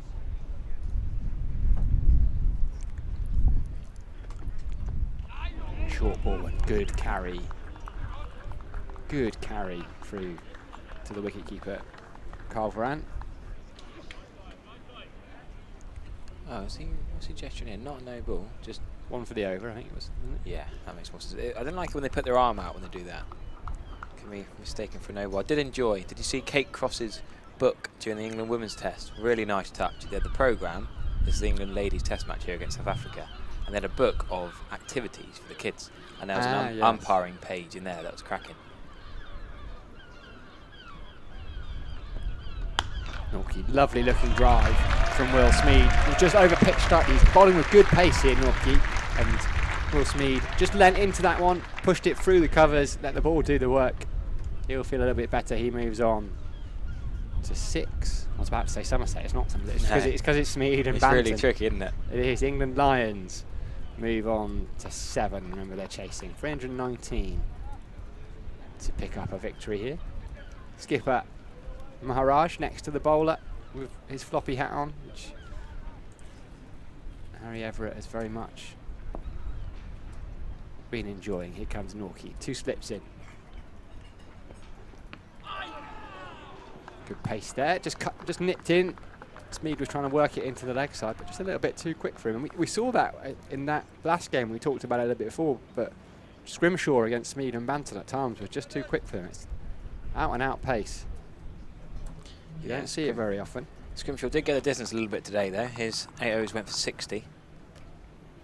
So maybe today on the flat decks, maybe 50 over game, maybe express paces. And well, it'll be interesting to see how these two particular speedsters go. Getting punched on the back foot by Will Smeed. It wasn't really anything more than a defensive shot, but just the pace of Nortje has found the gap in the covers. And they picked up 3. The skipper Maharaj loses his floppy. They tend to knock them off when they're chasing, don't they? So 3 then. Smeed keeps the strike. He moves on to 9. Tom Banton, who's just faced a 1 ball so far, is unbeaten on 0 at the other end. And England Lions here at the Cooper Associates County Ground are 10 without loss. Yeah, very exciting. It's going to be tricky for us to, having commentated on Somerset for so long, on Sweden Banton, to remember England Lions, not Somerset. But Ngidi and Nortje going to keep bowling.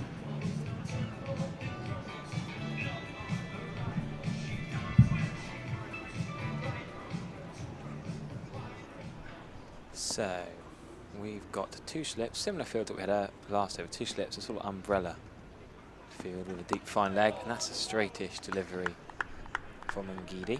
Ngidi played for Chennai Super Kings quite well in the IPL. He's been around about a bit, but with Rabada, Nortje, Ngidi, Jansen, Felix Wayu, Dwan Olafir, who's been, well, went to Yorkshire, didn't he? And then he's talking about getting back in the international fold. There's so many different seam bowling options in and around the South African team that it's really important that they take these chances to make sure that they're top of the pecking order for the full England matches coming up this summer. Full delivery. That's a lovely drive from Will Smeed. Will Smeed through the covers, not a shot you see very often actually, and that was not a T20 smoke. That was a decent caressed, proper, technically correct cover drive from Will Smeed. It was, but Ngidi, it was just over pitch, rare from him. It was a half volley really. You could see when he walked back to his mark, he held his hands up. In apology, Will Smeed's not going to miss out on that lovely looking shot, as Harry said, a couple of times through the covers. I remember just was way back when the lockdown was just starting, when we weren't sure. I think he was playing in the last of South Africa's ODIs against Australia when they were out there. Took 6 for, I mean, had an amazing start to his ODI career. Ngidi in this time, full on the leg stump, and Will Smeed is throwing that to mid-on. Yeah, he's bowled a little bit full the last couple of balls, Ngidi. As England are 110 all out. England Lions is the team to watch today. If you want to watch some 50-over cricket with England colours on, England Lions South Africa should be a much, much better game than the 110 all out of the Oval. Here's a stat, and this is one you'll like. It's a kind of a quiz question for you and for the listeners out there and those on YouTube. So it took Lungi Ngidi 26 matches to reach 50 ODI wickets. One more game than the late great Shane Warne and Shaheen Shah Afridi.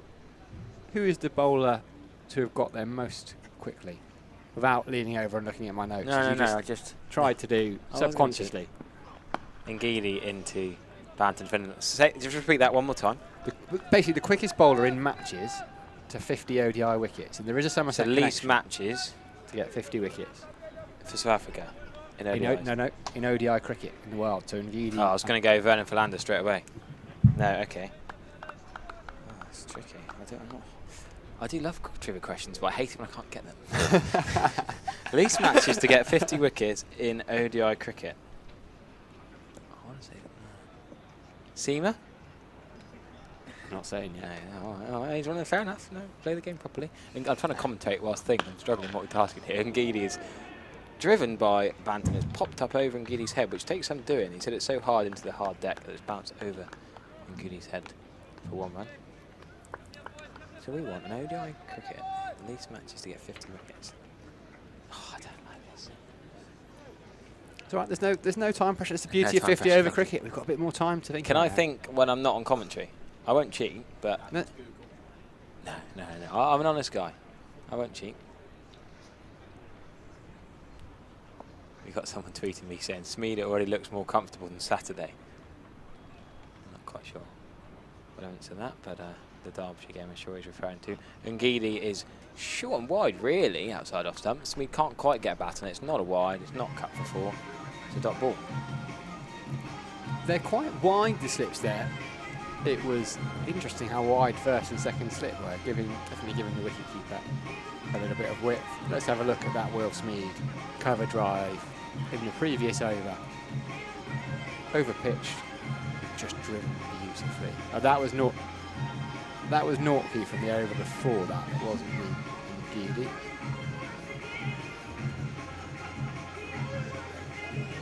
This is Smeed against Nortke. So a couple of overs ago, just driving off the back foot, just a little push that picked him up free in the gap in the covers, and there was a lovely cover drive off Ngidi in the previous over.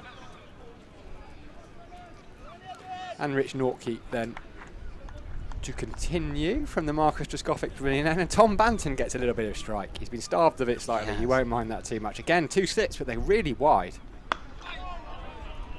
Good pace gets in right behind it. This is quick from Nortke. We haven't got a speed gun, but you can see up here that this is quite sharp. Yeah, probably the two of the quicker bowlers in South African colours. I'd like to see Rabada will be slightly faster than Ngidi, perhaps, but Nortke, I reckon, is the quickest of the lot.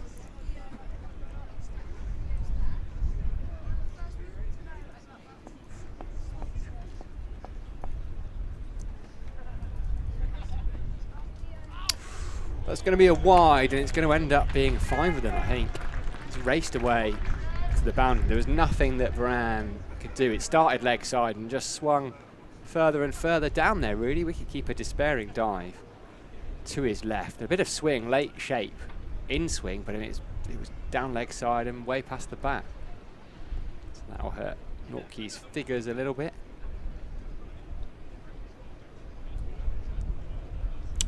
Yeah, Nortke, just the thing is, when you're bowling at this pace, you've got to be bang on it. You've got to be just right. Slight area in line on length, and the ball's going to whistle away. We did see a few 4s in the first innings actually go in between the keeper and fine leg, so even with having fine leg and third man back, irritate the bowler to still go for 4. Fuller driven down the ground, and they pick up a single. It's a good bit of running, and actually it's a misfield. So even though Banton had gone way past the stumps. They're able to come back for a second. Fielder got around to it. I was hoping to cut off the one. In the end, it was two. So Banton picks up a couple. Nortke then here at the Cooper Associates County Ground. Amir Verdi on his debut for Somerset is bowling up at Southport. He's got an England Lions connection actually. England under-19s as well. Nortke back foot. Good bit of fielding there. Is it Aidan Markram? Yeah, it is. So only one slip in for Banton. Short, a little bit of width, cut away. If it had beaten Markram, it would have been 4. But it was a good piece of fielding. Yeah, Verdi played England under-19s with Andy Harry, the Somerset Director of Cricket, with a link there. Jason Kerr worked with him on the England Lions programme as well, so nice link. Was he in a test squad at some point? Sure. Shorter aimed into the body of Banton and just flicks it into the leg side where Marco Janssen does the fielding.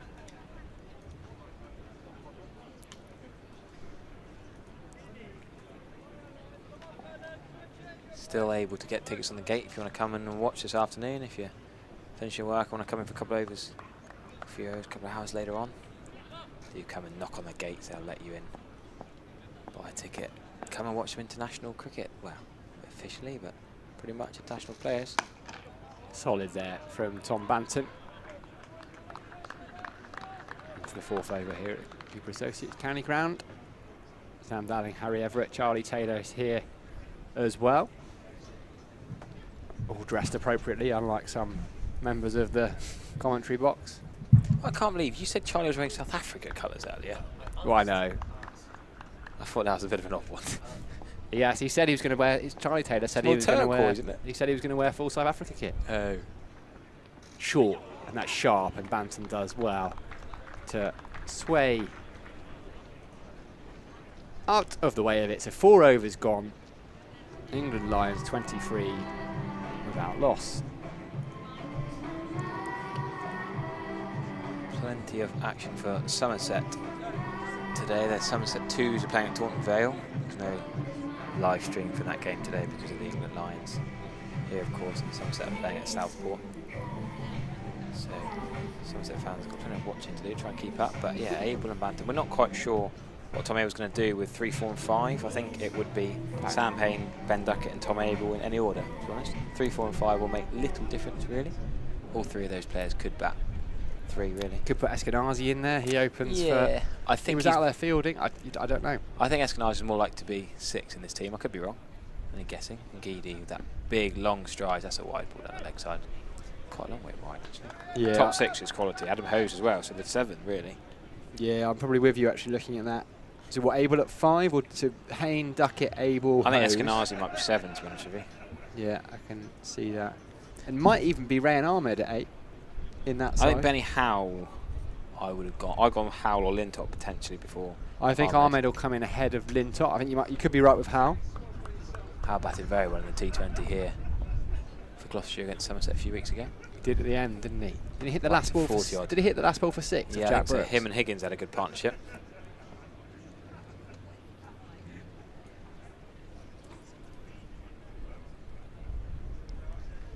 Guidi in again, and that's defended. It's quite funny and odd, in some ways nice, to see Will Smead playing defensive shots. I think we've seen very little of. All the time watching Somerset, you know, he just doesn't need to play defensive shots. So. Yeah, I have to confess, I can't recall seeing him play many cover drives. He played a couple No. beautiful shots through there today, and that's just that through. That's just not how the T20 game works, and they're so strong. Him, Banton, Rousseau, who's back in the South Africa squad for the T20s. Is that right? Is Riley Rousseau back in there after? Yep, can't wait for that. Guidi, this time it's leg side-ish, and there's a little tickle around the corner from Will Smead. Is it pad? Has he got a little bit of bat? It was pad, correct. Umpire's going to give leg byes. Nick Cook and Ant Harris, the umpires today. Big kick for them too. He deserves that as well, Riley Rousseau. 100%, yeah. He was at the same time as Kyle Abbott came across as a coal pack to Hampshire, but actually with the abolition of those, it's opened up some availability again. Duane Olivier as well, who was in the test squad, had some time at Yorkshire. Simon Harmer as well. Essex will miss Simon Harmer in the middle of the summer, although it's largely Royal London Cup time, isn't it? And Guy, that's a short ball. Banton's had a little fish at that, though. There's no bat involved there. Optimistic appeal from the South Africa players. And Guy, he's not looking content, but it's a one for the over. Banton did not get bat on that.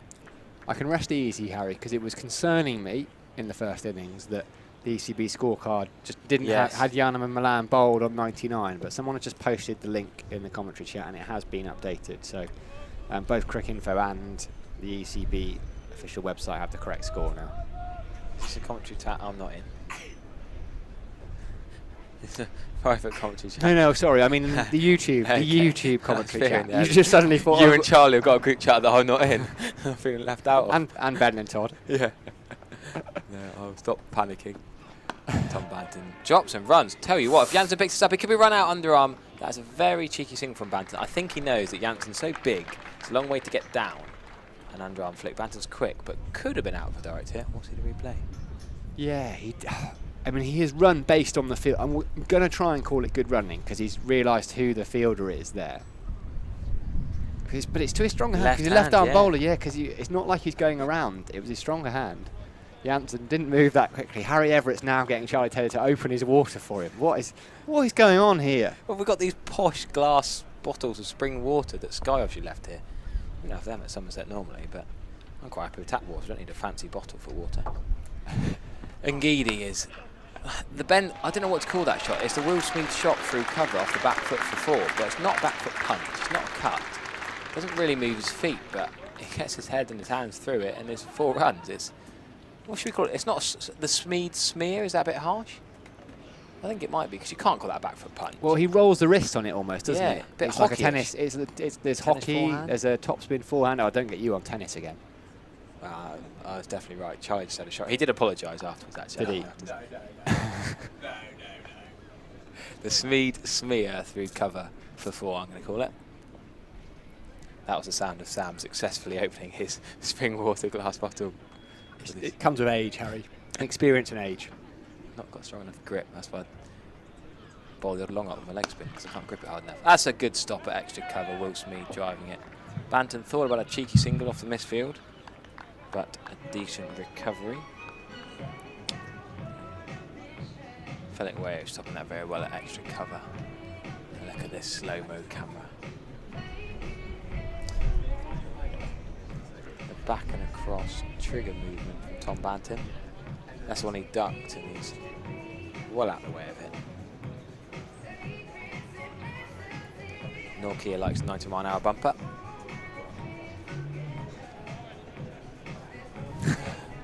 I got all excited. I heard in my ear that was 90 miles an hour, and Todd sounded so official. I said, "Oh, we got a speed gun." It's Ben Warren doing it by eye, and he's watched a lot of cricket. Ben Did Warren. you not know Rule 1 of when Todd's on directing? Don't trust the statement. The ECB are trying to employ Ben Warren as a human speed gun. Norkie, who's bowling 90 miles an hour apparently. Fuller to Banton, flicks into the leg side, but Jansen's there to do the fielding. No single to him there. On that ECB scorecard, I did go and have a chat with the scorers at half time. We'll call it half time. Why not? In between innings, and they and I wasn't blaming them at all. They were also fuming that the ECB had poor old Milan out on 99 when he got 103. And yeah, David Payne went for 39, 4 for 39, not 4 for 29. Just to clarify some key stats in this match.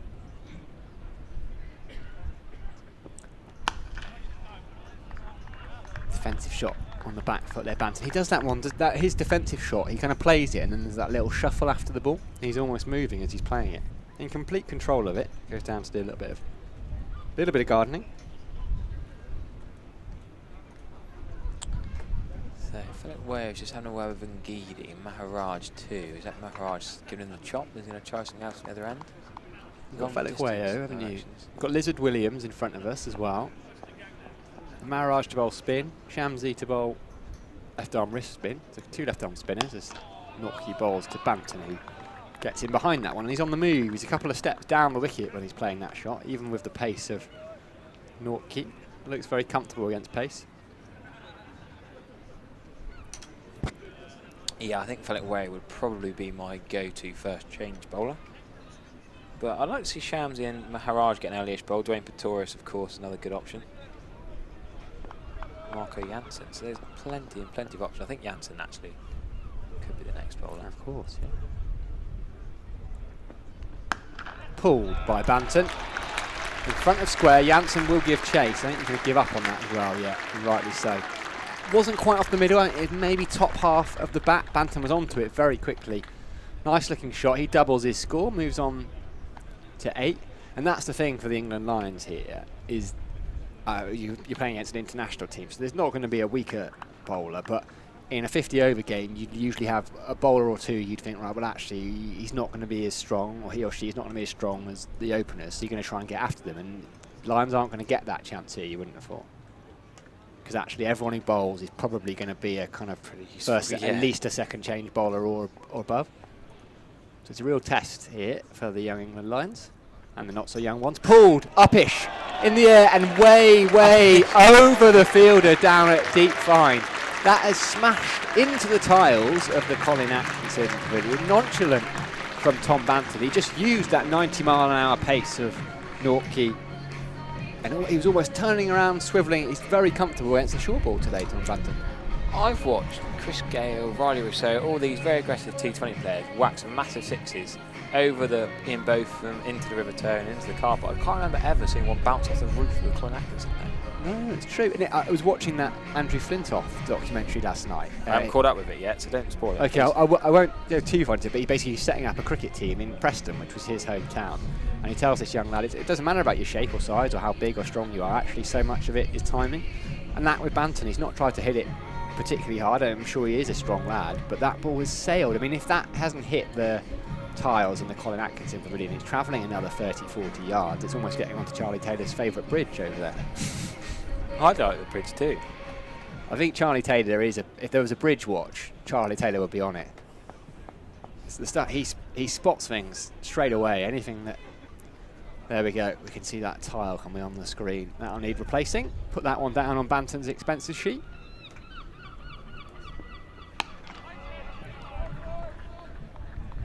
Opens the face there. Banton.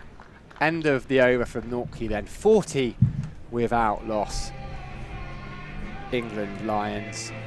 Tom Banton signals for a drink. We're here all day courtesy of WPA Health Insurance, but we've also got the support here at Somerset County Cricket Club of Hygos Insurance, home and contents insurance. They're a local firm as well. They started in 1990 in Somerset, have branches across the southwest now, a little bit like Somerset. You know, they've developed the southwest links, brought Devon and Cornwall into it. They're going to be predominantly on the Royal London Cup shirt, so 50 over is the theme there, but they're also going to be the club's preferred insurance partner for travel, car, home, property, business and commercial insurance, which Ben Warren assures me includes jet skis. Now, what Somerset County Cricket Club are paying the staff here, I do not know, but if you've got a jet ski and you need it insuring, Hygos will absolutely do that for you. I'll be honest, I've lost you a bit there, Sam. You're the lawyer. I'm not an insurance expert.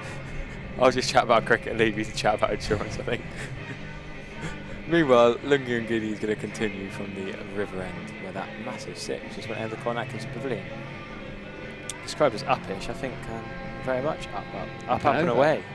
Did we get the ball back? I didn't see that. No, we had to bring a new one in. I reckon it might have landed inside the ground still. I was just checking. I just did a little quick turnaround to check Taylor hadn't disappeared off in search of the ball. No, I was blamed that would have been me early. A couple of seagulls on the pitch. It's that time of year where they're coming out and getting the flying ants and insects, and that's a back foot defensive stroke from Will Smeed. Yeah, playing yesterday afternoon down at Seaton, and the outfield was covered in seagulls. Poor blokes at long on, long off had to wade through seagulls to go and pick the ball up. Taronet says, insure the pavilion quickly. Indeed. Get some insurance on the Colin Atkinson very pavilion. good. Very good.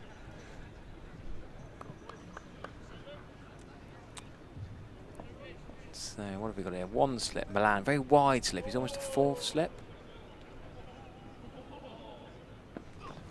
And that's an on drive from Will Smeed to Janssen for no run. But even when they started, when they had, it was Milan and Markram in at first and second, but Markram at second was almost in a fourth slip. Yeah.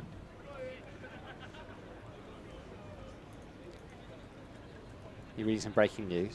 Well, Yanniman Milan, that's a mouthful, isn't it? His brother, Peter, he's had a few issues with Middlesex about this visa delay. I was thinking it'd be quite cool to have three Milans playing in England at the same time, but David's not actually related to Yanniman and Peter. But yeah, Peter was meant to be playing for Middlesex, but they're a bit frustrated by the struggles with visas. There's been a few issues with visas this summer. Understandable events across Europe prioritising things more than cricket, which is fair enough, I guess. As Ngidi has sent a man back, Marco Janssen at square leg, the biggest man in the field, is on the boundary. Smeed's going to have at least 2 here, driven that to mid-wicket. Easy second. And Smeed still having the majority of the strike. Banton with the biggest 6 of the day so far. Well, I say biggest 6 of the day. David Miller smashed one over long off, and Charlie said it at the edge. So was that bigger? Miller's over long off, always one into the graveyard. I think from where because Miller was down at that end, wasn't he? He was at the river end, hitting into the graveyard. Is that the biggest? I think this boundary's a bit longer. We didn't see many square, did we, in the first innings? Most of them were sort of cow corner to straight. Ngidi halfway through his 4th over. No change of bowling yet. There's the back foot punch from Smeed. That's less of a smear, that's more of a caress. More elegant shot than the one we saw 2 covers a minute ago, but nice cricket shot from Smeed, actually. He's flying along to 20 now. Really good start from the Somerset opening pair, making the favourites international side looking a little bit silly, dare I say here. I know it's early days still, but South Africa only scoring 318 on a belter of a wicket at a small ground, the highest scoring professional T20 ground in the world, Taunton. And they only scored 318 on 50 overs. And now Banton and Smeed are 4 away from a 50 partnership before the power play's up.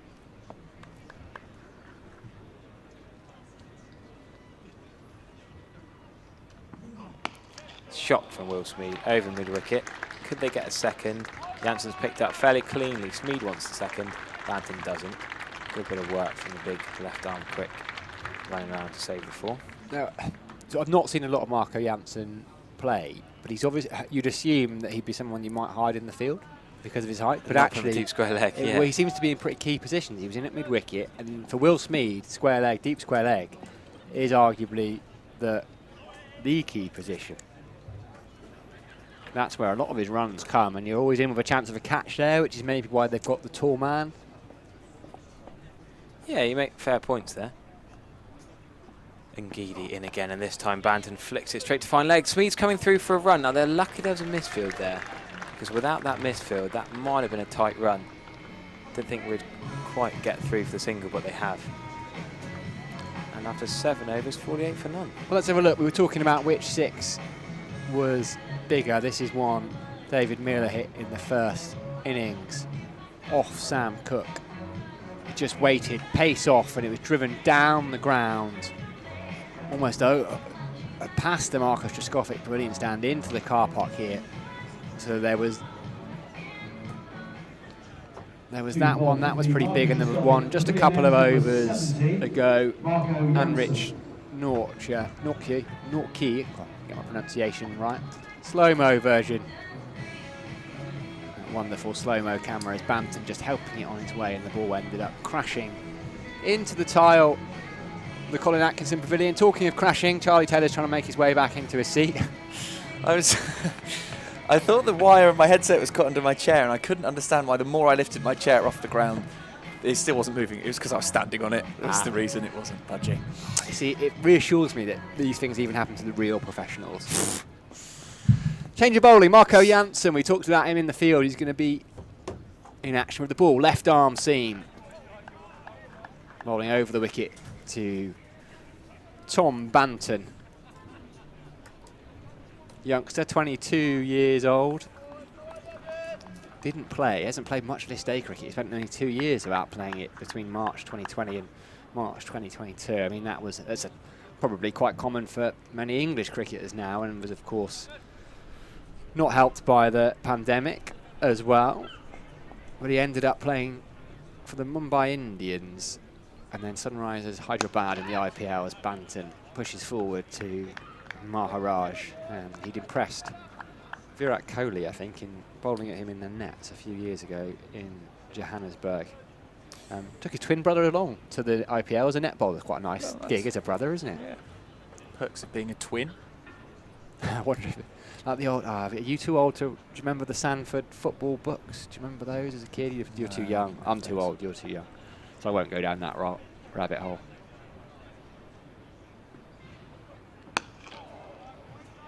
Side edge there from Banton. Lizard Williams does the fielding at mid-wicket. Big chap, isn't he? Janssen. 6'8". He's tall, isn't he? So Charlie's taller than me, but we're both well over 6 foot, and we've had this discussion before where we don't register people as tall. Like you and I wouldn't see someone as 6'2" as tall because they're just at the same height as us. But Janssen, yeah, you can really notice it when you're our height. You'd have to look up to someone to speak to them because you so rarely do it. Lovely action. It's very rhythmical. It doesn't have to. It's not kind of overworking. It's actually very relaxed. Oh, I think I overdid it on the chili a bit. How many portions did you go? Well, I was trying to keep up with Harry. That's a dangerous game I to know. play. That is a dangerous He's Harry game. the Hoover. He just sucks it all up. Well, poor Spencer had his. We were short on vegetarian options, so Spencer Bishop, who kind of basically runs the club here. He's always running around. Brilliant. I asked him what his job is, and he just said dog's body. He just he's liaising with so many people all the time to make things happen. He was actually ruder than that. No, I'm not going to repeat the exact words that he said. No, perhaps not. But I was a bit worried because he gave his vegetarian meal up because there weren't enough, and ham, egg and chips was brought up for Spence, and I just worried with Harry loitering, and Spencer wasn't in the room at the time. I just wonder if it made its destination. He'd only had 3 portions by that point, so he still had room, didn't he, Harry, that he could have had a bit more. So I was trying to keep up. I thought, I'll go back for seconds. Because there was a good, healthy, a lot of food brought up today, which is great. Pulled by Banton into the gap. That'll be 4 more in complete control of that. There's a fine leg, but no one else out on the leg side. Actually quite unusual to have third and fine leg as the two fielders 50 partnership. Will Smeed and out of the circle in the power play, and that brings up the 50 partnership. Will Smeed and Tom Banton representing Somerset and representing England Lions. And are you feeling a bit of pride at this? Very much Charlie? so. Very much so. Love watching Banton bat. Smeed as well. He's just power, isn't he? Banton for me a bit more about timing. Just a bit more beautiful to watch as a batter. Not taking anything away from Smeed, who's fantastic. But yeah, feeling extremely proud seeing these two in the England strip. Who knows? Why couldn't this be an opening partnership for a full first 11 England at some point? Both very young, both got plenty of talent, both done really well today in the game today and in the T20 season. Thank you very much to Carl. Enjoying the commentary crew. That's good. I don't think I've ever been in a crew in my life. I'm not cool enough, so Well, you're in a crew now. it's quite nice. Well, he says he's not cool enough, but he's wearing a baseball hat whilst commentating, headset over the top of the baseball cap. Look at that! There it is. He says he's not cool, but then he's got the get-up. Give me to the end of the season, it'll be on backwards, Charlie. Yep. No, I wouldn't be surprised.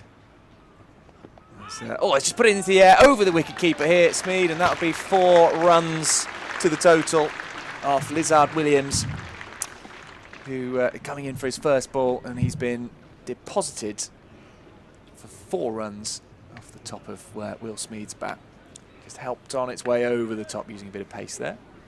Yeah, and they've been looking forward to Lizard Williams, looking forward to him bowl. He just played that 1 ODI. It was that game last July against Ireland where Jarman Milan made 177. He had 1 for 62 off his 8 overs. Andy McBride was his wicket, but he's a big fan of the NBA. He loves Trey Young, loves his celebration. So if we get a wicket, we expect something a bit different as a celebration. I like that. Smeed on strike forward. This one just defending. Yeah, we are seeing a bit of a different side to Will Smeed today, aren't we? And it's you and I and Harry as well. We've done a lot of Somerset commentaries in the T20 this year, and so we've got used to seeing Smeed attack everything or try and get something off everything. So actually, I'm enjoying seeing. We haven't seen him play red ball for Somerset first 11, done a bit for 2s, but I'm enjoying seeing this slightly less frenetic Will Smeed, someone who's got a bit more time. playing some proper cricket shots as well. Here comes Williams. Oh, now that is typical Will Smeed. Over square leg for 6. And that is absolute bread and butter for Will Smeed. We have seen that shot so many times already this year in the Somerset shirt. Great to see it in an England Lions shirt now. He has latched onto that. It's short. Let's have a look at the replay. Yeah, it is quite short, and that is, as you said, easy pickings for Will Smeed. It's a long boundary. You have to hit it hard. A miss hit actually probably won't do. We say so often in T20, you know, they get 6s with miss hits, but probably not on that boundary. But he struck that sweetly. There is a fielder out there, so he's got to be a bit careful as Williams is in again. This one he's playing through just forwards of point, and he's picked the gap nicely. It won't go for 4, but he's found a couple there. Good stuff from Smeed, just beginning to look a bit more assertive now. 64 for no loss. Smeed on to 37, and Banton there on 19. Thank you. Getting some very popular, nice comments from people watching. Glad you're enjoying it. Should see, we've already seen more runs than they'll be able to see at the England game today, because there'll only be a maximum of 225-ish. No refunds, though. No refunds. More than 30 overs. Here comes Williams again, and again pulled. There's a big old gap through mid-wicket. That's going to run away for 4. This is expensive from Williams. Smeed capitalising. 41 he moves to. This will be a big statement from Smeed. Not played a 50-over match before professionally. England, well, Paul Collingwood certainly here. He's coaching this England Lions side for the 2 games before South Africa start their tour. Well, and we're probably looking a couple of years ahead, really, so you can't tell. But you'd imagine, I mean, Harry was saying earlier, it seems that Harry and Brendan McCullum are quite close, the way he was talking about him a little bit earlier. But you can imagine, Smeed being a McCullum type of player. Yeah. Well, I know he's tried to distance himself from the term Bazball, hasn't he, Brendan McCullum? But he does fit into that mould for sure. Williams in again. This one attempted punchy shot through the covers, but picks out the fielder. And Malan, who scored 100 in the first innings. And there's no run from it. 68 for no loss after 9 overs. Well, at the moment, the Lions looking like they're really taking this to South Africa, considering that South Africa have got a bat-heavy batting lineup and a bowl-heavy bowling lineup in this game. So it should be a real challenge for England Lions, but at the moment they're coping well with it. Yeah, and it's just, it's very early, but it shows the state of England's white ball cricket. I mean, last season, with the COVID squad, which was effectively a second 11 in terms of international cricketers, the main 11, and that squad were all out, and England came in and beat Pakistan, and that is just the depth that England have built in white ball cricket in becoming 50-over world champions. And it's just showing, isn't it? These England Lions, they'll go out there with the freedom to play as well, and that's just the way they play, and they won't fear anybody. Smeed then just sorting his gloves out, causing a slight delay, and Marco Jansen, left arm quick, tall left arm quick. 2 metres 6 centimetres of him to Tom Banton. Takes that trademark trigger movement. 2 metres 67. 2 metres 6 centimetres. Oh, sorry. I don't know what happened there. Oh, my ears malfunctioned. I thought we were talking about that. How tall would that be? That would be insanely tall. It would be 2 metres 67. Well, yeah, but I don't work in metric in height, do I, Sam? Well, we've given him another 60 centimetres. 2.67 metres. 8 foot in feet. This is it.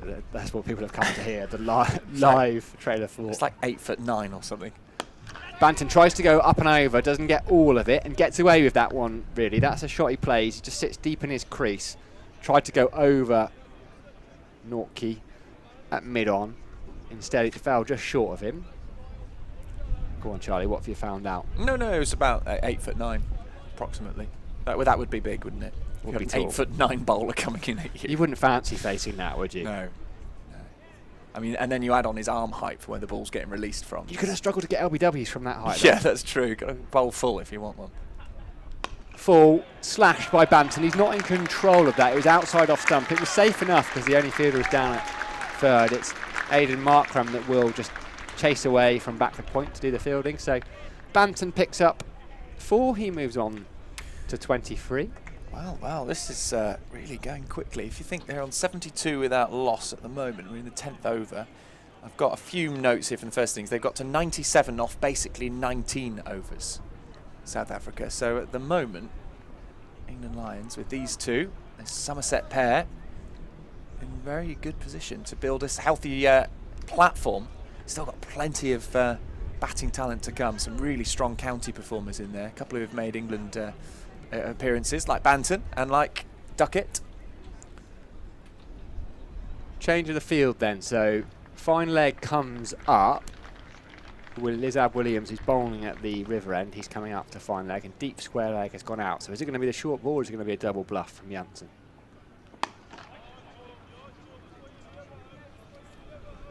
Driven by Banton. There won't be a run. Will Smeed and umpire in conversation. Sounds like some kind of like ITV 10 o'clock show, isn't it? In conversation with What, Will Smeed? Will Smeed and the umpire. Yeah, who knows, by the end of his career he might do. I've just noticed on the helmets of the batters that they've got the England crest but in red. That's what they do with the Lions, don't they? Instead of having the England crest in white, it's in red. Sort of differentiates. But do you see Tom Banton's wearing one with white? I guess that's because he has an England cap. More than one, actually, in this sort of format, because that's just defended.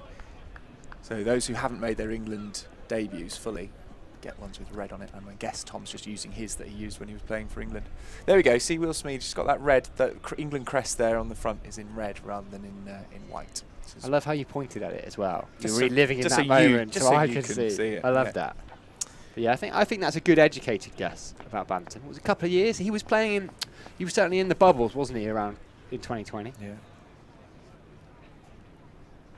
Janssen to Banton with that white helmet, strikes the white ball down the ground. It's a shot he tried to play earlier in the over, didn't go get all of it. It's 6 runs. Mark, the announcer, has to take evasive action down in the tent. Lovely looking shot from Tom Banton, and that is the end of the first power play. So 10 overs gone. South Africa only allowed 2 fielders outside of the circle, and the England Lions, but largely Somerset's 2 youngsters. It's not really England Lions at all here, it's Somerset. Tom Banton and Will Smeed. Will Smeed has 41 of them, and with that 6, Tom Banton moves on to 29. I can see a healthy crowd out. I'm just standing up. The Marcus Trescothick Pavilion is almost full here. We're behind the bowler's arm. A good crowd in the rest of the ground as well. I can see a gaggle of school children as well. Still in term time for the state schools. What a fine day out at the cricket here. And it looks like we're going to see a change of bowling. I think we're going to have some left arm wrist spin, are we not? Straight away out of the power play. And Kevin Maharaj, I believe, has turned to Tabriz Shamsi to try and regain a modicum of control, which really is very much with the England Lions. Well, they need a wicket, don't they, here, South Africa? I mean, I say they need a wicket. I don't think they'll be desperately disappointed if they end up on the losing side, because they'll have got some runs and some deliveries bowled. But in the context of today, I'm sure they'll feel, all competitive people, aren't they, cricketers? They'll want to come out on top, get their morale going for the tour. And you do wonder, we really enjoy watching Janneman Malan bat. And yes, maybe he could have scored at a bit of a quicker tempo. I don't think he particularly does in his ODI career, but you do wonder if actually the message was more, no, you feel bat on ball, bat for 30 overs, 35 overs. Yeah. Obviously try and score the runs, but don't be too head up about run rate. Yeah. In comes Shamsi, and this one is cut away just backwards of point by Will Smeed. Just the single from it, because he's currently, I had a look, because I know at one point he was the #1 T20 bowler in the world, wasn't he? He's now ranked 3 behind Adil Rashid, and Josh Hazlewood is currently the #1 T20 bowler in the world. I was hoping you would say Josh Davey of Scotland. Josh Davey, of course, yeah. Well, who's to say? He's another one of these fascinating cricketers who's actually come into international cricket having played franchise cricket around the world first. Here he is again, and this one, reverse sweep. This one from Tom Banton. It's running away towards the boundary. Shouldn't get there. It won't do, because Nortke is there to pick it up, and that is a couple of runs there from Banton. He just switches it and sweeps across the line, picking up a couple of runs. So he's now on 31, Smeed on 42. I tell you what, it's a good opening partnership. Somerset would have been very pleased with if they were wearing Somerset shirts. Oh, one of the cement lorries has just crossed the bridge. Big yellow cylinder going across there. So this one is pushed forwards towards the short cover fielder, and there's no run added. Therein proves my point about it being Charlie's Bridge. I do love there's just a little gap between the Lordy and Botham stand and the Colin Atkinson Pavilion, which just gives you a glimpse, but as soon as you see it, it's gone. It's tantalising. Shamsi, the left armour. Again, another one. This one in the air, and I think just bouncing in front of the rope for 4. Yeah, giving us a 4. Great shot again, using that reverse. He's so good at it, Banton. We'll see it here. Crouches, and then when does he make the move? Yeah, as the ball's coming, switches it. He switches his hands, I think, as well, Banton, doesn't he? Just, that's what KP did, isn't it? He goes so early, whereas you see a lot of them sweep. He actually stays up and changes to a left-hander. Yeah, and frustrating for the bowler. We're going to have a look at some of the big hitting from Banton soon. He's on 35 now. This one, he's picked the gap perfectly. I wondered if it was going to go down the throat of extra cover, but no, picking the gap. That one finding again all the way through to the boundary, and he moves to 39. What a great over this is for Tom Banton. Shamsi has not started off his tour of England particularly well in this over. 89 for no loss now. These two going really well. Well, he came on because Lizard Williams was a little bit expensive at the other end, and he hasn't quite been that expensive. Williams went for 16, but he's gone for 11 off the over already. Still a ball to come. In comes Shamsi, and quite happy just to push this one down the ground, keep the strike. Well, if you're seeing it like he is at the moment, you can see why. 40, Smeed on 42. England Lions reach the 90s in the end of the 11th over. 90 for no loss. Yeah, Banton, who was watchful to start with, he had to basically stand and watch at the other end as Will Smeed went about his business, but he's picked it up in the last couple of overs. And here's that slow motion camera. We've got the Marcus Tyskovic's brilliant end. Marco Janssen, the previous over. Banton just following through. It's beautiful, isn't it? The stroke play there. He's just watching that. He knows straight away when he's connected. That is sailing over long on for 6. Beautiful shot. As you say, it's pure from Banton, isn't it? Yeah, well, he's off the back of 73 from 41 in the T20 on Saturday night. Beautiful shot. Spin at both ends then. Orthodox left arm spin this time. The skipper, Kevin Maharaj, comes into the attack. Played some cricket in England before. Maharaj played up at Yorkshire. Yorkshire, 521 all out, so that all came to a bit of a clattering end eventually. Against Surrey. Adam Live loves it up at Scarborough. Oh, I wish I was there. I would love to be here, but Scarborough, I was there last year. I know Somerset lost, but that was beautiful. I've never been there, and I'd love to. Yeah, that's on the list. Done Southport.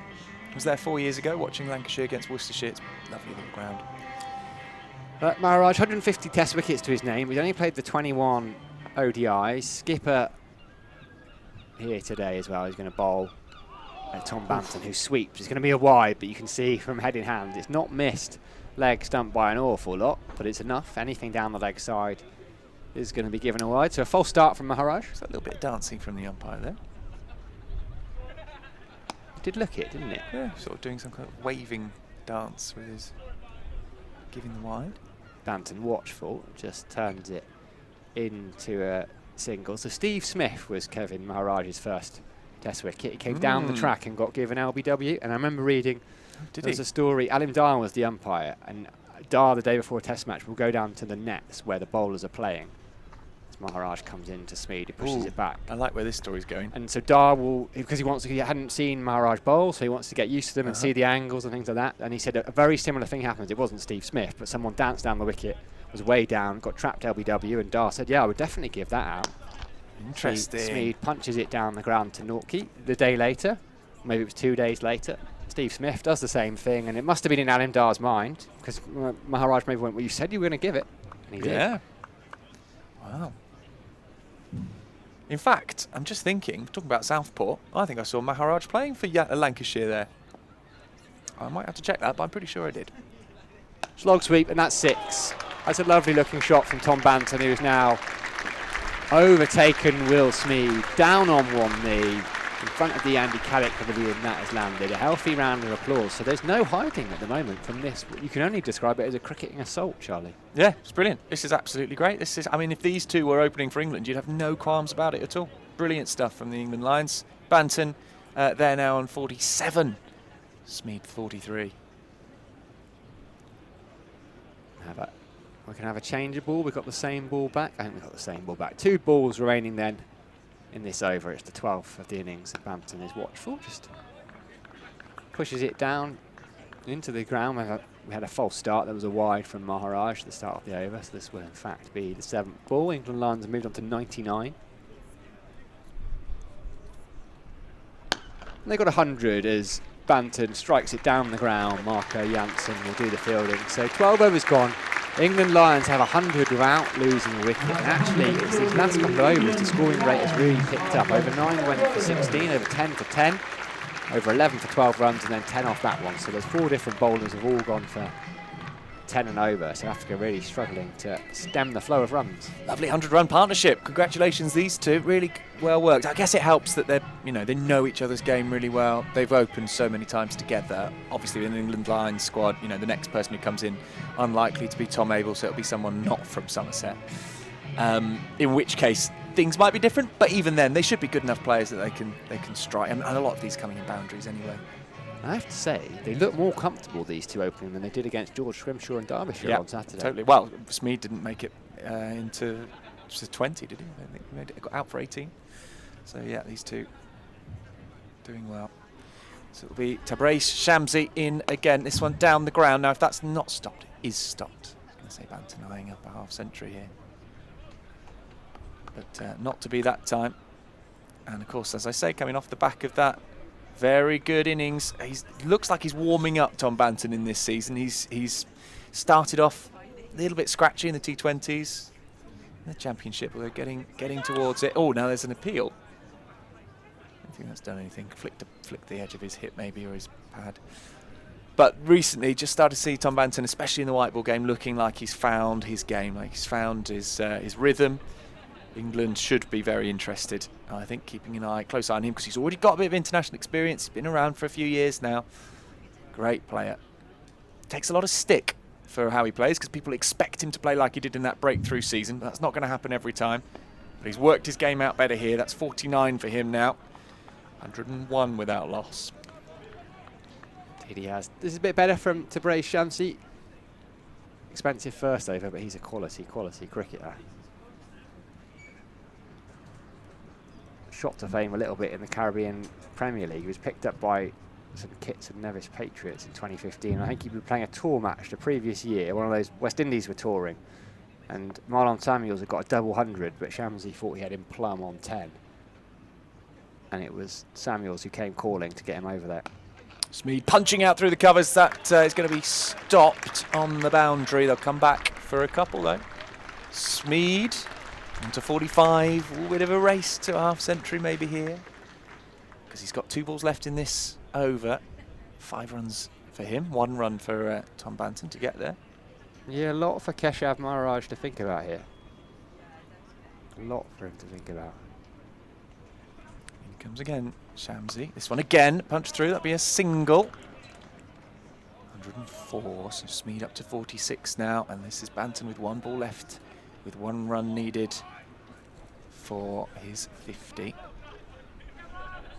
Really good stuff so far from these two.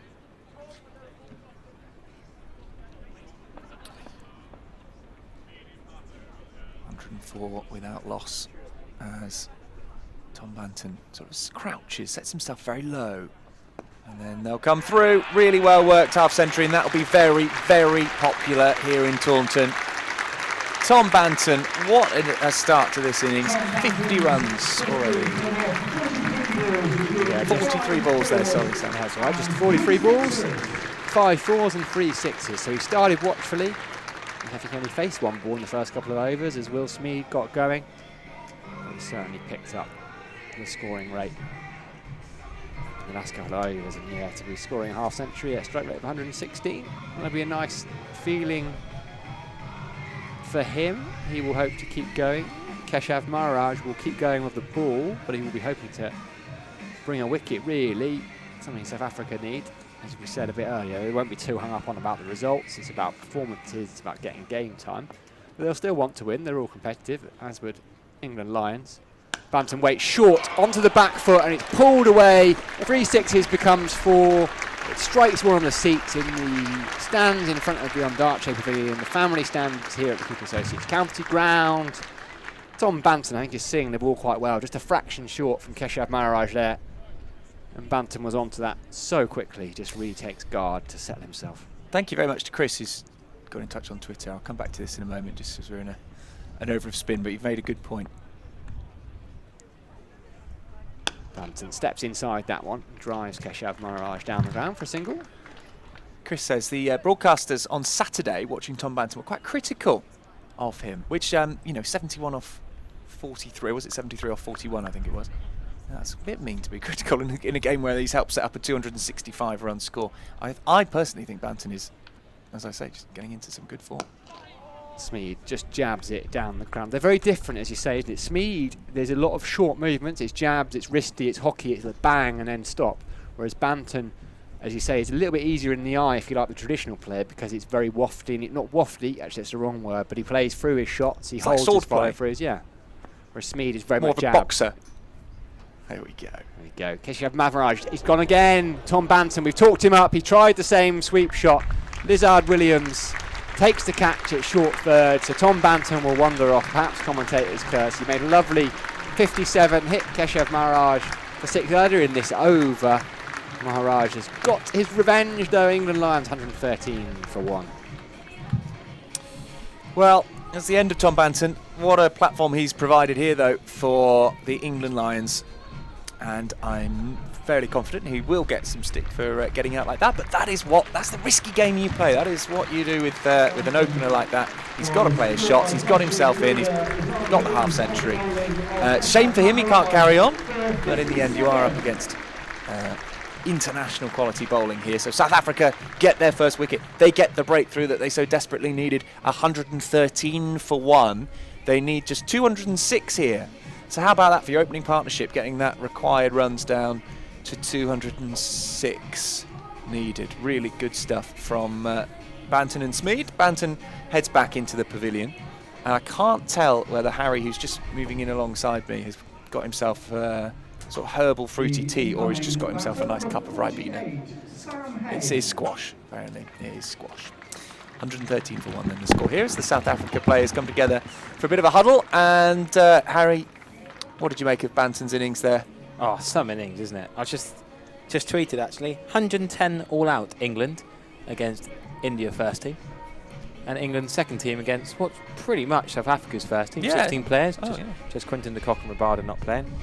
And, 111 for none after 13.2. So, might be showing Roy, Bairstow, Butler and the like how to bat. Well, that's it. And Banton, the point here is that, as you say, they're not up against a second-rate South Africa side. This is the side, these are the bowlers that England will be facing over the next few weeks in the ODI and T20 series, and then some of them as well in the Test series too. Shows incredible strength and depth here. And I thought it might be Duckett that comes in at 3, but it's going to be Sam Hain, who's been in wondrous form for Warwickshire in the T20 Blast. Looking forward to watching Hain. The average. How many times do we need to say? Oh, yeah. What is it? Go on. We'll say it. Should we say it one more time, or should we just play the trivia game? What's his average? Oh, are you asking me? Should I have a go on. guess? What's his average? I reckon it's late. I think it's 59 point something. 59. I'm going to say 59.22. In List A cricket? Yeah. 59.78. Oh, not bad. The highest List A average in history. I was. Not far off. It's just 0.22 below 60. Maybe that's where my brain had got There you go, confused. not far off. Yeah, that's amazing, isn't it? And he's played how many games? 58. I'm going to say 58. Well, It's from my stats. 54 or 58. I'll have a look for you. You got Maharaj this end? I can swap ends. I don't mind. Well, what's going on here? Around the wicket, and Hain just playing this one into the onside. So Sam Hain, how many ODIs? Not List A games. List A games. I reckon. I'm going to say 58. Bang on. Yes. Bang on. You've the revised research your worked. stats. Isn't it? That's why we do it, and that comes through into the onside for just 1 run. And I did the England Lions research first, so that would have been a few days ago now. Stuck in my brain. I think those stats, those big ones, do stick in your brain like that, because those are incredible stats. 58 List A games, averaging 60. That is serious, incredible. and he's top order. It's not like he's got loads of not three or outs. four. Yeah, exactly. So he's gonna score. Those are high scores that he's got. I always think interesting heritage. Born in Hong Kong, spent some time in Queensland. We commentated on Sam Hain, scored a beautiful 50 in the Canada Championship pre-season Red Bull game here back in March. The only thing that you can really hold against him is his haircut. Well, yes. I was just thinking he's played here 3 times already this year. Pre-season game 3 days. Yeah. Cam Championship game here 4 days. Well, Then here again. Right. did it go to the 4th day? I don't think it did it? The 4th day. Somerset Surrey was the first game to go to 4 days in the whole season. So, left arm spinner to Tabraiz Shamsi. We got left arm wrist spin and left arm orthodox spin from each end. Sam Hainbury. Oh, You're a wrist spinner, aren't you? I know. Yes. You're a leggy though, aren't you? Yeah, bowl not right-handed. left hand. No, I've tried bowling left arm, but I can't get the left arms to work quite as well. So, do you prefer watching the wrist spinners generally then? Yeah, to I do like watching it. to the finger spinners. Okay. Something about the art of the wrist spin. Nice slow, non-turning leggies. Tabraiz Shamsi, and that's upside off stump. Nice little dab into the offside from Hain. Yeah, it's interesting. I'm keen to see how Hain goes about this because obviously he knows what he's doing in a 50-over game. That's proved by the stats. So is he someone who really lets himself get in? I haven't watched him in many 50-over games. Did you see that phenomenal Birmingham Bears game the other week when he whacked 100 off? The T20? Balls, yeah. Scored 261 for 2 or whatever it was. Which was a world record at the time. Well, not a world record, T20 Blast record at the time. But Somerset were not having that. Not having that. Break the records. Yeah. 22 days it lasted. That record. And margin, 191 margin of victory as well, ridiculous. Yeah, that is incredible. Smeed nudging into the leg side for 1 run. Yes, so all the England-India fans will probably be tuning into us now. Do you reckon Is it over, is it? All not done? over, but not a lot going on, not a lot worth watching, is it? Do you reckon they'll be watching us now? They're It's going a to good watch chance. England's second team? There's a good chance. I reckon there's definitely a chance the England players will. I'm not sure about. Yeah, Craig Overton will be one of watching his mates, wouldn't he? I guess the India fans, as their team will have won, they might fancy some more cricket, watch some international quality cricket. Sam Hain with an open stance, goes to reverse sweep, and that's a fumble from Carl Verheyen. Didn't think it was a chance. Hard to tell from up here with our angle. Didn't seem disappointed enough to me. No. Often you get hands on heads or shouts or oohs and ahs, but I don't think there was anything on that one. Carl Verheyen with these modern sort of shin pads under the trouser kind of job. Guess it's a bit lighter. Standing up with no proper pads is a bit brave though.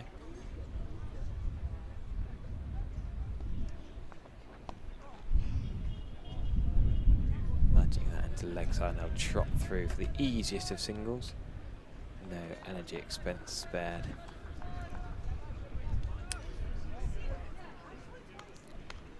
What do we think of the 2 kits on display here? Let's start with South Africa. Okay. It's a standard, to be honest with you. It is pretty standard. It's not. I've not got no anything. dislike or no massive Yeah. praise. It's just a standard green and yellow South Africa, which is what you expect from them. Yeah. Decent kit. England like to be too jazzy and fancy. I think they change it They too are much. going a bit jazzy, aren't they? Smeed defends that. Oh, he's pushing a single. Really? Okay, good run in. Fair enough. Maharaj is pretty lazy from the captain. He should be setting the tone. Yeah. There's no way you'd get away with a single there in a week's time when they're playing the ODIs against the England team. But maybe South Africa just very much a warm-up game, and even the skipper's not going to run in for mid-off. Oh, Smeed will take that to take him Yeah. to 49. Nice, easy, quick run. Even Sam Hain didn't look too bothered. I thought he would have to sprint from the other end, but no, very chilled, easily through. Whereas England just saying it's too jazzy. I've had a look It at is it a close bit. up. I prefer it to some of the other ones that England have I had thought they close just change up. it too much. I love Well, you know why they do it though? more money. Yeah, it's to sell shirts, Best I think. ever is Is probably that just maybe- that New Zealand grey kit from like the 80s. That's got to be the best kit. Yeah. Grey brownie one. They brought that retro one back as well. When you say it like that, you just don't imagine that grey-brown is going to be the No, kit that you're really right though, stands yeah. above all others, but it is a good one. It's definitely a good one. The South African pink one they wore in the World Cup was quite cool. Yeah, I like A that. few years ago. Yeah, they've got second strip seems to be a bit pink Yeah. with South Africa, doesn't it? Oh, in the air! Now, has he gone too hard? Yo, it's huge. It's huge. It's gone into the Andy It's Caddick hit Brian. Pavilion. No, it's hit Brian the Cats. It's not hot. It hasn't hit Brian the Cat. Don't It's hit his scare prop. people. It's hit his shed. Oh, let's hope he wasn't in there. I'm not funny on the top of the Oh, I thought you were about to say it hit Brian the Cat. No, I reckon it's landed on his head. I think he would have had a shock of his life. Yeah, thanks Brian to Bradford Builders for building the very secure Well, we'll see how shelter. secure it is now, won't we? It's That got a is hole in test the there. roof. That's on the 6. insurance plan. So that's the half century. Oh, yeah. 55 for Will Smeed, who then plays this one out to fielder at mid wicket. Well played, Will Smeed. Really well played. And we were talking about how it was a bit more like sword play for Banton and boxing for Will Smeed. Well, both of them get half centuries in their different styles. Really well done as this is pushed down the ground for a single for 56. Will Smeed, well played, and is what is a 50-over professional debut. Not a List A debut because it's not a List A game, but a professional debut in a 50-over format. So well done to you, Will Smeed. And he's tested out our WPA Health Insurance sponsors and the Bradford Builders sponsors. We tested both of them out by clattering into the roof of Brian the Cat shed. I like that. Hayne going over cover, running towards a gap. Will it be stopped? Yes, it should do it. Oh, hang on, there was almost a mix-up there. I wonder, did that go for 4? They left it for each other. They both were too polite about that. Well, dear, I've got to say, this is very village fielding from South Africa. Well, we want to have a look at that. Did he pick it up while he had his body in connection with the rope? Let's have a look. You'll see there's no after you. Oh, hang on a minute, I've got to get it. Oh no, it was just about safe. We've got Maharaj giving them one dear, single mid off, and then we've got 2 lads on the boundary just leaving it for each other. Marco Janssen was. I tell you what, captain's bowling, he would not have been pleased if that had rolled away for 4. Oh, this one down the ground now. All the way for 6 into the Marcus Trescothick Pavilion. Will Smeed hitting another one and into the 60s he goes. Wow, that was a huge hit down the ground from Will Smeed. Wow, Will Smeed strikes a big ball, doesn't he? He looked like he was going defensively. Since Banton got out, he's blocked and nurled and looked a bit defensive, and suddenly played that slog sweep for 6, now down the ground for 6. Hayne with that chip over extra cover that probably should have been 4. Suddenly Maharaj has been taken to, and Lions are doing superbly here. Yeah. And you must say it's a slightly slow outfield. In the last few weeks, it's the slowest outfield I've seen. Yeah, would agree. Not quite sure why. Given how hot it's been as well. Yeah, I don't understand. That 4 from Sam Hayne really should have rolled away quickly to the groundsman shed, but it didn't. Yeah. So they're going to continue a spin. Trial by spin from both ends. We've had a Geedy, we've had sure it's working. No, it's not. At the moment. Plenty of options for the ball in front, but nothing come off yet. We've seen Janssen, we've seen Williams, and we've now seen the 2 spinners. Right, is Hayne eyeing up the River Tone? Mid-off is up, which is interesting. Sam Hayne does go inside out over extra cover. This time he just tucks it into leg side for 1 run. I guess the wrist spin coming into Hayne is less likely to go against a spin over extra cover, as he would off Maharaj, turning it away from the bat.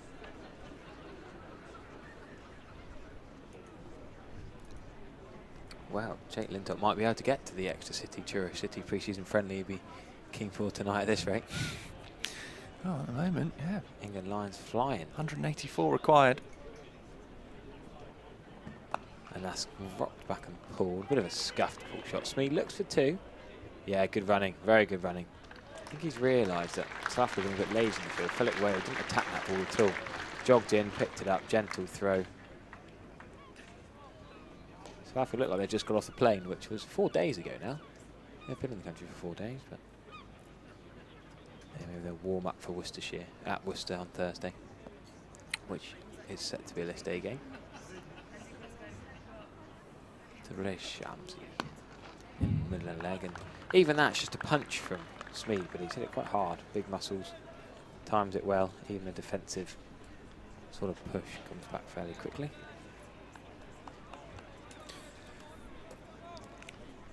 Shall we have a look at some of Will Smeed's big 6s at the end of this one?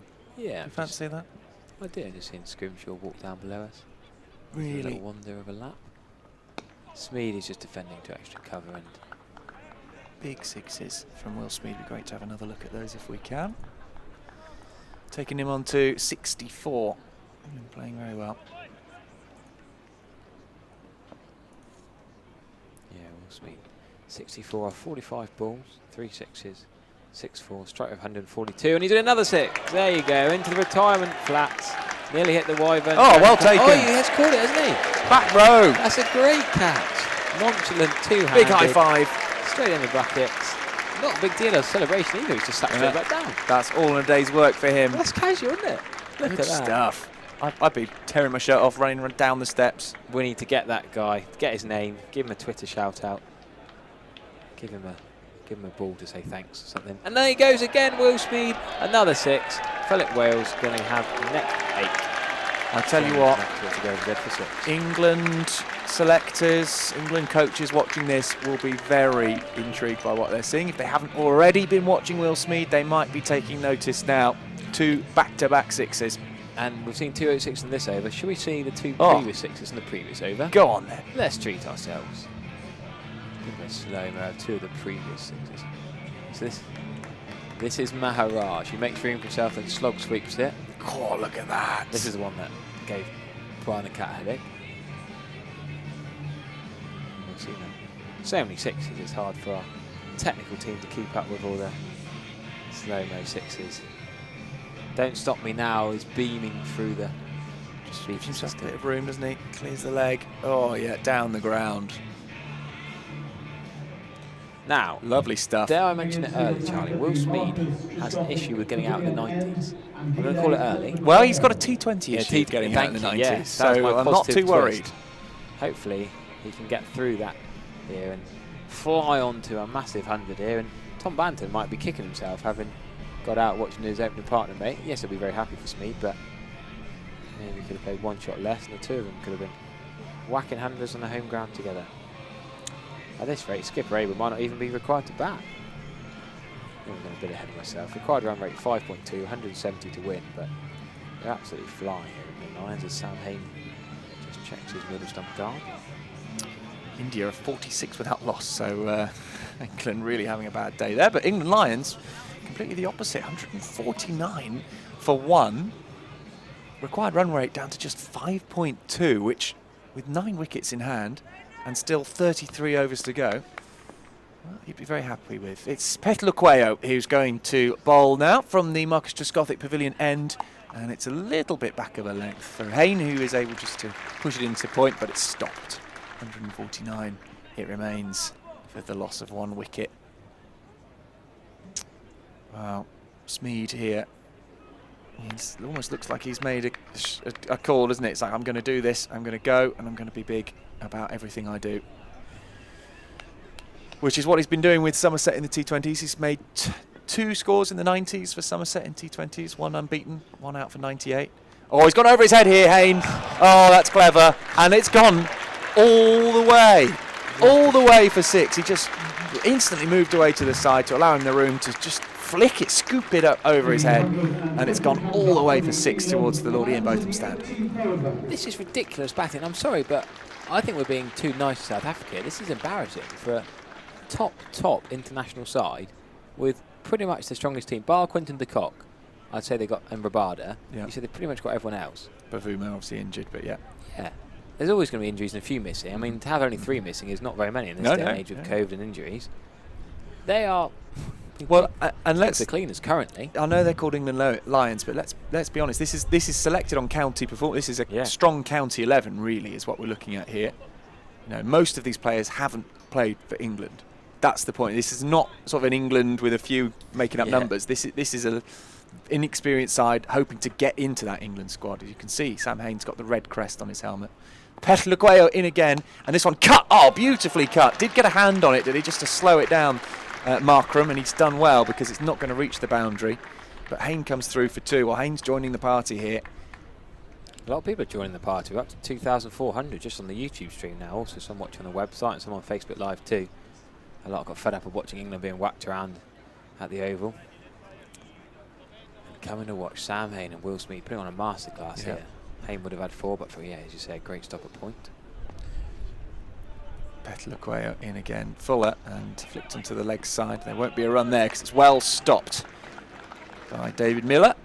Tall figure getting down quickly. A few people out on the balconies enjoying watching this. England Lions at the moment almost halfway there. 157 for 1, just 162 needed. And they've got a walk in the park, isn't it? Well, they've got a lot of talent still to come. That's not to say that it's a walk in the park and that, as you just said, it's not necessarily going to be easy from here on. There's a lot can change, but at the moment they've started so well here, and that one will get past Miller this time at short mid wicket, and another one added to the total. Smeed on 76. He can make a first professional 100 here, which would be pretty special. Let's not talk him out though. 24 more runs needed. He's only 3/4 of the way there. Interesting. People in the YouTube comments. Scott Van reckons Will Jacks is ahead of Smeed in the Well, I suppose you're thinking ODI rankings, but picked in well, the squad. he's not been picked, yeah, that's the thing. He's currently playing for Surrey. Betlakwayo in. This one is pulled, and it's down towards mid-wicket. He's picked the gap perfectly. What a shot from Will Smeed. That's worth mentioning, isn't it? He's placed well today. He's not whacked many long opposite fielders, which is kind of natural. There's a deep square leg, a deep mid-wicket, and a deep long on. It's easy to whack them for one, but he's somehow found the gap. Yeah. More times than not. Wow. Another good comment on the YouTube is I think this is more of a warm-up match for England Lions than for South Africa. It just shows that strength in depth. We've Yeah. been talking about the fact that this England side that we're watching now, the England Lions side, would probably put up a really good fight Yeah. at ODI level. Oh, David Payne was exceptional in the first innings. Do rewind and watch that again. Absolutely. Let's have a look at that scoop from Sam Hain again, shall we? Here we go. Over the top of the wicket keeper there. Lorraine taking evasive action. Really well played that. That's a hard shot to get perfectly right, and you quite often see players when they mess it up getting out. But not Sam Hain there. Will Smeed on 80. Hain on 16. What else can South Africa do? They've tried a few different bowlers here. Now they're going to go back to... Was it Dwayne Pretorius they're going to see here? Yeah, we've had 7 bowlers already. Only 18 overs in. I'm not quite sure why Pretorius is their 7th choice bowler. I thought they might have tried it before Williams, but... to try the spinners for a little while first. They probably won't the spinners for too long, you'd suggest, but... I mean, they're test quality bowlers. Shamsi, Maharaj, they've got international wickets for fun over the last few years, and they look a little bit silly with England's second string here. Sam Hain is casually back foot gliding down to third man. Good fielding from Norkia. He's still in the game for South Africa. He's not going to give him one there in the ring. Need a bit of an injection. Aidan Markham can bowl a bit of part-time off-spin. But you don't really want part-time off-spin, do you? Not when you've got the options you've got here. It's not like you're short on quality. Exactly. Yeah, I think South Africa will be very disappointed with how this has gone so far. Nice cover drive from Sam Hain. Just calm down a bit. 2 dot balls here. No real rush now. No rush at all. Required rate just 5 runs and over. Very achievable. When you consider that England against the Netherlands, they went at 10 and over for 50 overs. I know, very achievable. 5 and over. No need to rush things too much. Lovely shot that from Sam Hain. Tickled it behind square leg for 4. What a glorious stroke. We've seen some brute force. We've seen some whack sixes. Just a bit of finesse, bit of timing. A clip off his legs for 4. 50 partnership there. Yeah, Give himself room, isn't he? He's always going to go over the offside, and the bowler followed him. Yeah. Yeah, well, and that's the thing, isn't it? Sam Hain here is playing with the bowler a little bit. Bowler trying to follow him, but Hain more than up to it. What's he got here, Dwayne Pretorius? Short and smashed. That's a good catch by Aidan Markham. Unlucky Sam Hain. He has nailed that cut shot. Bit of a T20 style innings, the way this innings is going. Sam Hain has given himself room, smashed the cut shot, and you just expect 9 times out of 10 it's going to go for 4. But good catch from Aidan Markham, and backward point. He makes no mistakes.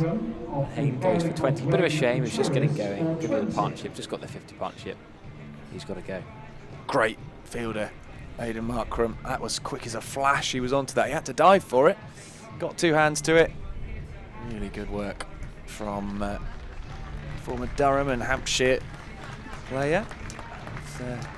South Africa today, 166 for 2. Then they are over halfway now. The Lions. We're not even at 19 overs in. It's incredible. But That the way makes me they've gone. chuckle. They've put court sub Markham.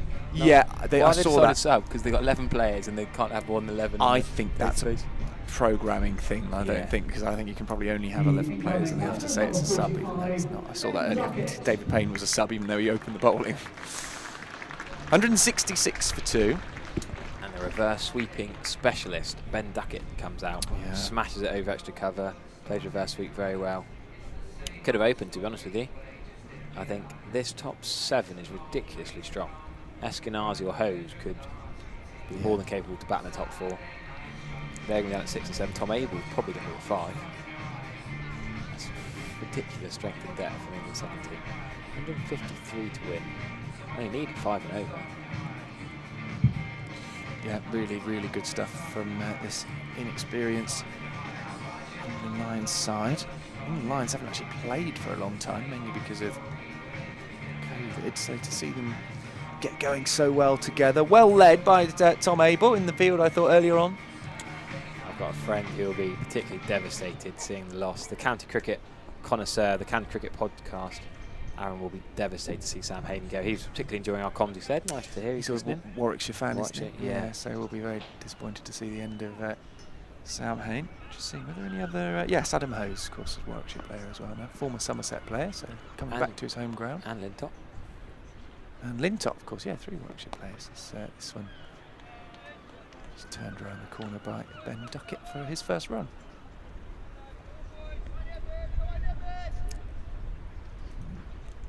.167 for 2. Really good stuff this from England Lions, especially Will Smeed there on 80 not out from 49 balls. Powerful start. Oh, England could have done with him against India today. He'll be. I think they might be a bit disappointed he was here at Taunton and not playing for England. Oh, that one has just avoided the stumps. Not quite sure Will Smeed knew anything about that. That's the end of the over. Where are they playing today, England? The Oval.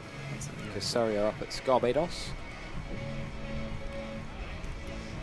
Well, I bet they wish that Smeed had been part of that setup. Yeah. At the Oval. Mind you, whacking Bumrah around. However good Norkia and Ngidi are, I think Bumrah is probably a slight class above. Yeah. Especially today with Sam. Bumrah is, he's world class, isn't he? Top bowler. Such control, such pace as well. You don't expect him, where he runs up and then shapes up, you don't expect all that pace, and suddenly it's like a rocket, isn't it? Comes out. Now, if South Africa want to win this game, surely you go back to Norkia and Ngidi and give them a blast while they've got a fresh batter at the crease. Before Duckett gets going, do you really want Felix Way, who's not it's medium pace, first change kind of bowler? Probably go again. Oh no, I can see you thinking. Strike rate of Will Smeed, 163. Not bad. He, will be keen to get on strike, I think, to Petula Quayer.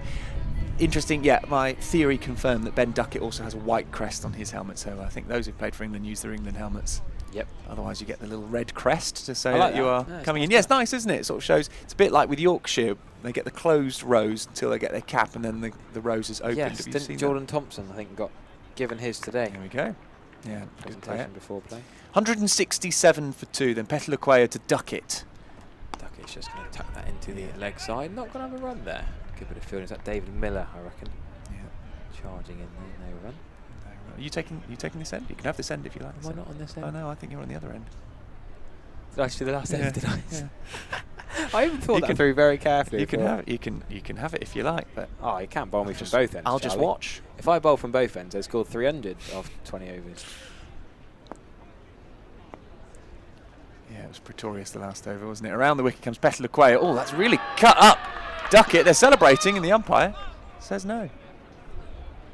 Top of the pad. He says the umpire just pointing at the thigh pad, isn't he? Top of the pad. Maybe just saying no. We can see that from up here, Petula Quayer. What are you on about? Yeah, just it was a big appeal. It wasn't even really a question, was it? It was a celebration. They? Well, yes, they are a bit at the moment. Expected to get a hiding here today. Well, I mean, at the moment, the rate they're going, this game could be finished with quite a few overs to spare. But there is a long time left. South Africa, with this quality, nowhere near out of it. Oh, they'll keep fighting. You can bet your bottom dollar that one just defended by Duckett. Problem is for them, if Duckett gets in, well, and he was just getting going in his T20 season as well. Nottinghamshire didn't qualify, but he really did just start to at the end of the season. 63-10, 53 not out, 62 not out. So in last four innings, passing 53 times, twice unbeaten. So he's in form. Oh, that, hitting the top of the leg, but not an appeal for leg before, going down the leg side, and they come through actually for a leg bye.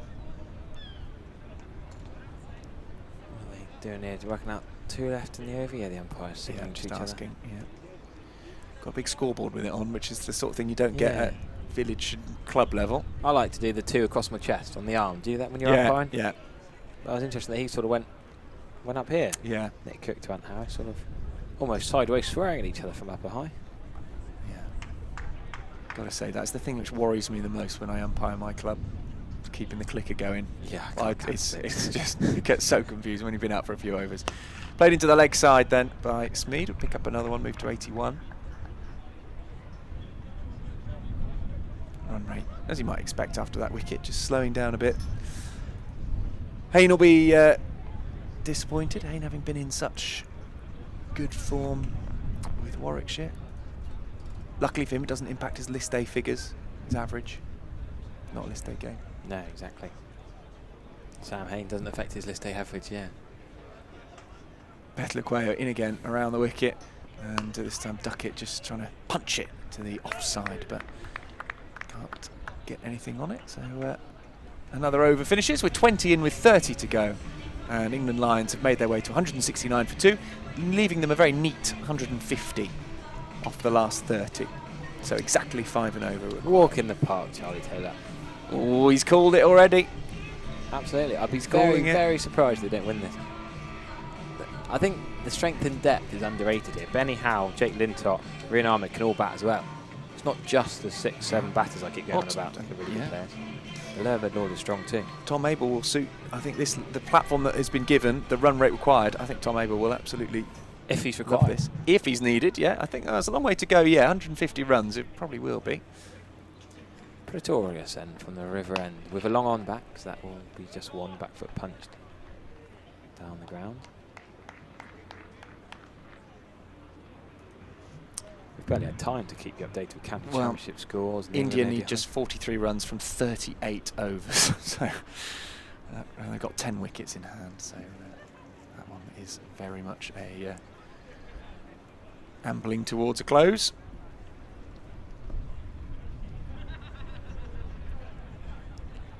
round the wicket to Duckett. Lovely glide down to third man, just dropping the hands outside of the face. Indoor cricket shot, 3 runs that would be. Lancashire yet to lose a wicket in their response to Somerset's 446 all out. They're 54 now. Essex, what? 310 all out? They were 203 for 2. Oh, the Goodness, Alistair what a Cook inning. collapse. Yeah, massive Gloucestershire have collapse done for well Essex. there, Yeah, haven't really dragged themselves back into it. I mean, still a massive deficit. Smeed into that leg side. He's just taking along now. Not in 6 for a little while, but I don't think I'll worry him too much. Yeah, gosh, massive collapse. 200. Well, they were 203 for 1. So they've lost in 107 runs. They've lost 9 wickets. Wow, that really was a collapse. Well done, Gloucestershire, bringing them back in. Higgins, Zafar Gahar coming back well. Yeah. Hampshire 257 for 7. Playing Warwickshire's 217. Scoop from Duckett. I'm not sure if he's got bat in it. It's either 4 byes or a fine tickle edge Yeah, is 4 byes. byes. That's the thing. I was playing a game on Sunday where the Plymouth Cricket Club batter kept trying to scoop it. And our keeper was playing for Devon, so our standing keeper was, bless him, he was having a horrible day out trying to stop the scoop, because when the batter goes to scoop, keeper just gets clobbered. Yeah. It's pretty risky when you stood up and he goes to scoop. Not very pleasant. No. No, you've got to be brave if you're going to stand up to that.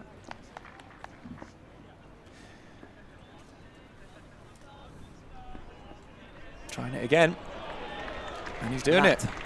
But what can Carverane do? It's a good option. The keeper stood up. I would suggest he should be stood back here, because it's almost unstoppable, isn't it? Do you star jump? Do you make yourself big? I've seen Sarah Taylor do it quite well. You just wear it in the body. Ouch. Yeah, it's a tricky thing to do. Well played with Ben Duckett. I'm going to make way, and Sam Dalling will join Harry the Hoover Everett. You didn't fancy the last ball of the over, Charlie. That's No, all it's right. your over, mate. I'm Yeah, you just- getting out so that Sam can do the next one. It's Okay. called Slick Turnover, but you've ruined it now Yeah. because you've given the game away. So organised. Didn't expect it. Varane is still stood up to duck it, and this time he flicks it down to long leg. Nortje got a good iron on it, and it should only be 1 run. Good over that for England. Lions again. I can say Lions. I could just say England, really. Here's a little Southport update for Somerset fans particularly, and Lancashire fans.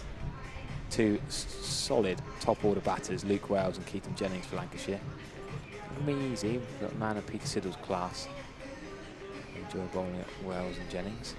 But club ground, I love club grounds, don't you, Sam? The outgrounds, Scarborough, Southport. And there's one other this week, Merchant isn't there? Taylor That's School. it, Merchant Taylor School. I'm returning with a bit of trepidation, Harry, because I know you're not in your favoured Oh. vantage point here, and I know it caused a bit of a fuss It did, but earlier on. I was panicking because my laptop ran out of charge. And it's such an old laptop. I had it for my first year of uni.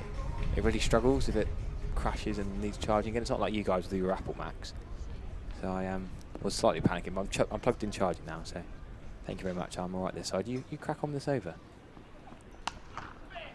Okay. I'll carry on then. Ben Duckett pulls this out to square leg for 1 run. Sorry, I'm just still acclimatising, getting myself sorted. That's all right. Charlie wanted me to bowl from both ends as well, so. You're more than capable of bowling from both ends, Harry. I just get the right. I've been doing some work on my auctions. I'm just getting the scorecards back up. Oh, very nice. Yeah, I've got a good 7 selection. all. Good selection of kit this Mondley Kamalo auction. His South African. wasn't his brother here today? It's family here today, invited by the club. This from Smeed. That looked like the Smeed arc, the Smeed air. Good stop for Maharaj. He was sloppy at mid-off earlier, giving an easy single, but the captain has slightly redeemed himself there, diving and saving 3 wide of mid-off. Yeah, it'll be online in the next couple of weeks. We've got some good stuff, actually. A lot of South Africa stuff. I got a Colin Ackerman Leicestershire T20 shirt through. I mean, Marnus Labukane's not South African, but he is there. Neil Wagner, Blair Tinkner. I know I'm not doing South Africans, having said it. Simon Harmer, Rian Mulder, Ryan Rickleton, all getting involved. George Linda, David Payne shirt as well in there somewhere. Lovely shot from Ben Duckett. Again, it's wide of mid-off and a good diving shot from Norkia this time, the left-hander. Just up well. Dane Patterson up at Nottinghamshire's providing one of his blast shirts as well. Honestly, it's been overwhelming the number of people that have just said yes when you ask them. Dale Benkenstein up at Gloucestershire, the coach there has helped out. He said straight away, yeah, got Glenn Phillips, David Payne and Nassim Shah shirts for you from the T20 all to go into the auction. So it's going to be quite something. Hoping to have pretty much every county represented. Some international stuff too.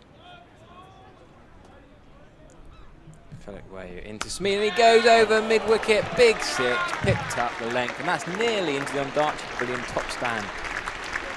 A special day in there today, the Blundells, 25 years of celebrating in that box. And near the catch, just short, just above the family stand, in between the family stand and the old Ondarchie Pavilion, the reinforced windows up there. Yeah, at that pace, Philip Wayo's pace, just back of a length. Yeah. Smeed is just going to rock into that. No trouble for Smeedy. Nails that over the top for 6, and another 6. 5 6s for Will Smeed. Ready, he's flying along. He's into the 90s now. He's not so nervous. Oh, he's bowled. What is it with Will Smeed in the 90s? About to say, don't say it. Heaving across a straight one from Philip Way. I feel so sorry for Will Smeed in the PSL, in the T20 Blast, and now in his England Lions debut, he's now in the 90s. I'll be honest with you, that was a filthy shot. It's the first one he's played. He tried to hoik one off stump. He's coming slightly from Philip Way, but not a massive amount. I think he was a cut off from Philip Way. Yeah, I was just thinking, he's about a dozen runs short of having 4 T2000s. He's done it 4 times, twice in the PSL, twice in the Blast. Now on his professional 50 over debut.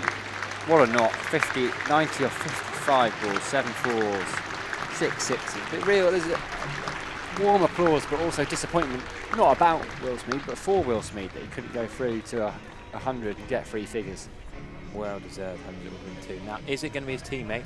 No, that's not Tom Abel. And Stevie Eskenazi, that looks like to me. Yep. Middlesex T20 skipper.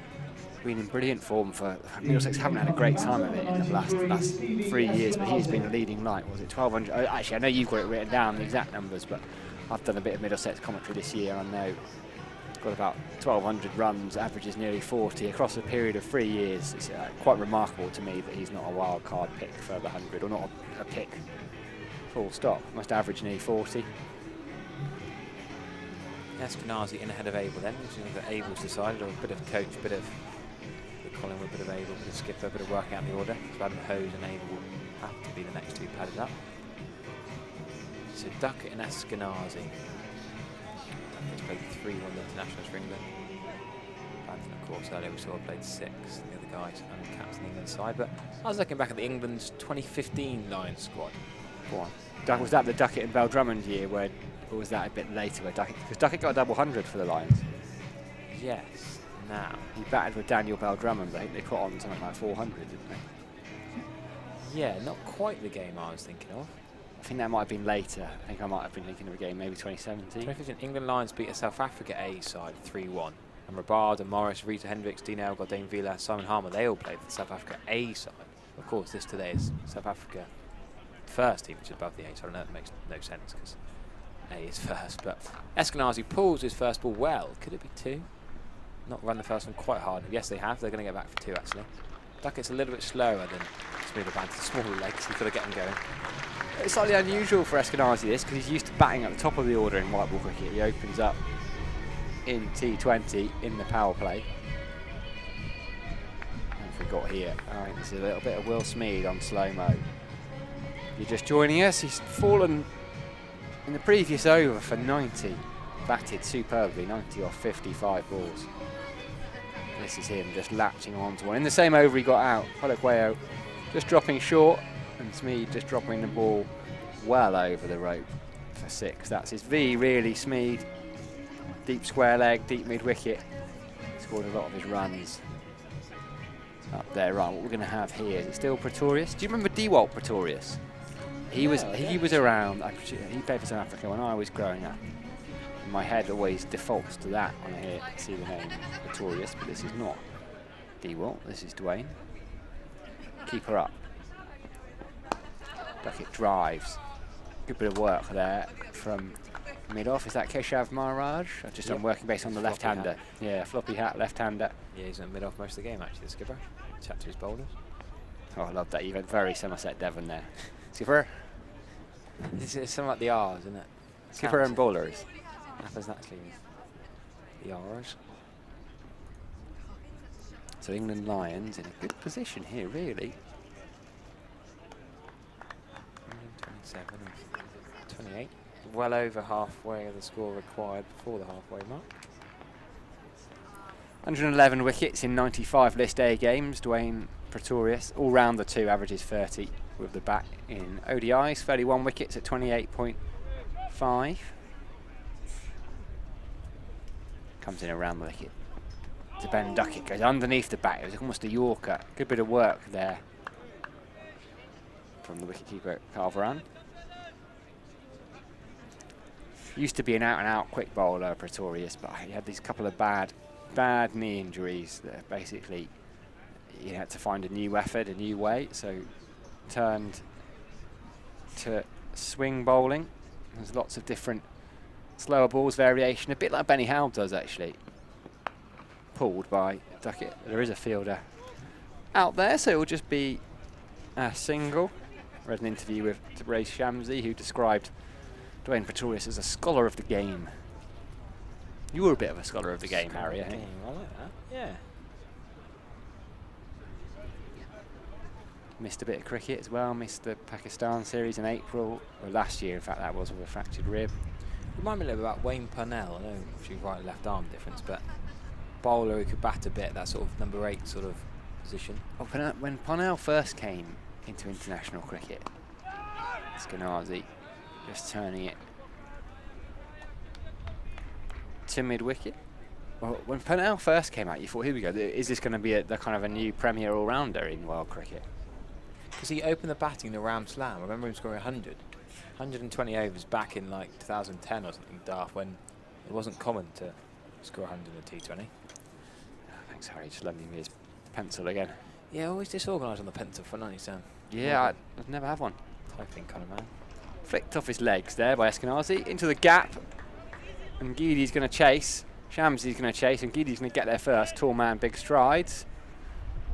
So they pick up a couple. I'm just writing down the last few squad numbers. We've got a list 1 to 13, but we haven't got the squad numbers of the South Africa players. I'll blame Spencer Bishop. End of the over then. 195 for 3 England Lions now. So a little bit of potentially rebuilding to do. Eskenazi's got 4, Ben Duckett has 11. Target's 319 off 50, so they've still got 27 overs remaining. So plenty of overs, 27 overs to get 124 runs. So should be fairly comfortable, but you never know. Another wicket or 2 here.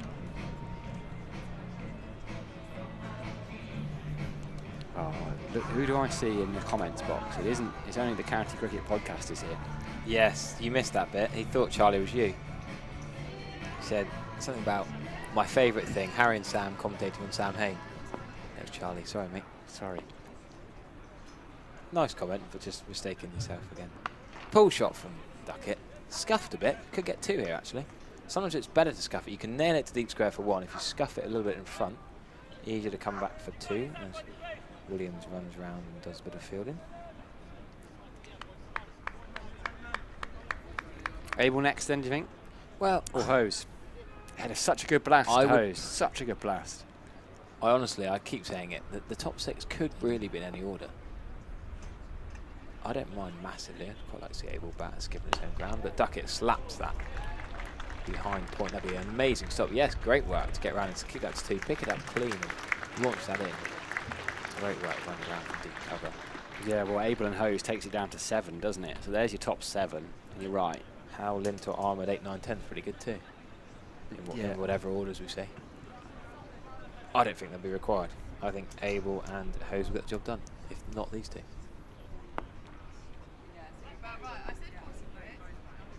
Maybe would have put Eskenazi below Abel, but you never know. Pull shot from Duckett. That time he's nailed it. All the way down to the groundsman shed. And Sunset stand. It's batting along pretty tidily, pretty quickly, effortlessly. To invent South Africa just bowled a short ball or an overly pitched ball every over. Hittable balls all the time. Duckett's on to 17 off 18 balls. Strike rate near 100. Every other batter in the innings so far has a strike rate of over 100. Duckett's now getting that way too.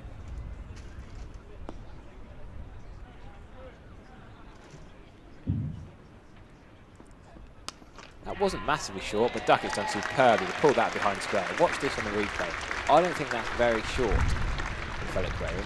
Duckett is short, let's be honest. But he crouched low into that and almost swivel pulled. Almost somewhere between a sweep shot and a pull shot.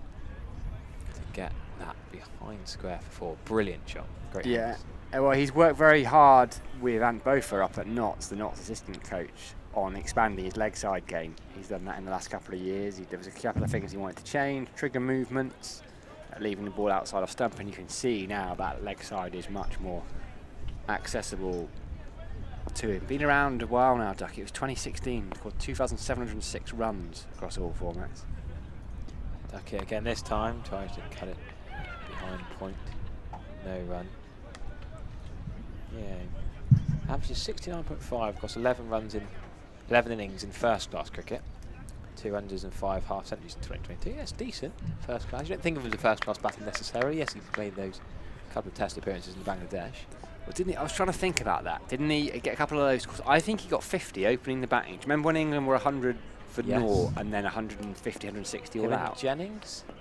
Yeah, it would have been, because Hamid, I think, came later against India. Cut shot from Duckett, lovely, but there's a deep cover sweep, so it'll only be 1 run. 396 runs in the blast this year, including 350, so he's in good touch. Roselong 25 now with 2 pulled boundaries in that over. Yeah, he's just a very good cricketer, and I think he's, despite scoring those 2,700 runs for Northants back in 2016 it was, he's moved to Notts and he feels like he's on the very top of his game. There's that scorecard, England Lions, 208 for free, so they need just 111 runs to win. Will Smeed, Somerset's Will Smeed, 90 off 56 balls. Tom Banton, 57 off 46. A little bit disappointed with the way he got out, I suspect. Sam Hain, a sprightly 20 off 17 balls. Good catch from Aidan Markram. A backward point off Dwayne Pretorius, and Ben Duckett, who is going along nicely. We're talking about him, 20, and we will still talk about him, 24 off 22.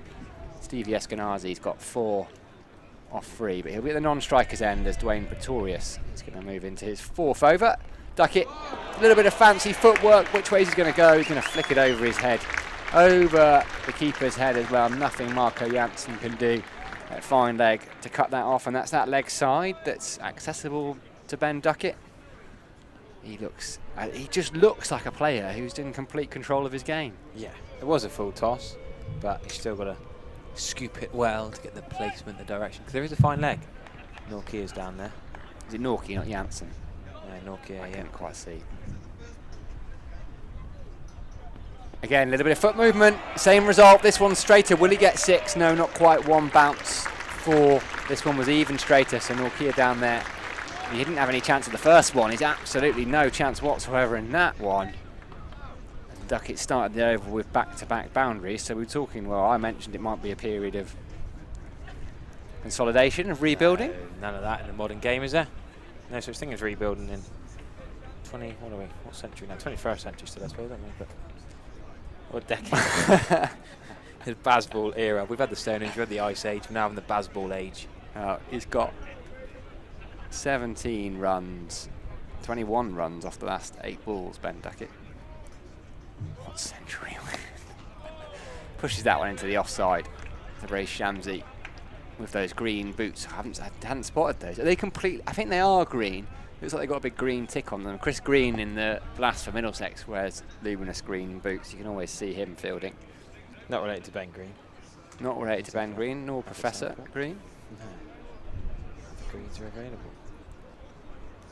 Talk a lot about Ben Duckett. We were mentioning that 220 not out. I've just gone back through my notes again. Sometimes I make notes that I forget I made. It was with Bell Drummond, wasn't it? Yeah. Second highest list A partnership at the time. 367 they put on. That's some partnership. Pretorius to Eskenazi, drives it down the ground. It'll just be a single down there. Lizard Williams does the fielding, loses his hat in the process. I think Duckett might have got another 100 in that series. I remember reading that he scored something like 650 runs in that month. List A runs in July. I think he had a ridiculous month stat, yeah. Cut away by Duckett, but a good bit of work there from Aidan Markman. He's a good point. Yeah, he's very good. Good catch he took a little bit earlier on.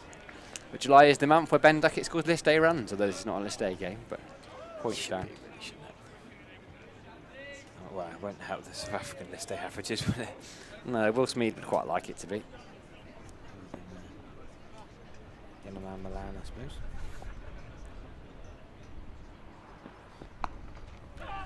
Pulled into the gap. There is a fielder out there at deep square leg, but can't cut it off.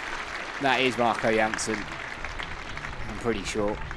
In front of the. Just trying to look around the corner. Sorry, I should interrupt. Wicket-keeping change. That's a bit village, isn't it? That screams warm-up game to me. 25 overs gone. Before that ball even went for 4, Heinrich Klaassen started jogging on, and Carl Verane's going off. Bizarre, isn't it? Just giving both a go. I think Heinrich Klaassen is a better player. Keeping wise, hard to judge. We'll see now. As a batter, I'd have Klaassen over Verane, personally. But I'm not a South African selector or captain. I just think a summary of this match is that England Lions have found the gaps really well. They've pulled into gaps, not many at fielders. So many of the South African batters would nail shots at fielders for no run or just for 1 rather than 4. And it's almost as if South Africa don't realise you've got to score a lot of runs at Taunton. It's almost like a lot of them have played here before. They really could have done with Riley Rousseau to come and give them a whack. Because even the Notts and the Warwickshire batters so far have, the Middlesex batters, Eskenazi, they know that you can score a lot of runs at Somerset. It's a quick outfield and you don't have to whack the ball, just time it into the gaps and you'll get value for runs. So Williams is going to come back on from the Marshall Scothic Pavilion end. Didn't he bowl 1 over earlier? Yeah, he did. Eskenazi going to look for 1 in the point area. Yeah, went for 16, I think. Didn't yeah, you'd have thought he might. Talented sportsman, Lizard Williams. Plays South Africa under-19s rugby too. Almost didn't make it. Like, kind of was drifting around. Spent 8 years in Cape Town. He made this move to Pretoria to play franchise cricket, domestic cricket. And it was either he was going to retire and move to the US to play cricket there if it didn't work out, but it has for him. Leg stump. Full, not quite a half volley. Driven Eskenazi into leg side. Yeah, imagine Williams, Corey Anderson, Liam Plunkett, Ali Khan. The USA have got some serious bowling options. Or could have. And they get them all qualified and all in. It's good. They've got a potential good side there out there, the USA. Was on the A Tour in Zimbabwe in April and May. Ngidi wants to go back at long off, but Maharaj is saying no. Give him a chance. We're going to have 2 men behind. There's been a lot of fine leg third man action in both innings. Very square, defensive behind square field so far, as if Williams is going to bowl short. He's just back of the length and cut by Duckett for 1 run, I suppose. They're saying they're not going to hit me over the top. So my 4 boundary riders can be back behind square. And the way it's going, we're not going to see the last 10 overs of the game where there's 5 men allowed outside the ring. Because at the moment, England Lions are cantering to victory. They need 95 to win, and if they want them, there's 24 and a half overs remaining, but I doubt they need many more than 14 of them. Williams to Eskenazi again.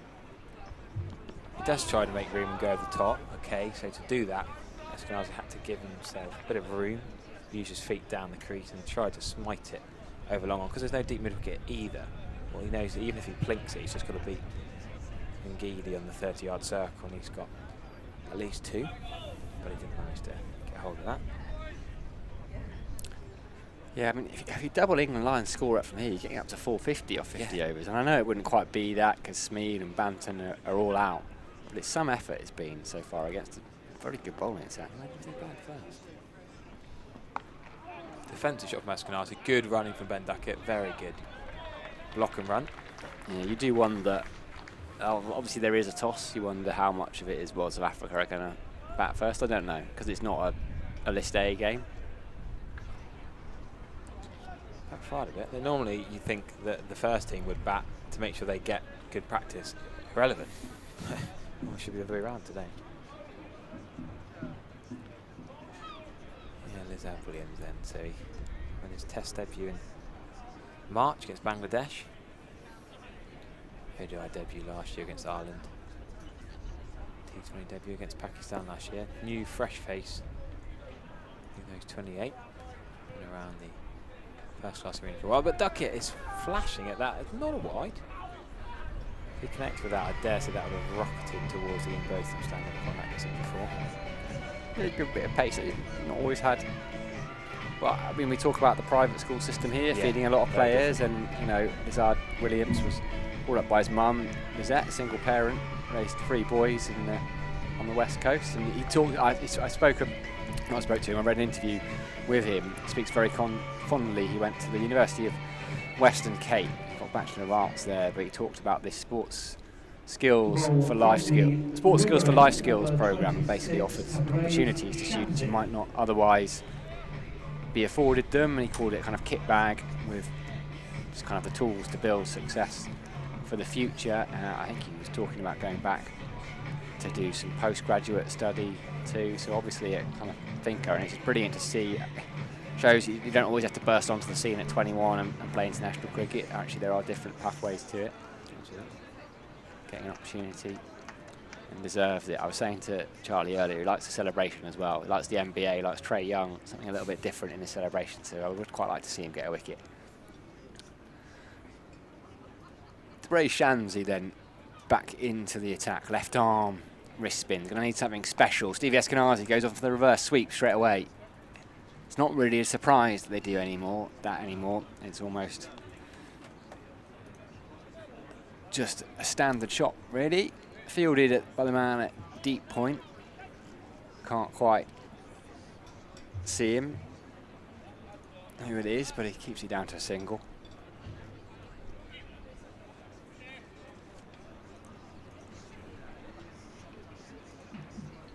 Bit of a reshuffle in the field.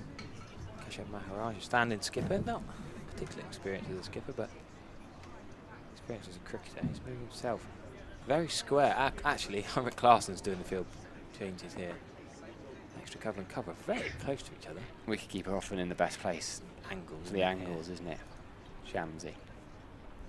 Duckett drives down the ground. It's going to get at least a single. Good bit of work in the end. I wondered if it might beat the fielder there. It doesn't. So just a single. Started life as a fast bowler, Teres Shamsi. Didn't start bowling spin until he was 14. He had these 2 coaches. One was saying bowl left arm orthodox. One was saying bowl left arm wrist spin. He went for left arm wrist spin because he just said he didn't want to take the easy option. Great attitude. It is flicked. Is that bit of pad? Are we going to see leg buys? I'm not sure if it was turned around the corner now. I think it's going to be leg buys. Eskenazi not getting any bat on it. Armband Harris is very keen, isn't he? He had his hand ready for leg bars. He helped there, straight didn't he? away. Yeah. Even before I'd asked the question, he'd given the answer. You could see that knee was hovering. England lost. India won by 10 wickets. Whichever round you look at it. That's an early finish, that, isn't it? Yeah, not much value for money if you've gone to the Oval today.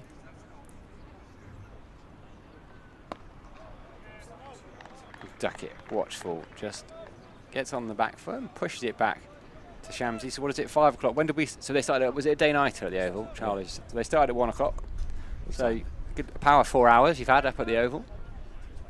I wonder if anyone got fed up after the first innings and got on the train and came down here to watch. We're just entering the Priory Road end gates perhaps and watching this now. Duckett sweeps, is uppish, is it in the gap?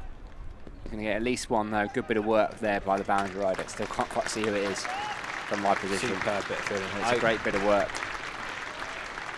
David Miller was the backup. It was a swoop. I think it might be Is that Rassi Rassi van der Dusen? Yeah. He's 72, isn't he? So if he turns around, we'll see. Lean. I think I'm more going the lean figure and the floppy hat. Has he got the best ODI average in the world or something at the moment, I think, of all time?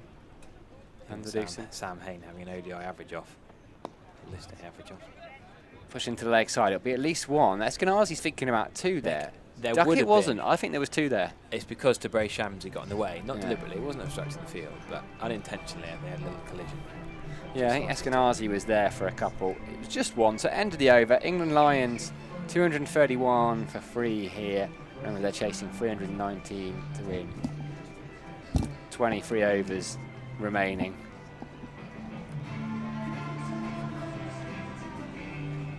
And Harry Everett is going to disappear only for half an hour or so. Recharge that laptop of his.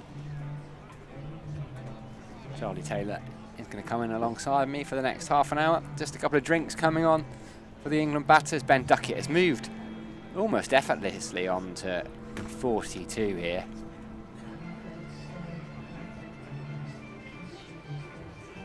Lizard Williams is going to continue then around the wicket to the left-handed Ben Duckett. We've got a deep square leg,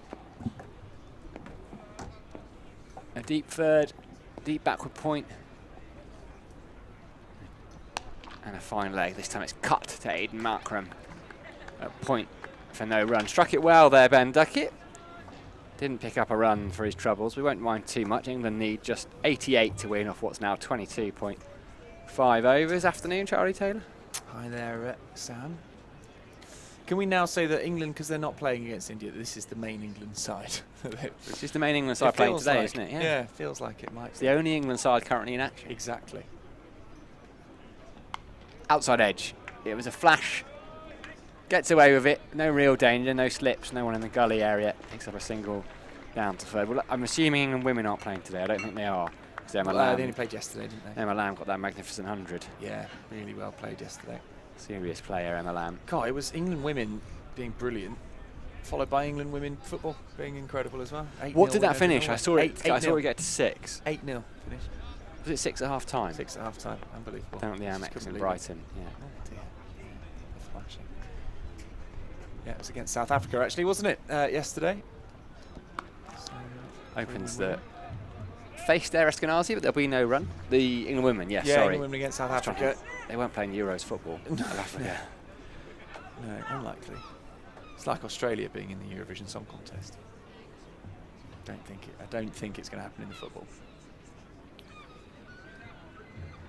So, big blue, red, and yellow lorry. Oh, it's straight onto that bridge, aren't you? I love it. You've only been here a A minute. little if gap, that. but how often do you see one bright blue, bright yellow, bright red, all in one?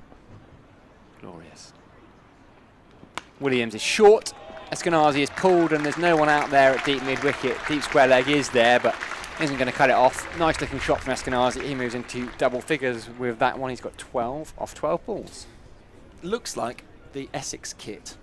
Yeah. That's blue, red, and yellow, isn't it? Which I always think the primary colour is quite an odd. It's not exactly, you know, some teams go for very sleek palettes, don't they? No, Essex, stick with your primaries. It's like someone's gone, which one do you want? Oh, we'll just have all three. All of them, please, yeah. Again, this time it's even bigger from Eskenazi. He was in the slot He was in his slot, and that is crashed probably between long on and mid wicket. Charlie Taylor's taken evasive action because I got up to play the shot myself. 6 runs as we see an invasion of seagulls on the pitch. There was already one. Is it a gaggle of what do you call it? What's a collective noun for seagulls? I don't know. Google that. But there was already one over on the far side of the ground, and another has just come Flock. It's got down a flock, here. isn't Is it? it a flock of seagulls? There's 2 flocks. Flocky? Double flockage. What's the? What's plural of flock? Flocks. It must Flocks, be. yeah, it's flocks. There's flocks of seagulls on the pitch at Cooper it's a Associates flock. County Ground. More pressingly, Stevie Eskenazi has just pumped Lizard Williams for 6. Oh my goodness, there are loads of them. That's I what I just look said. up and suddenly several flocks. They came from What just happened? nowhere. It was like they all decided at once. It was like just this kind of swarm. It was organised. Maybe they were all sat in the car park there where Stevie Eskenazi just- was. He's disrupted with them that white ball because I looked up, you turn your back on the pitch for a second, Charlie Taylor, and all of a sudden, where's Spencer Bishop? He's the man that should be keeping the seagulls off the pitch. That's Yeah. surely his job. The scarecrow of Somerset County Cricket Club. Scare gull more than a scarecrow. Yeah, we've just got a little lull in play. Can we get a big picture of Spencer up to scare gulls away? You're right, it's goals, isn't it? Because we're not by the sea, is that right? Well, I don't know. Some people are very pernickety on that. Stephen Lamb would know Stephen this Lamb, stuff, commentator yeah. Stephen Lamb would be all over that. Yeah, I think some of them are herring gulls, various other gulls. I think a seagull is a very specific type of bird. Though. There are lots of them. You There's could tons of them. get up towards a half century. We're back with the cricket because we have a ball again, and Stevie Eskenazi is Oh, driving look at the gulls towards the go. goals. They're all going to have to move, get out of Keshav Maharaj's way. Eskenazi picks up a couple I've through the never seen covers. so many on the pitch here, and I've been coming to this ground for over a decade regularly, and I've never seen this many. That shot has just moved the flock of goals. You're going to have goal watch onto the Yeah, leg mid-wicket. side. It is quite extraordinary. I'm quite excited by it. There Look they how are. many there are. I've never seen so many. Definitely not away from the seaside as well. End of the over. 244 for 3. England Lions off 28 overs. So they require another 75 runs from 22 overs. If the game doesn't get postponed, if we get more goals on the pitch, we may be in danger. Goals stop play. Is that what you're worried about? I'm worried. I'm worried about. We need to get them off the square. Well, I tell get you. Spencer down there. I don't know why. I don't know why he's not already heading down there. I can't see him, but I expect to see Mr. Bishop, who is a man with many. Or with many what? I've lost the word. Yeah, no, you said "or." You saved me. So Tabriz Shamsi is in, and this is cut away by Duckett for a single. Wow, he's raced to 44, hasn't he? I think we should release Brian the Cat out there. That Why would do you set think the so? cat among the goals, wouldn't it? But I think Brian might struggle. I've got a lot of There's a faith in lot of Brian. them, I've yeah. got a lot of faith in Brian. But if you're a South African listener just joining us, Brian is the resident cat. Well, almost resident. He lives nearby, but he spends a lot of time here. That's leg side-ish from Shamsi and Eskenazi, just knocking it for a single. he's got his own home here, though. Is that a holiday home for him? then? Yes, The yes, second, he's the Bradford second Building home Supplies. owner, Yeah. Okay. Yeah. He's probably got the same estate agent as Jake Lentop. Yeah, I wouldn't be surprised. Yeah, high quality clients, those are, both of them. England Lions, 246 for 3. Comes Shamsi again and Duckett. Good player of spin, just, well, barely does anything with that, just taps it into the offside. Can we franchise Brian the Cat? Is he going off to play Can we leagues around the franchise? world? Is he going across to do leagues around the world? Has he got 100 gig? His next gig is clearing the pigeons off the oval. I tell you what, there'd be more seagulls here today than there would be at Scarborough, which is on the seaside where they're playing today, or Hove. Oh, this one just edged down towards the third area. Won't go for 4, but they will come back for 2. As Nortke comes over and does the fielding. 248 for 3. There's lots of goal chat now. I'm just catching up. Sorry, it's brilliant to have you all with us on the YouTube. We don't always look at it. Harry's really good at it. There's so much going on. Goalworth Lewis, we've had suggested Duckworth Lewis. Tabriz Shamsi in, and this one is played just backwards of point on the offside. Just angled a little bit down there. Group of seagulls is called a squabble, apparently. Learn something A new squabble every of day. seagulls. So I think squabbles flock of seagulls, surely. of goals. Squabbles of goals. They're now going to be a bit distracting for the field. It's certainly distracting. 250 in the 29th over. 250 up for England. 1 ball short of the 29th over. It's some going, this, from England Lions. Gullmageddon. That's what it is. I don't know, but this thing, you'd think you wouldn't suddenly have a moment in a game when loads of them turn up, or there wouldn't be more than normal. But there are. Well, there's always a few, and there was a few here on Saturday, but that just suddenly inundated with them. Drinks time, it looks like it. 29 overs gone. Stevie Eskenazi's got the helmet off. Just 69 runs needed for this England Lions side. England Lions side, I mentioned it on Twitter a few times, packed with talent. And they're showing it. They really are showing it. 250, just 3 down from less than 30 overs. Really good stuff. Yeah, Will Smeed 90, Tom Banton 57, Sam Hain 20, Ben Duckett's 45 not out off 37 balls, Stevie Eskenazi 24 off just the 17. Plenty to come as well. This is a 11 bat, 11 bowl game is the kind of, or can bowl is the best way to describe it really. It's not any number aside. So Adam Ho's likely to come in still. Tom Abel might still come in, skipper. Benny Howe, Rayan Ahmed, Jake Lintot's playing. The latest news from the Galway Insurance County I wonder what Championship Division South Africa do here, because Nungi Ngidi has only bowled 4 overs, Marco Janssen just a couple, Azad Williams just 3, and Rich Nortje just a 3. And you kind of want to get, they'd have been hoping to get through 6 or 7 overs each, but whether you want to bring them back in what's Well, I did wonder whether, scores. because it's not a list A game, whether the captains will say, why don't we just bat 50? Just bat 50, because then your bowlers get a bit more of a run out, our batters get a bit more of a run out. Of course, really excited Tom Linley in our ears, because he's just pointed Oh, out my word. that the cameraman, Andrew, is just tucking it. He's like Bruce Bogtrotter Look down at the there. size of that slice. That's the sort of thing Harry would eat. It is something Miss Trunchbull has provided. Wow. He's enjoying that. So he hasn't got any serviettes. He's in a bit of trouble No. because it's chocolate cake. Oh, for goodness, Harry's come in with another portion of chili. He's got a white T-shirt on. He's in real trouble here, Andrew. Don't handle that camera. Oh, he's gone for the Wiping his hands on jeans. his jeans. He's gone for the jeans. He didn't know what to do. He was under pressure as well. He didn't want to look up. He knows we're right behind him, looking down at him. If they're So he's now being a complete pro. He's back on the camera. Well done there. You enjoy your cake down there, Andrew. Tough life out in the sun. someone give the man a fork. Poor guy in his white There he t-shirt. is. Oh, it could have Giving us gone a bit. dangerously wrong, that Andrew. Harry Everett is indeed Let me tucking into chili. see if we can get him on screen. There he is. Brilliant work He's- from Andrew. Still got 3/4 of that slice left to go. It's huge. Meanwhile, just waiting for us to be distracted, Harry the Hoover, back of the box here, has gone for his 4th helping of chili. Oh, come on, it's the 5:10 chili, Charlie. He told me he had a full-on curry at 11 o'clock last night as well. The man's not human. He's like a cow. He's got 4 stomachs. Got one curry for each stomach. That's his 4th portion of chili. So drinks are... Not that cows eat chili, obviously. There's quite serious reasons they wouldn't eat chili. So we finished drinks. Players are getting back in position. The goals, there are multiple squabbles of goals out there right now. In all corners of the ground, really. It won't be long before they're matching the number of spectators, and there are a healthy number of spectators in. We're going to see, looks like Lizard Williams has taken the hat off again, so he's going to... Are you telling it's going to be like New Zealand, where there's more sheep than people? Going to continue. There'll be more gulls than people here. It could well be one day. Some of them, they're loving it. Has this grass just been seeded or something? Because you'd imagine, you'd have thought they'd be There's no food, you'd they're have thought not they'd be all eating. over Andrew with his chocolate cake. Exactly. That's where they'd all be. Andrew's keeping a low profile. Trying to, very unsuccessfully, thanks to us.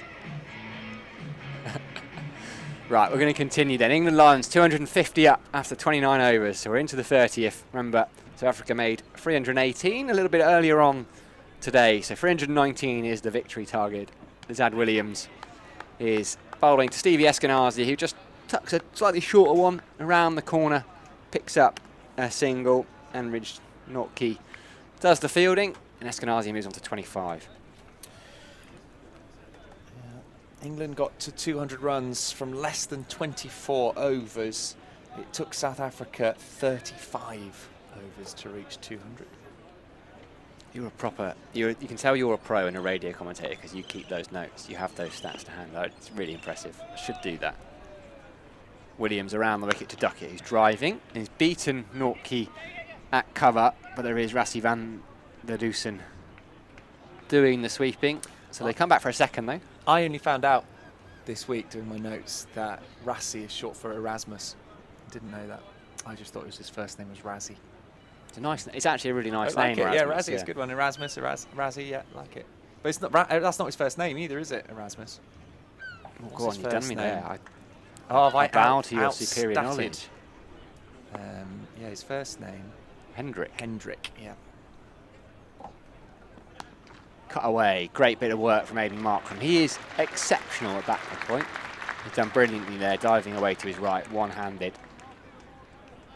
Keeps Duckett on strike. He shares a smile with him. Come on, mate, that's a decent shot, is basically what Duckett said. Let me have something. Not quite how it works, especially when South Africa are in the position they are. They're going to come up against some very strong England batting in this series, you'd have thought, although the way things are going, they might not be too worried. They'd be pleased that they're playing England rather than England Lions. Sure, and he's kind of got away with that one, really, Williams. It would have been a wide, it was down leg side, and Duckett tries to pull it, doesn't get all of it. Takes a single down to Shamsi at fine leg. Yeah, they won't be too worried about the result. I think in first game of the tour, plenty of quality. Quinton de Kock, we haven't seen any of him at all. And the Doosan didn't get many with the bat, but I mean, like he is, I'm sure he has the top ODI average in the world ever at the moment, something like 69. Another one of those. He played T20 cricket in Canada, I think, and in the Netherlands and in Ireland before he got his big break. As Eskenazi tries to give himself some room. We've seen that a few times. He does that in T20 cricket, opening the batting for Middlesex. Eskenazi, he just steps away. He wants to play. He actually, unlike a lot of the players, he's quite comfortable playing through the covers or over point. And Williams followed him. Just gets a single. Good over from Williams. Just a 5 off it so far. 1 ball remaining. Although unfortunately for South Africa, that 5 and over makes it very easy for England. Cut away this time, but straight to Aidan Markram. Duckett's a little bit frustrated there because he played a nice shot. Just took a look at the required run rate over there, 3.2. I mean, it's been. It was Harry who was saying it before he was shoving his face with more chili. Was that it was a walk in the park? That's how he described it. Not much park walking for Harry today, though, with all that. Well, he'll need to do something. He'll need to do something. I expect he's played something like 8 games of cricket in the last 24 hours, though. So I expect he's just refilling after all of that. I wouldn't be surprised if he's got a game tonight. He didn't have a game at the start of tonight, but he definitely would have got a text or two. So there he is, he's waving. He definitely He's basically been invited to play a game. Harry does that. Harry would always have to disappear because someone said, we're 45 miles away, we're 1 short for a village T20. Who are we going to call? Harry Everett. And he'll turn up 12 overs into a T20 game. Is he Devon's greatest ringer? I think he might be, yeah. Shamsi in, pulled, and that one running away towards the boundary. It's going to be a bit of a chase on. Does well in the end. Manages to bring the ball back in. I think about... No, they won't come back for the third. But 257 now for 3. Eskenazi on to 28. What did you think when Eskenazi came out? Were you surprised how high up he was in the order? Or was that... I know you were talking to Harry about him perhaps coming in a little bit further down. Yeah, we wondered, I suppose, if Abel, but knowing Tom Abel a little bit, he'd have been very much like, no, you first, you have an opportunity as skipper. Shamsi, and that one just defended. Yeah, so you're saying that Tom's, because that's the thing, Tom is desperate to get into the England side as well. You know, Tom, that is absolutely, he's made it quite clear that's his idea, that's what he wants to do. So he doesn't want to give everyone else the opportunity, but he is also, he's made captain. He's the skipper, so you imagine that shows how highly they think of him. Yeah, he's probably 1 step ahead, isn't he?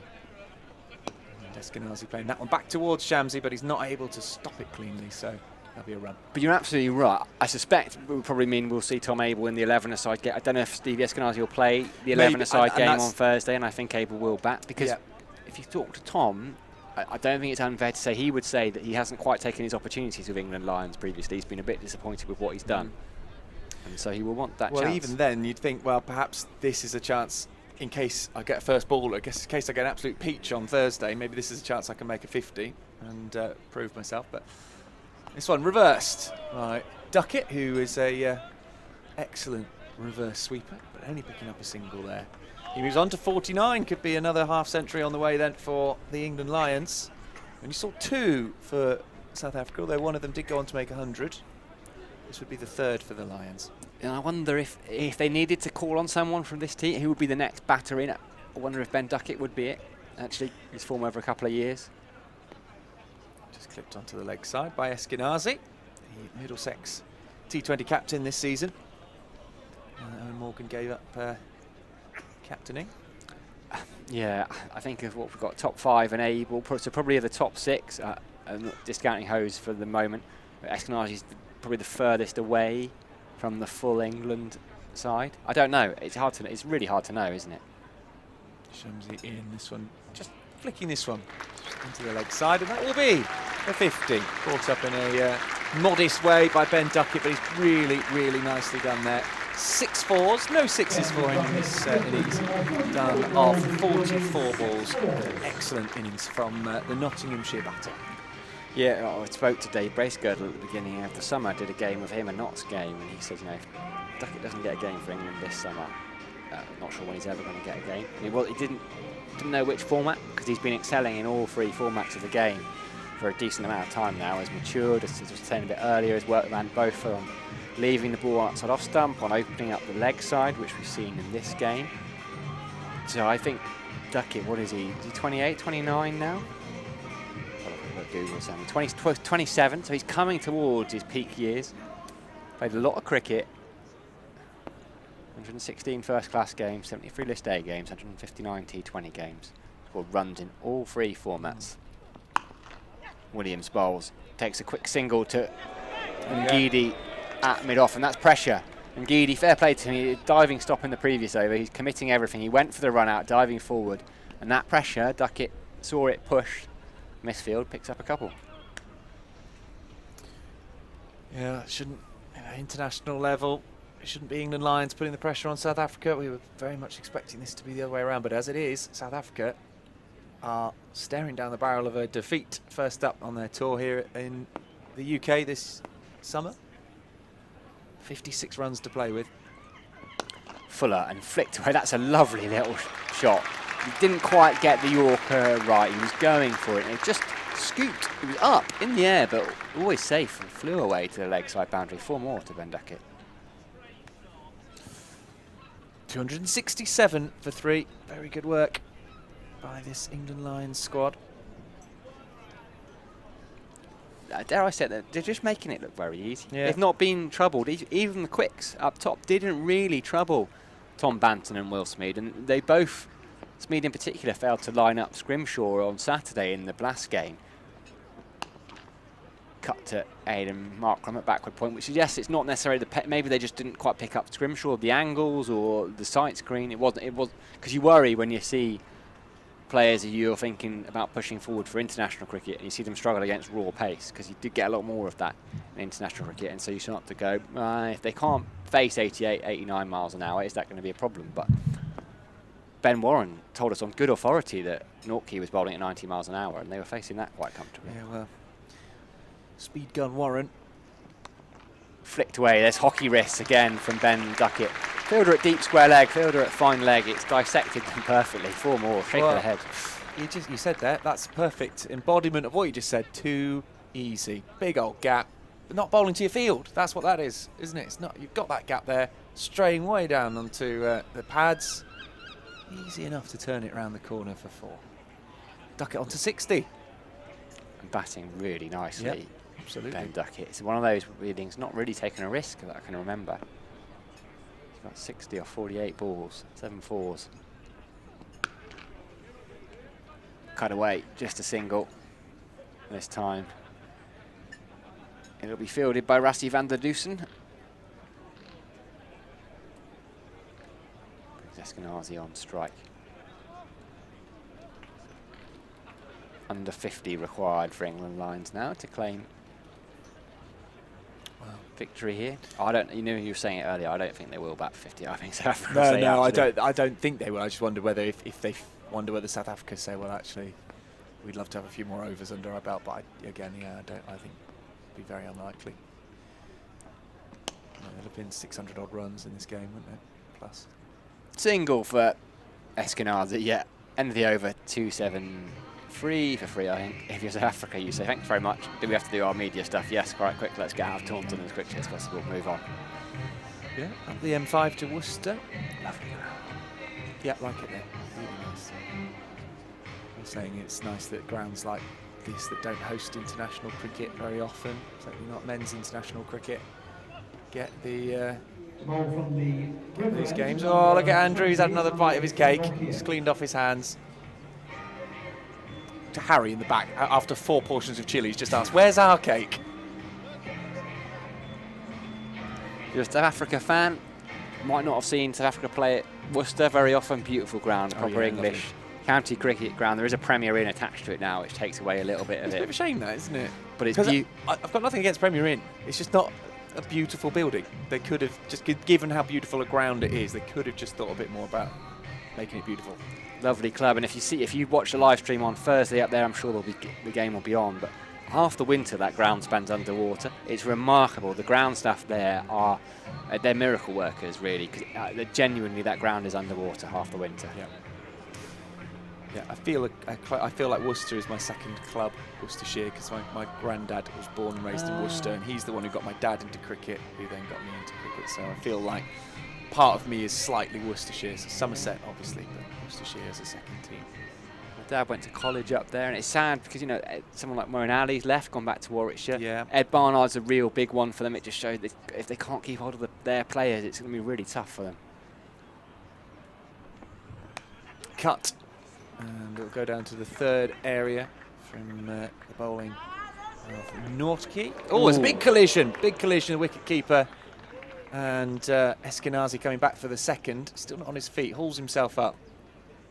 Big high five. They're okay. Well, yeah, luckily that's all smiles, because that could have been... I think at least one of them had clocked it was about to happen before it happened. It wasn't, because if you get a blind and you're actually both going full pelt, Yeah. that's when you can get the really nasty because ones. you're not braced for Yeah. it. Yeah, absolutely. But this does happen, you know, if you're watching the ball or if you're just determined to get in for that run. A bit like the way Ben Stokes accidentally hit that 4 when he was running back. You're not looking at the ball. You can't do that. You know, ball running in or wicketkeeper running at you, you don't see it. There's a bit of a risk at the wicket, or if you have 2 fielders going after the same ball. As Nortke's in again. This one is smeared a bit onto the leg side, to the mid-wicket area. Come back for another couple. Eskenazi playing nicely here for his 35. 277 for 3, just 42 away from that target now, and hard to see any other result than an England Lions win.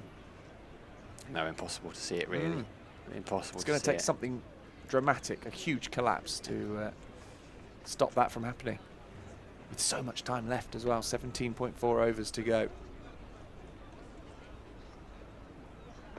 Keep pumping his arms. Oh, angling the bat there, Eskenazi. Just taking the single to Williams, who's in third area, and just a single.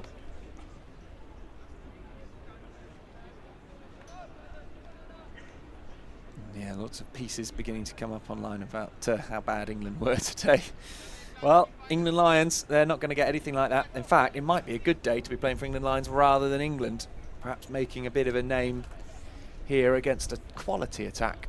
It's difficult because there's not that many people here. But usually on the first day of the tour, you'd imagine most publications would have someone here. But because of the clash with the England full game, it's very difficult. Yeah, ESPN are here, aren't they, and various others, but nowhere near as many as they would be if it didn't clash with that England game. You're right.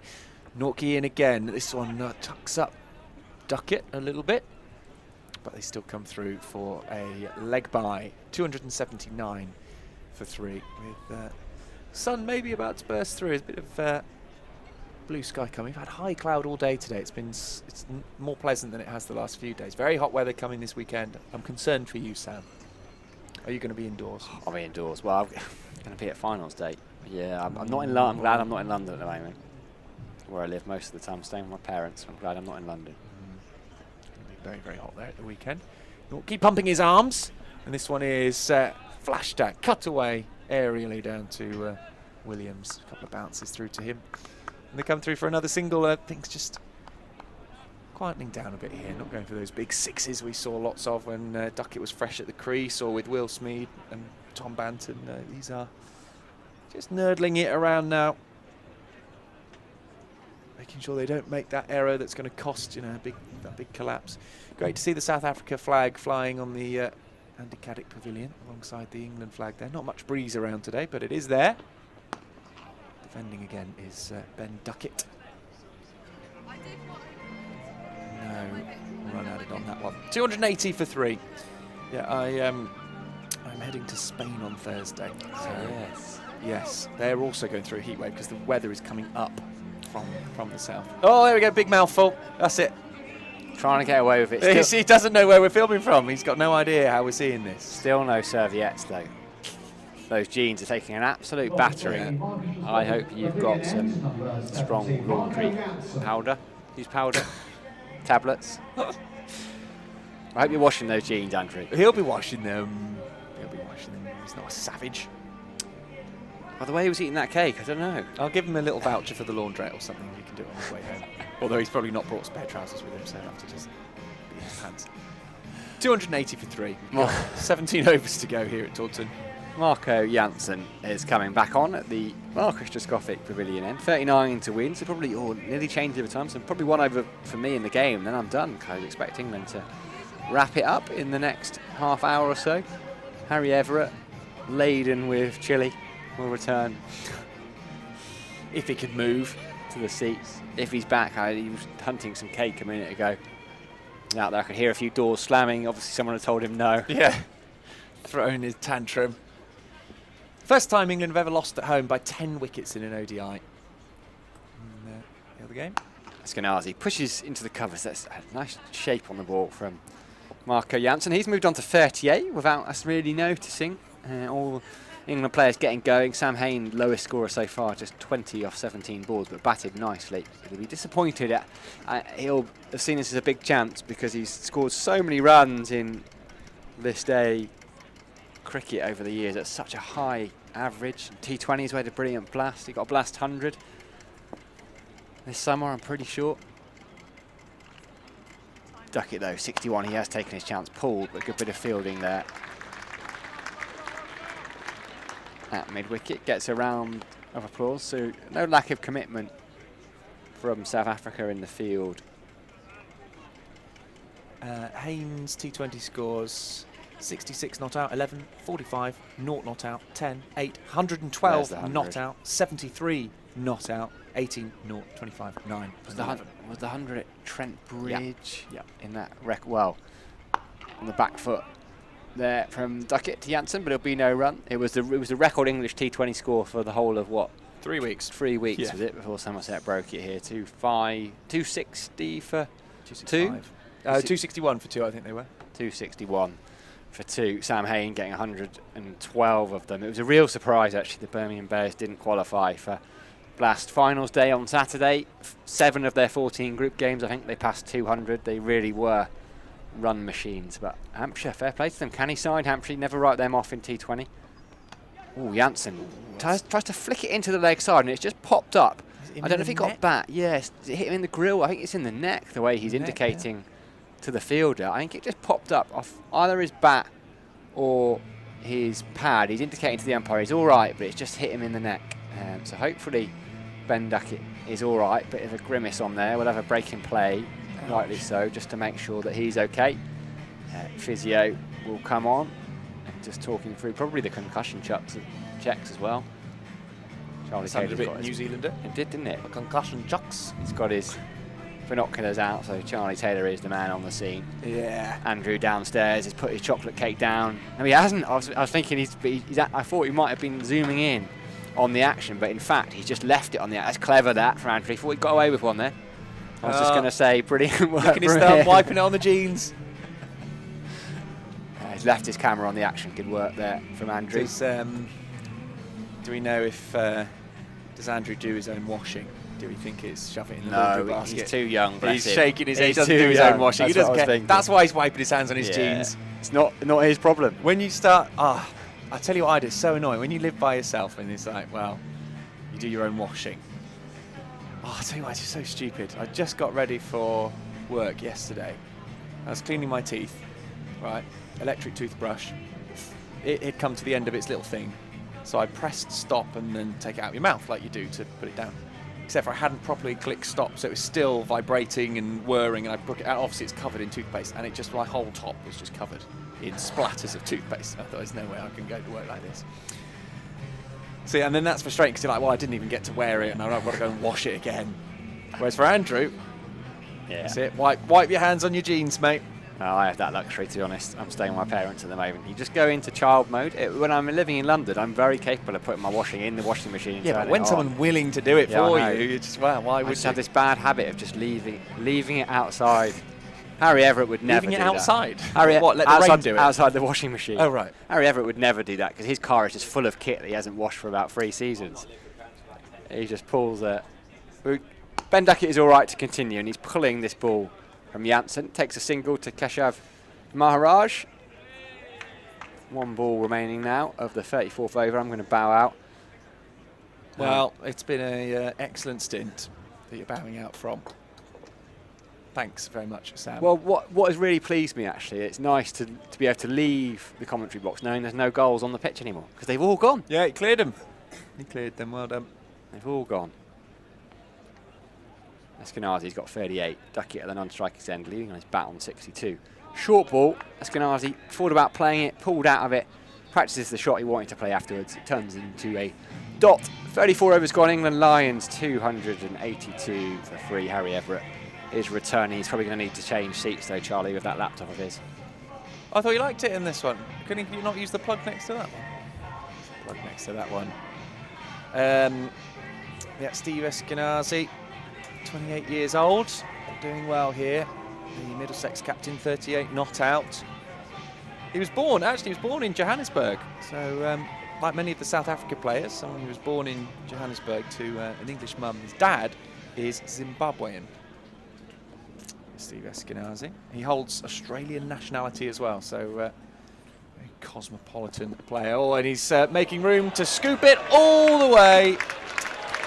All the way. Another half dozen to the score. And Duckett is flying here. 68 not out the score. 288 for 3, 31 needed. And I've got to say, South Africa here being made to look a bit average, playing against the second string England side, the England Lions, who are a good team, but shouldn't be as good as the, let's face it, pretty much full strength South Africa side. Even better than full strength South Africa side, because they're bringing on extra bowlers during this innings. They played extra batters in the first innings, Harry Everett. Embarrassing, to be honest. I think South Africa will have to go back to drawing board and a lot of work to do. Yeah, and on Thursday. I think Sam made the point. He said, you know, perhaps they didn't go as hard as they would do in an ODI. Perhaps they just wanted to get their eye in a bit, and I understand that. You know, perhaps their score isn't as high as Naughty comes in, and this one just played around the corner by Duckett. Don't think he got nearly as much of that as he was hoping, and it's just a single. It's that time of the day where we both stand up in excited anticipation.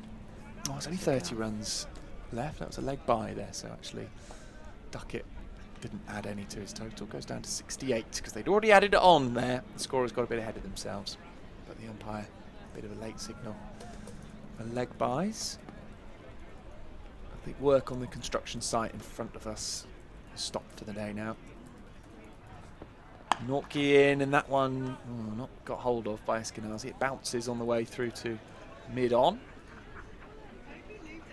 No run there. Score 289 for 3. Wow, we didn't think we'd be talking about... I mean, there was always a chance that England Lions could win, but I didn't think it'd be quite this convincing the way things are going at the moment, certainly, anyway.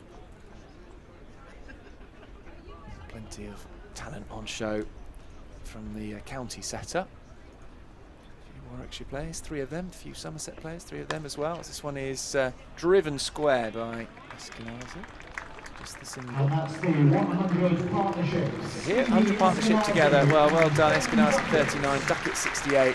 Partnership reaches 100 since Will Smead fell, chasing his personal 100. In the end, can add another score in the 90s to his total. He's got a 90, a 94 not out.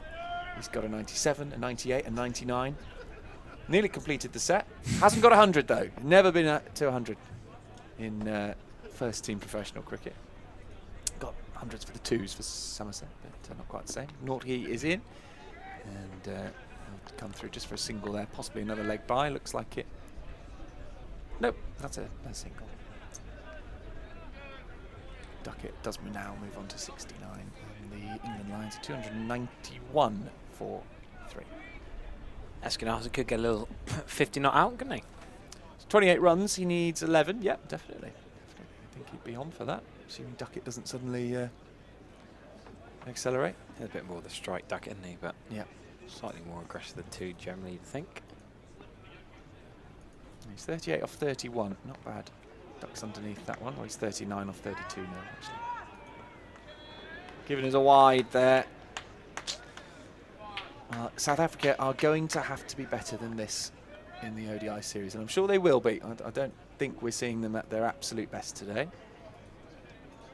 But England, I think if they play a full-strength England side with Jos Buttler, Stokes, Roy, Bairstow on form, then South Africa are going to have to be better than this as Nortje comes in again. This one is driven, and that'll be 4. Bit of a chase on, but no real hopes of catching it. Another 4 to the total. Eskinazi up to 43. 296 for 3. Good going here by these two. 104, 106 now, sorry, the partnership. No real problems either. Neither of them have looked like getting up. Can't remember too many chances that they've given. No drops, no missed chances, a couple tight runs. There's not really even a chance. Tight runs are just a part 50 over exactly, cricket, yeah. really, so you have to expect it. No mix-ups. I think mix-ups would be a good chance, wouldn't you, sort of say that, but no, I haven't seen any mix-ups while they've been running. 318 was what South Africa made. England Lions 296 for 3. Did you get to the bottom of where the cake was coming from? No. I'm not Where very did good he get Sherlock the cake Holmes, from? am I? Don't know. Was he giving it? Maybe he just bought it, which would be allowed. Marco Jansen is pulled by Ben Duckett, and that's going to be another 4. Made room for himself again outside off stump. And Marco Jansen's played IPL cricket. He's maybe a top-notch bowler. That's 300 for 3. Duckett on to 73. And Ben Duckett has surpassed Tom Banton, closing in on Will Smeed's score. Probably not quite enough runs for Duckett to overtake Will Smeed unless Duckett faces every single ball remaining and managed to hit 6 when there's 1 to win. A bit of magic. Will Smeed will still top score, but Ben Duckett has made a mighty fine hand here. Effortlessly, really. Doesn't seem like he's had to get out of second gear. If Duckett chased down all of those 19 runs, he'd be ahead of Smeed, wouldn't he? I just think that Unlikely. Unlikely. That'd be good going, wouldn't it? Yeah, with no extras. There's been a few extras, actually. Yeah, more than England Lions bowled. Currently, extras stand at 17 compared to just 6 from the Lions, who gave South Africa 6. So already 11 more runs just from extras. That's poor, and that's from the 8 wides, 4 buys, yeah. 5 leg buys. Not good. They just look like they're devoid of idea. They don't look bothered as well. That annoys me a little bit. Yeah, that I'd agree with that. It's a warm-up game, yes, but have some passion, some pride of the shirt as Duckett comfortably defends that, no issue. Yeah, perhaps that's why they were. Apparently, it was South Africa who were keen to make sure this wasn't a list day game. Perhaps they thought this is just us getting, literally just warming up. Perhaps we'll see a different South Africa in Worcester. Perhaps, yeah. The ECB wanted it to be list day, and South Africa didn't. Yeah. Bit of an odd one. So the big man, big left arm, and 19 to win now. They might not even need their 40 overs here, England. Back in the YBCB 40 days of back, 10 years or so ago. And he smites it over the leg side. Ben Duckett, another 6. Only just clearing the road in front of the Somerset stand, but there's no man there. Well in front of the big square leg. And Ben Duckett is having a good day out. I've seen a story from the Oval that a 6-year-old girl was hit by a Rohit Sharma 6 on the back. But luckily she's going to be okay. She's there smiling with her dad after the game, bless her. Poor girl. I bet they'll give a signed bat Yeah, to a nice something, won't they? thank you. I remember Chris Gale giving someone a signed bat for a broken wrist. I think I'd take a broken wrist for a Chris Gale signed bat. I'm sure I'd take any broken bones for that.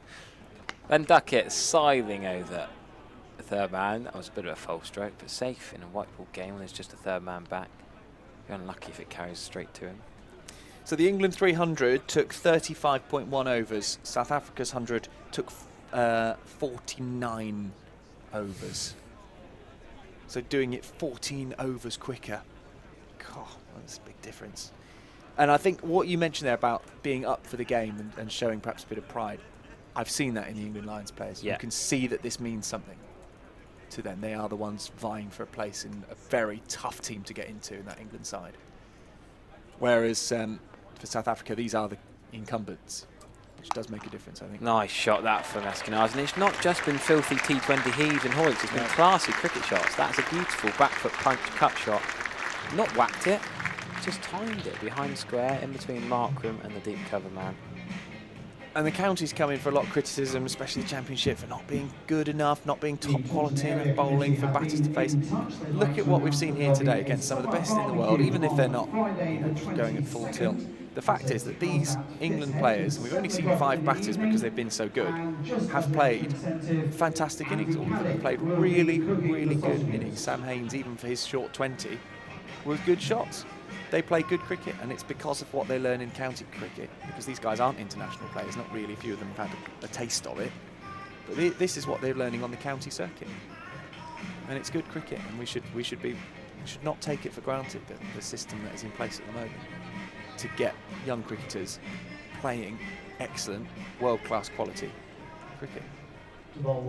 And that's not to say that every single player that's ever played in the county championship is world-class, but it means that these players have got enough of a practicing ground to get to that stage, and only a few of them will, but they've got the option, they've got the system, the infrastructure in place to do it.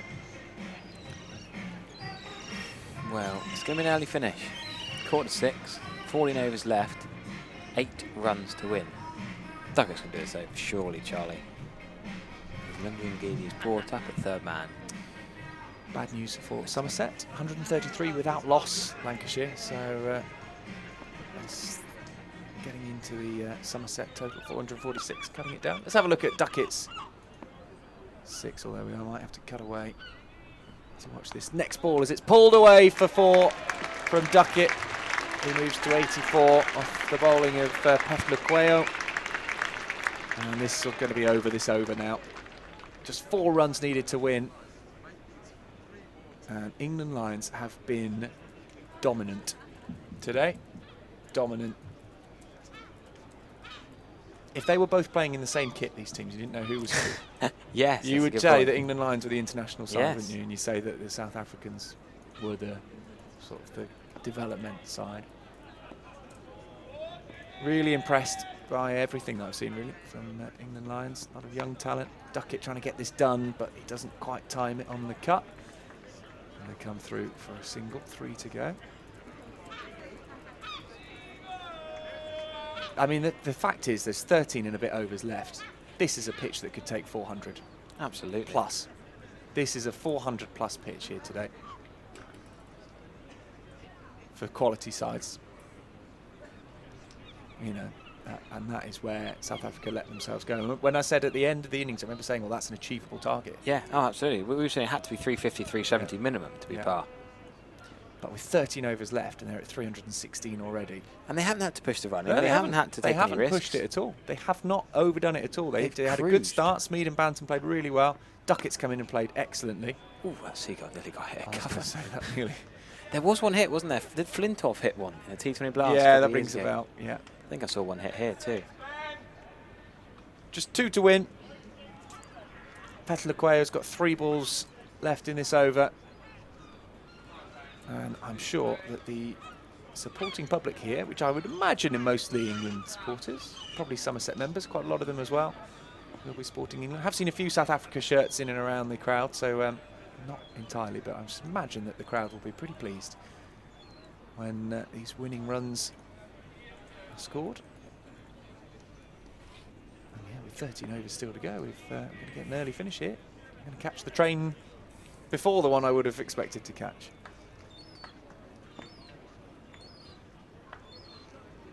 Which is good, because I need to tidy the house later. So it gives me a bit more time to do that. As Petulaqueo is in around the wicket to Ben Duckett, who cuts away, but straight to the fielder. Just backwards of point, Aidan Markram, and no run is added. 2 balls in this over. 2 runs needed, and you can just see Duckett. He's aiming for that boundary, isn't he? He's looking behind point. In fact, he hasn't taken his eyes off that area since that ball was bowled. Slow hand clap from the fans now. They want this done. 2 balls to go. Petulaqueo going in to Duckett. Oh, it's a horrible ball, and he's got out. Oh, no. It's a horrible ball. It's a looping delivery, and he's managed to shove it down the throat of mid-on, who can't believe is that more of a wideish mid-wicket. That is the end of Ben Duckett, who's got out for 85. Well, good round of applause for him, because he's got England Lions to the brink of victory. Just 2 needed. And will Tom Abell come in and hit 2 runs off his first ball? Isn't it? I think this is a captain's. Let Adam Hose do it. I just feel like this is captain's prerogative here. It's like, no, 2 runs to win. I'm facing the next delivery. Let's see who they send out. What a disappointing way for Ben Duckett to get out of there. A lot of applause for him. Was in and around the England side, had a bit of a bad run of form. Obviously had the incident off the field with James Anderson, alleged that was not so good. This does, to me, look like it's going to be Tom Abell. There he is. The England Lions captain with 2 to win, facing the next delivery. Well, he'd love to finish this with 1 shot. Listen to the cheer here. England Lions captain Tom Abell. Somerset captain, England Lions captain at Taunton with 2 to win. He's wearing an England shirt. That must feel good, pulling on the England shirt, walking out to bat. Just 2 runs to win here, Tom. You've got Petulaqueo about to bowl his last ball of the over. Ben Duckett couldn't quite get England all the way. Goodness knows how he managed to send that ball to the fielder. He'll be kicking himself, I'm sure, knowing that he could have had that moment. All the photos of the winning moment, those are the one you want, isn't it? And it's going to go potentially to Tom Abell or maybe Stevie Eskenazi. I guess the red ink, it doesn't matter for a non-list A game for Duckett. True, it doesn't matter. It doesn't impact your averages. But you're right, they're winning. But it's that winning moment, and it's also a message, isn't it? You can say you were not out against a South African attack and saw England Lions home to victory, but actually not quite. However, we shouldn't take away from an excellent innings from Ben Duckett. But Tom Abell, England Lions captain, 3rd Somerset batter that we've seen today. He's only got to hit 2 runs. The field comes in. There are no singles out here. What's Tom Abell going to do? I wouldn't be surprised if we saw him try and finish it off this ball. He's driving and he's not going to get it. He's not going to get it. Petulaqueo's done well there. Just 6 from the over and a wicket as well. So, well, it'll be down to Stevie Eskenazi then to finish off this game. 317 for 4. We've got 13 overs still to go, and we're talking about England Lions on the cusp of victory. What are they even chatting about South Africa here? Just get any bowler on and getting the coach up to Worcestershire and try and forget about this day as soon as you possibly can. Don't reckon they'll pop into somewhere like, I don't know, Gloucester Services on the way up? Or Nando's. I'm thinking they might hang around in Taunton for a bit. I think they'll go down the pub, get to the plough. Unless they haven't going for a drink with Riley and Roloff. No, Roloff's up north. Roloff's in Southport, so that would... Yeah, unless Riley's taking them out for a drink, I don't think they will be. Yeah. Marco Jansen's tinkering with the field. If he gets another wicket with 2 to win, then that's fair play. But Eskenazi's got a chance of getting a little 50 out. Maybe that was why Tom Abell was a gentleman. Oh, wow. Didn't hit the winning runs. What a gent Tom Abell is. Incredible gent. Eskenazi. Oh, and it's gone through for 4. He's going to finish 52 not out. Marco Jansen has been driven through the covers. England Lions win by 6 wickets with 12.5 overs remaining. absolutely smashing victory, and South Africa have been embarrassed in their first tour match. Yeah, well, that is a big wake-up call for South Africa. This is the second-string England side, and they have been well beaten today. Now, as we said, I reckon that this isn't the South Africa side going at full tilt. This isn't a ODI with a full ground of baying spectators in there willing you on. This is a very different situation, but still, this England's second string, with plenty of players who have never represented their country at full international level, have dominated with the bat and with the ball today. South Africa leaving, well, another 12.5 overs out there, which England Lions didn't need. So well played to England Lions. Very, very pleased, I must say, for Will Smeed, who has made a big statement today. Delighted for Tom Abel as captain as well, captaining this team to victory. Big thumbs up he gives to the groundsman, who come along to sort out the pitch there. But that is the end of this match. England Lions coming away with a 6-wicket victory. Plenty to talk about. Duckett doing well as well, him picking up 85, a half-century for Tom Banton, who looked good, half-century for Eskenazi, unbeaten, who looked good, and Abel, the captain there at the end as well. But South Africa, not good enough with the ball, and not good enough. Wasn't that they weren't Full stop. good enough with the bat, but perhaps just didn't go at it in the right frame of mind. It was a bit slow to get going. Yeah, not much urgency, was there? No. Whereas the England Lions, from the start, really took the attack to South Africa. So perhaps it's just South Africa getting back into the swing of things with the ODIs. They'll be back at Worcestershire at their ground on Thursday. These two together playing a List A fixture there. So that will be 11 against 11. They won't be able to chop and change it like they did today. I suspect there'll be a stream for that one as well, although I don't know for sure. But for us, thank you very much. Sam Dalling, who's been with us today, Harry Everett, who is alongside me now, and me, Charlie Taylor. Thank you so much for joining in today. We wish South Africa all the best for their tour of the UK, because they're playing Ireland, going to Scotland, and they're also heading into the continent as well, to the Netherlands, to play them. So we wish them all the best. Thank you for the entertainment today, and we will see you all again for Somerset's next home game. We'll be bringing you live coverage of that, so do join us if you can. But from us three, thanks very much and goodbye. And the other Division 1 games around the country you may be interested in: Essex 310, Gloucestershire 136, and now 81 for 5. So Gloucestershire still trail by 93 runs there, with just 5 second innings wickets in hand. At North Marine Road, Yorkshire 521, Surrey are 151 for 1. At the Spitfire ground, Kent are 273 for 5 in reply to Northants 303. And finally to the Ageas Bowl, Hampshire 361 for 9, replying to Warwickshire's 217. So Hampshire lead currently by 144. Once again, thank you very much for your support today. I hope you've had an enjoyable day with us here at the Cooper Associates County Ground. We look forward to seeing many of you, of course, at Edgbaston on Saturday. But in the meantime, continue to enjoy this wonderful weather this evening and have a very safe journey home. Once again, thank you for your support for the England Lions against South Africa.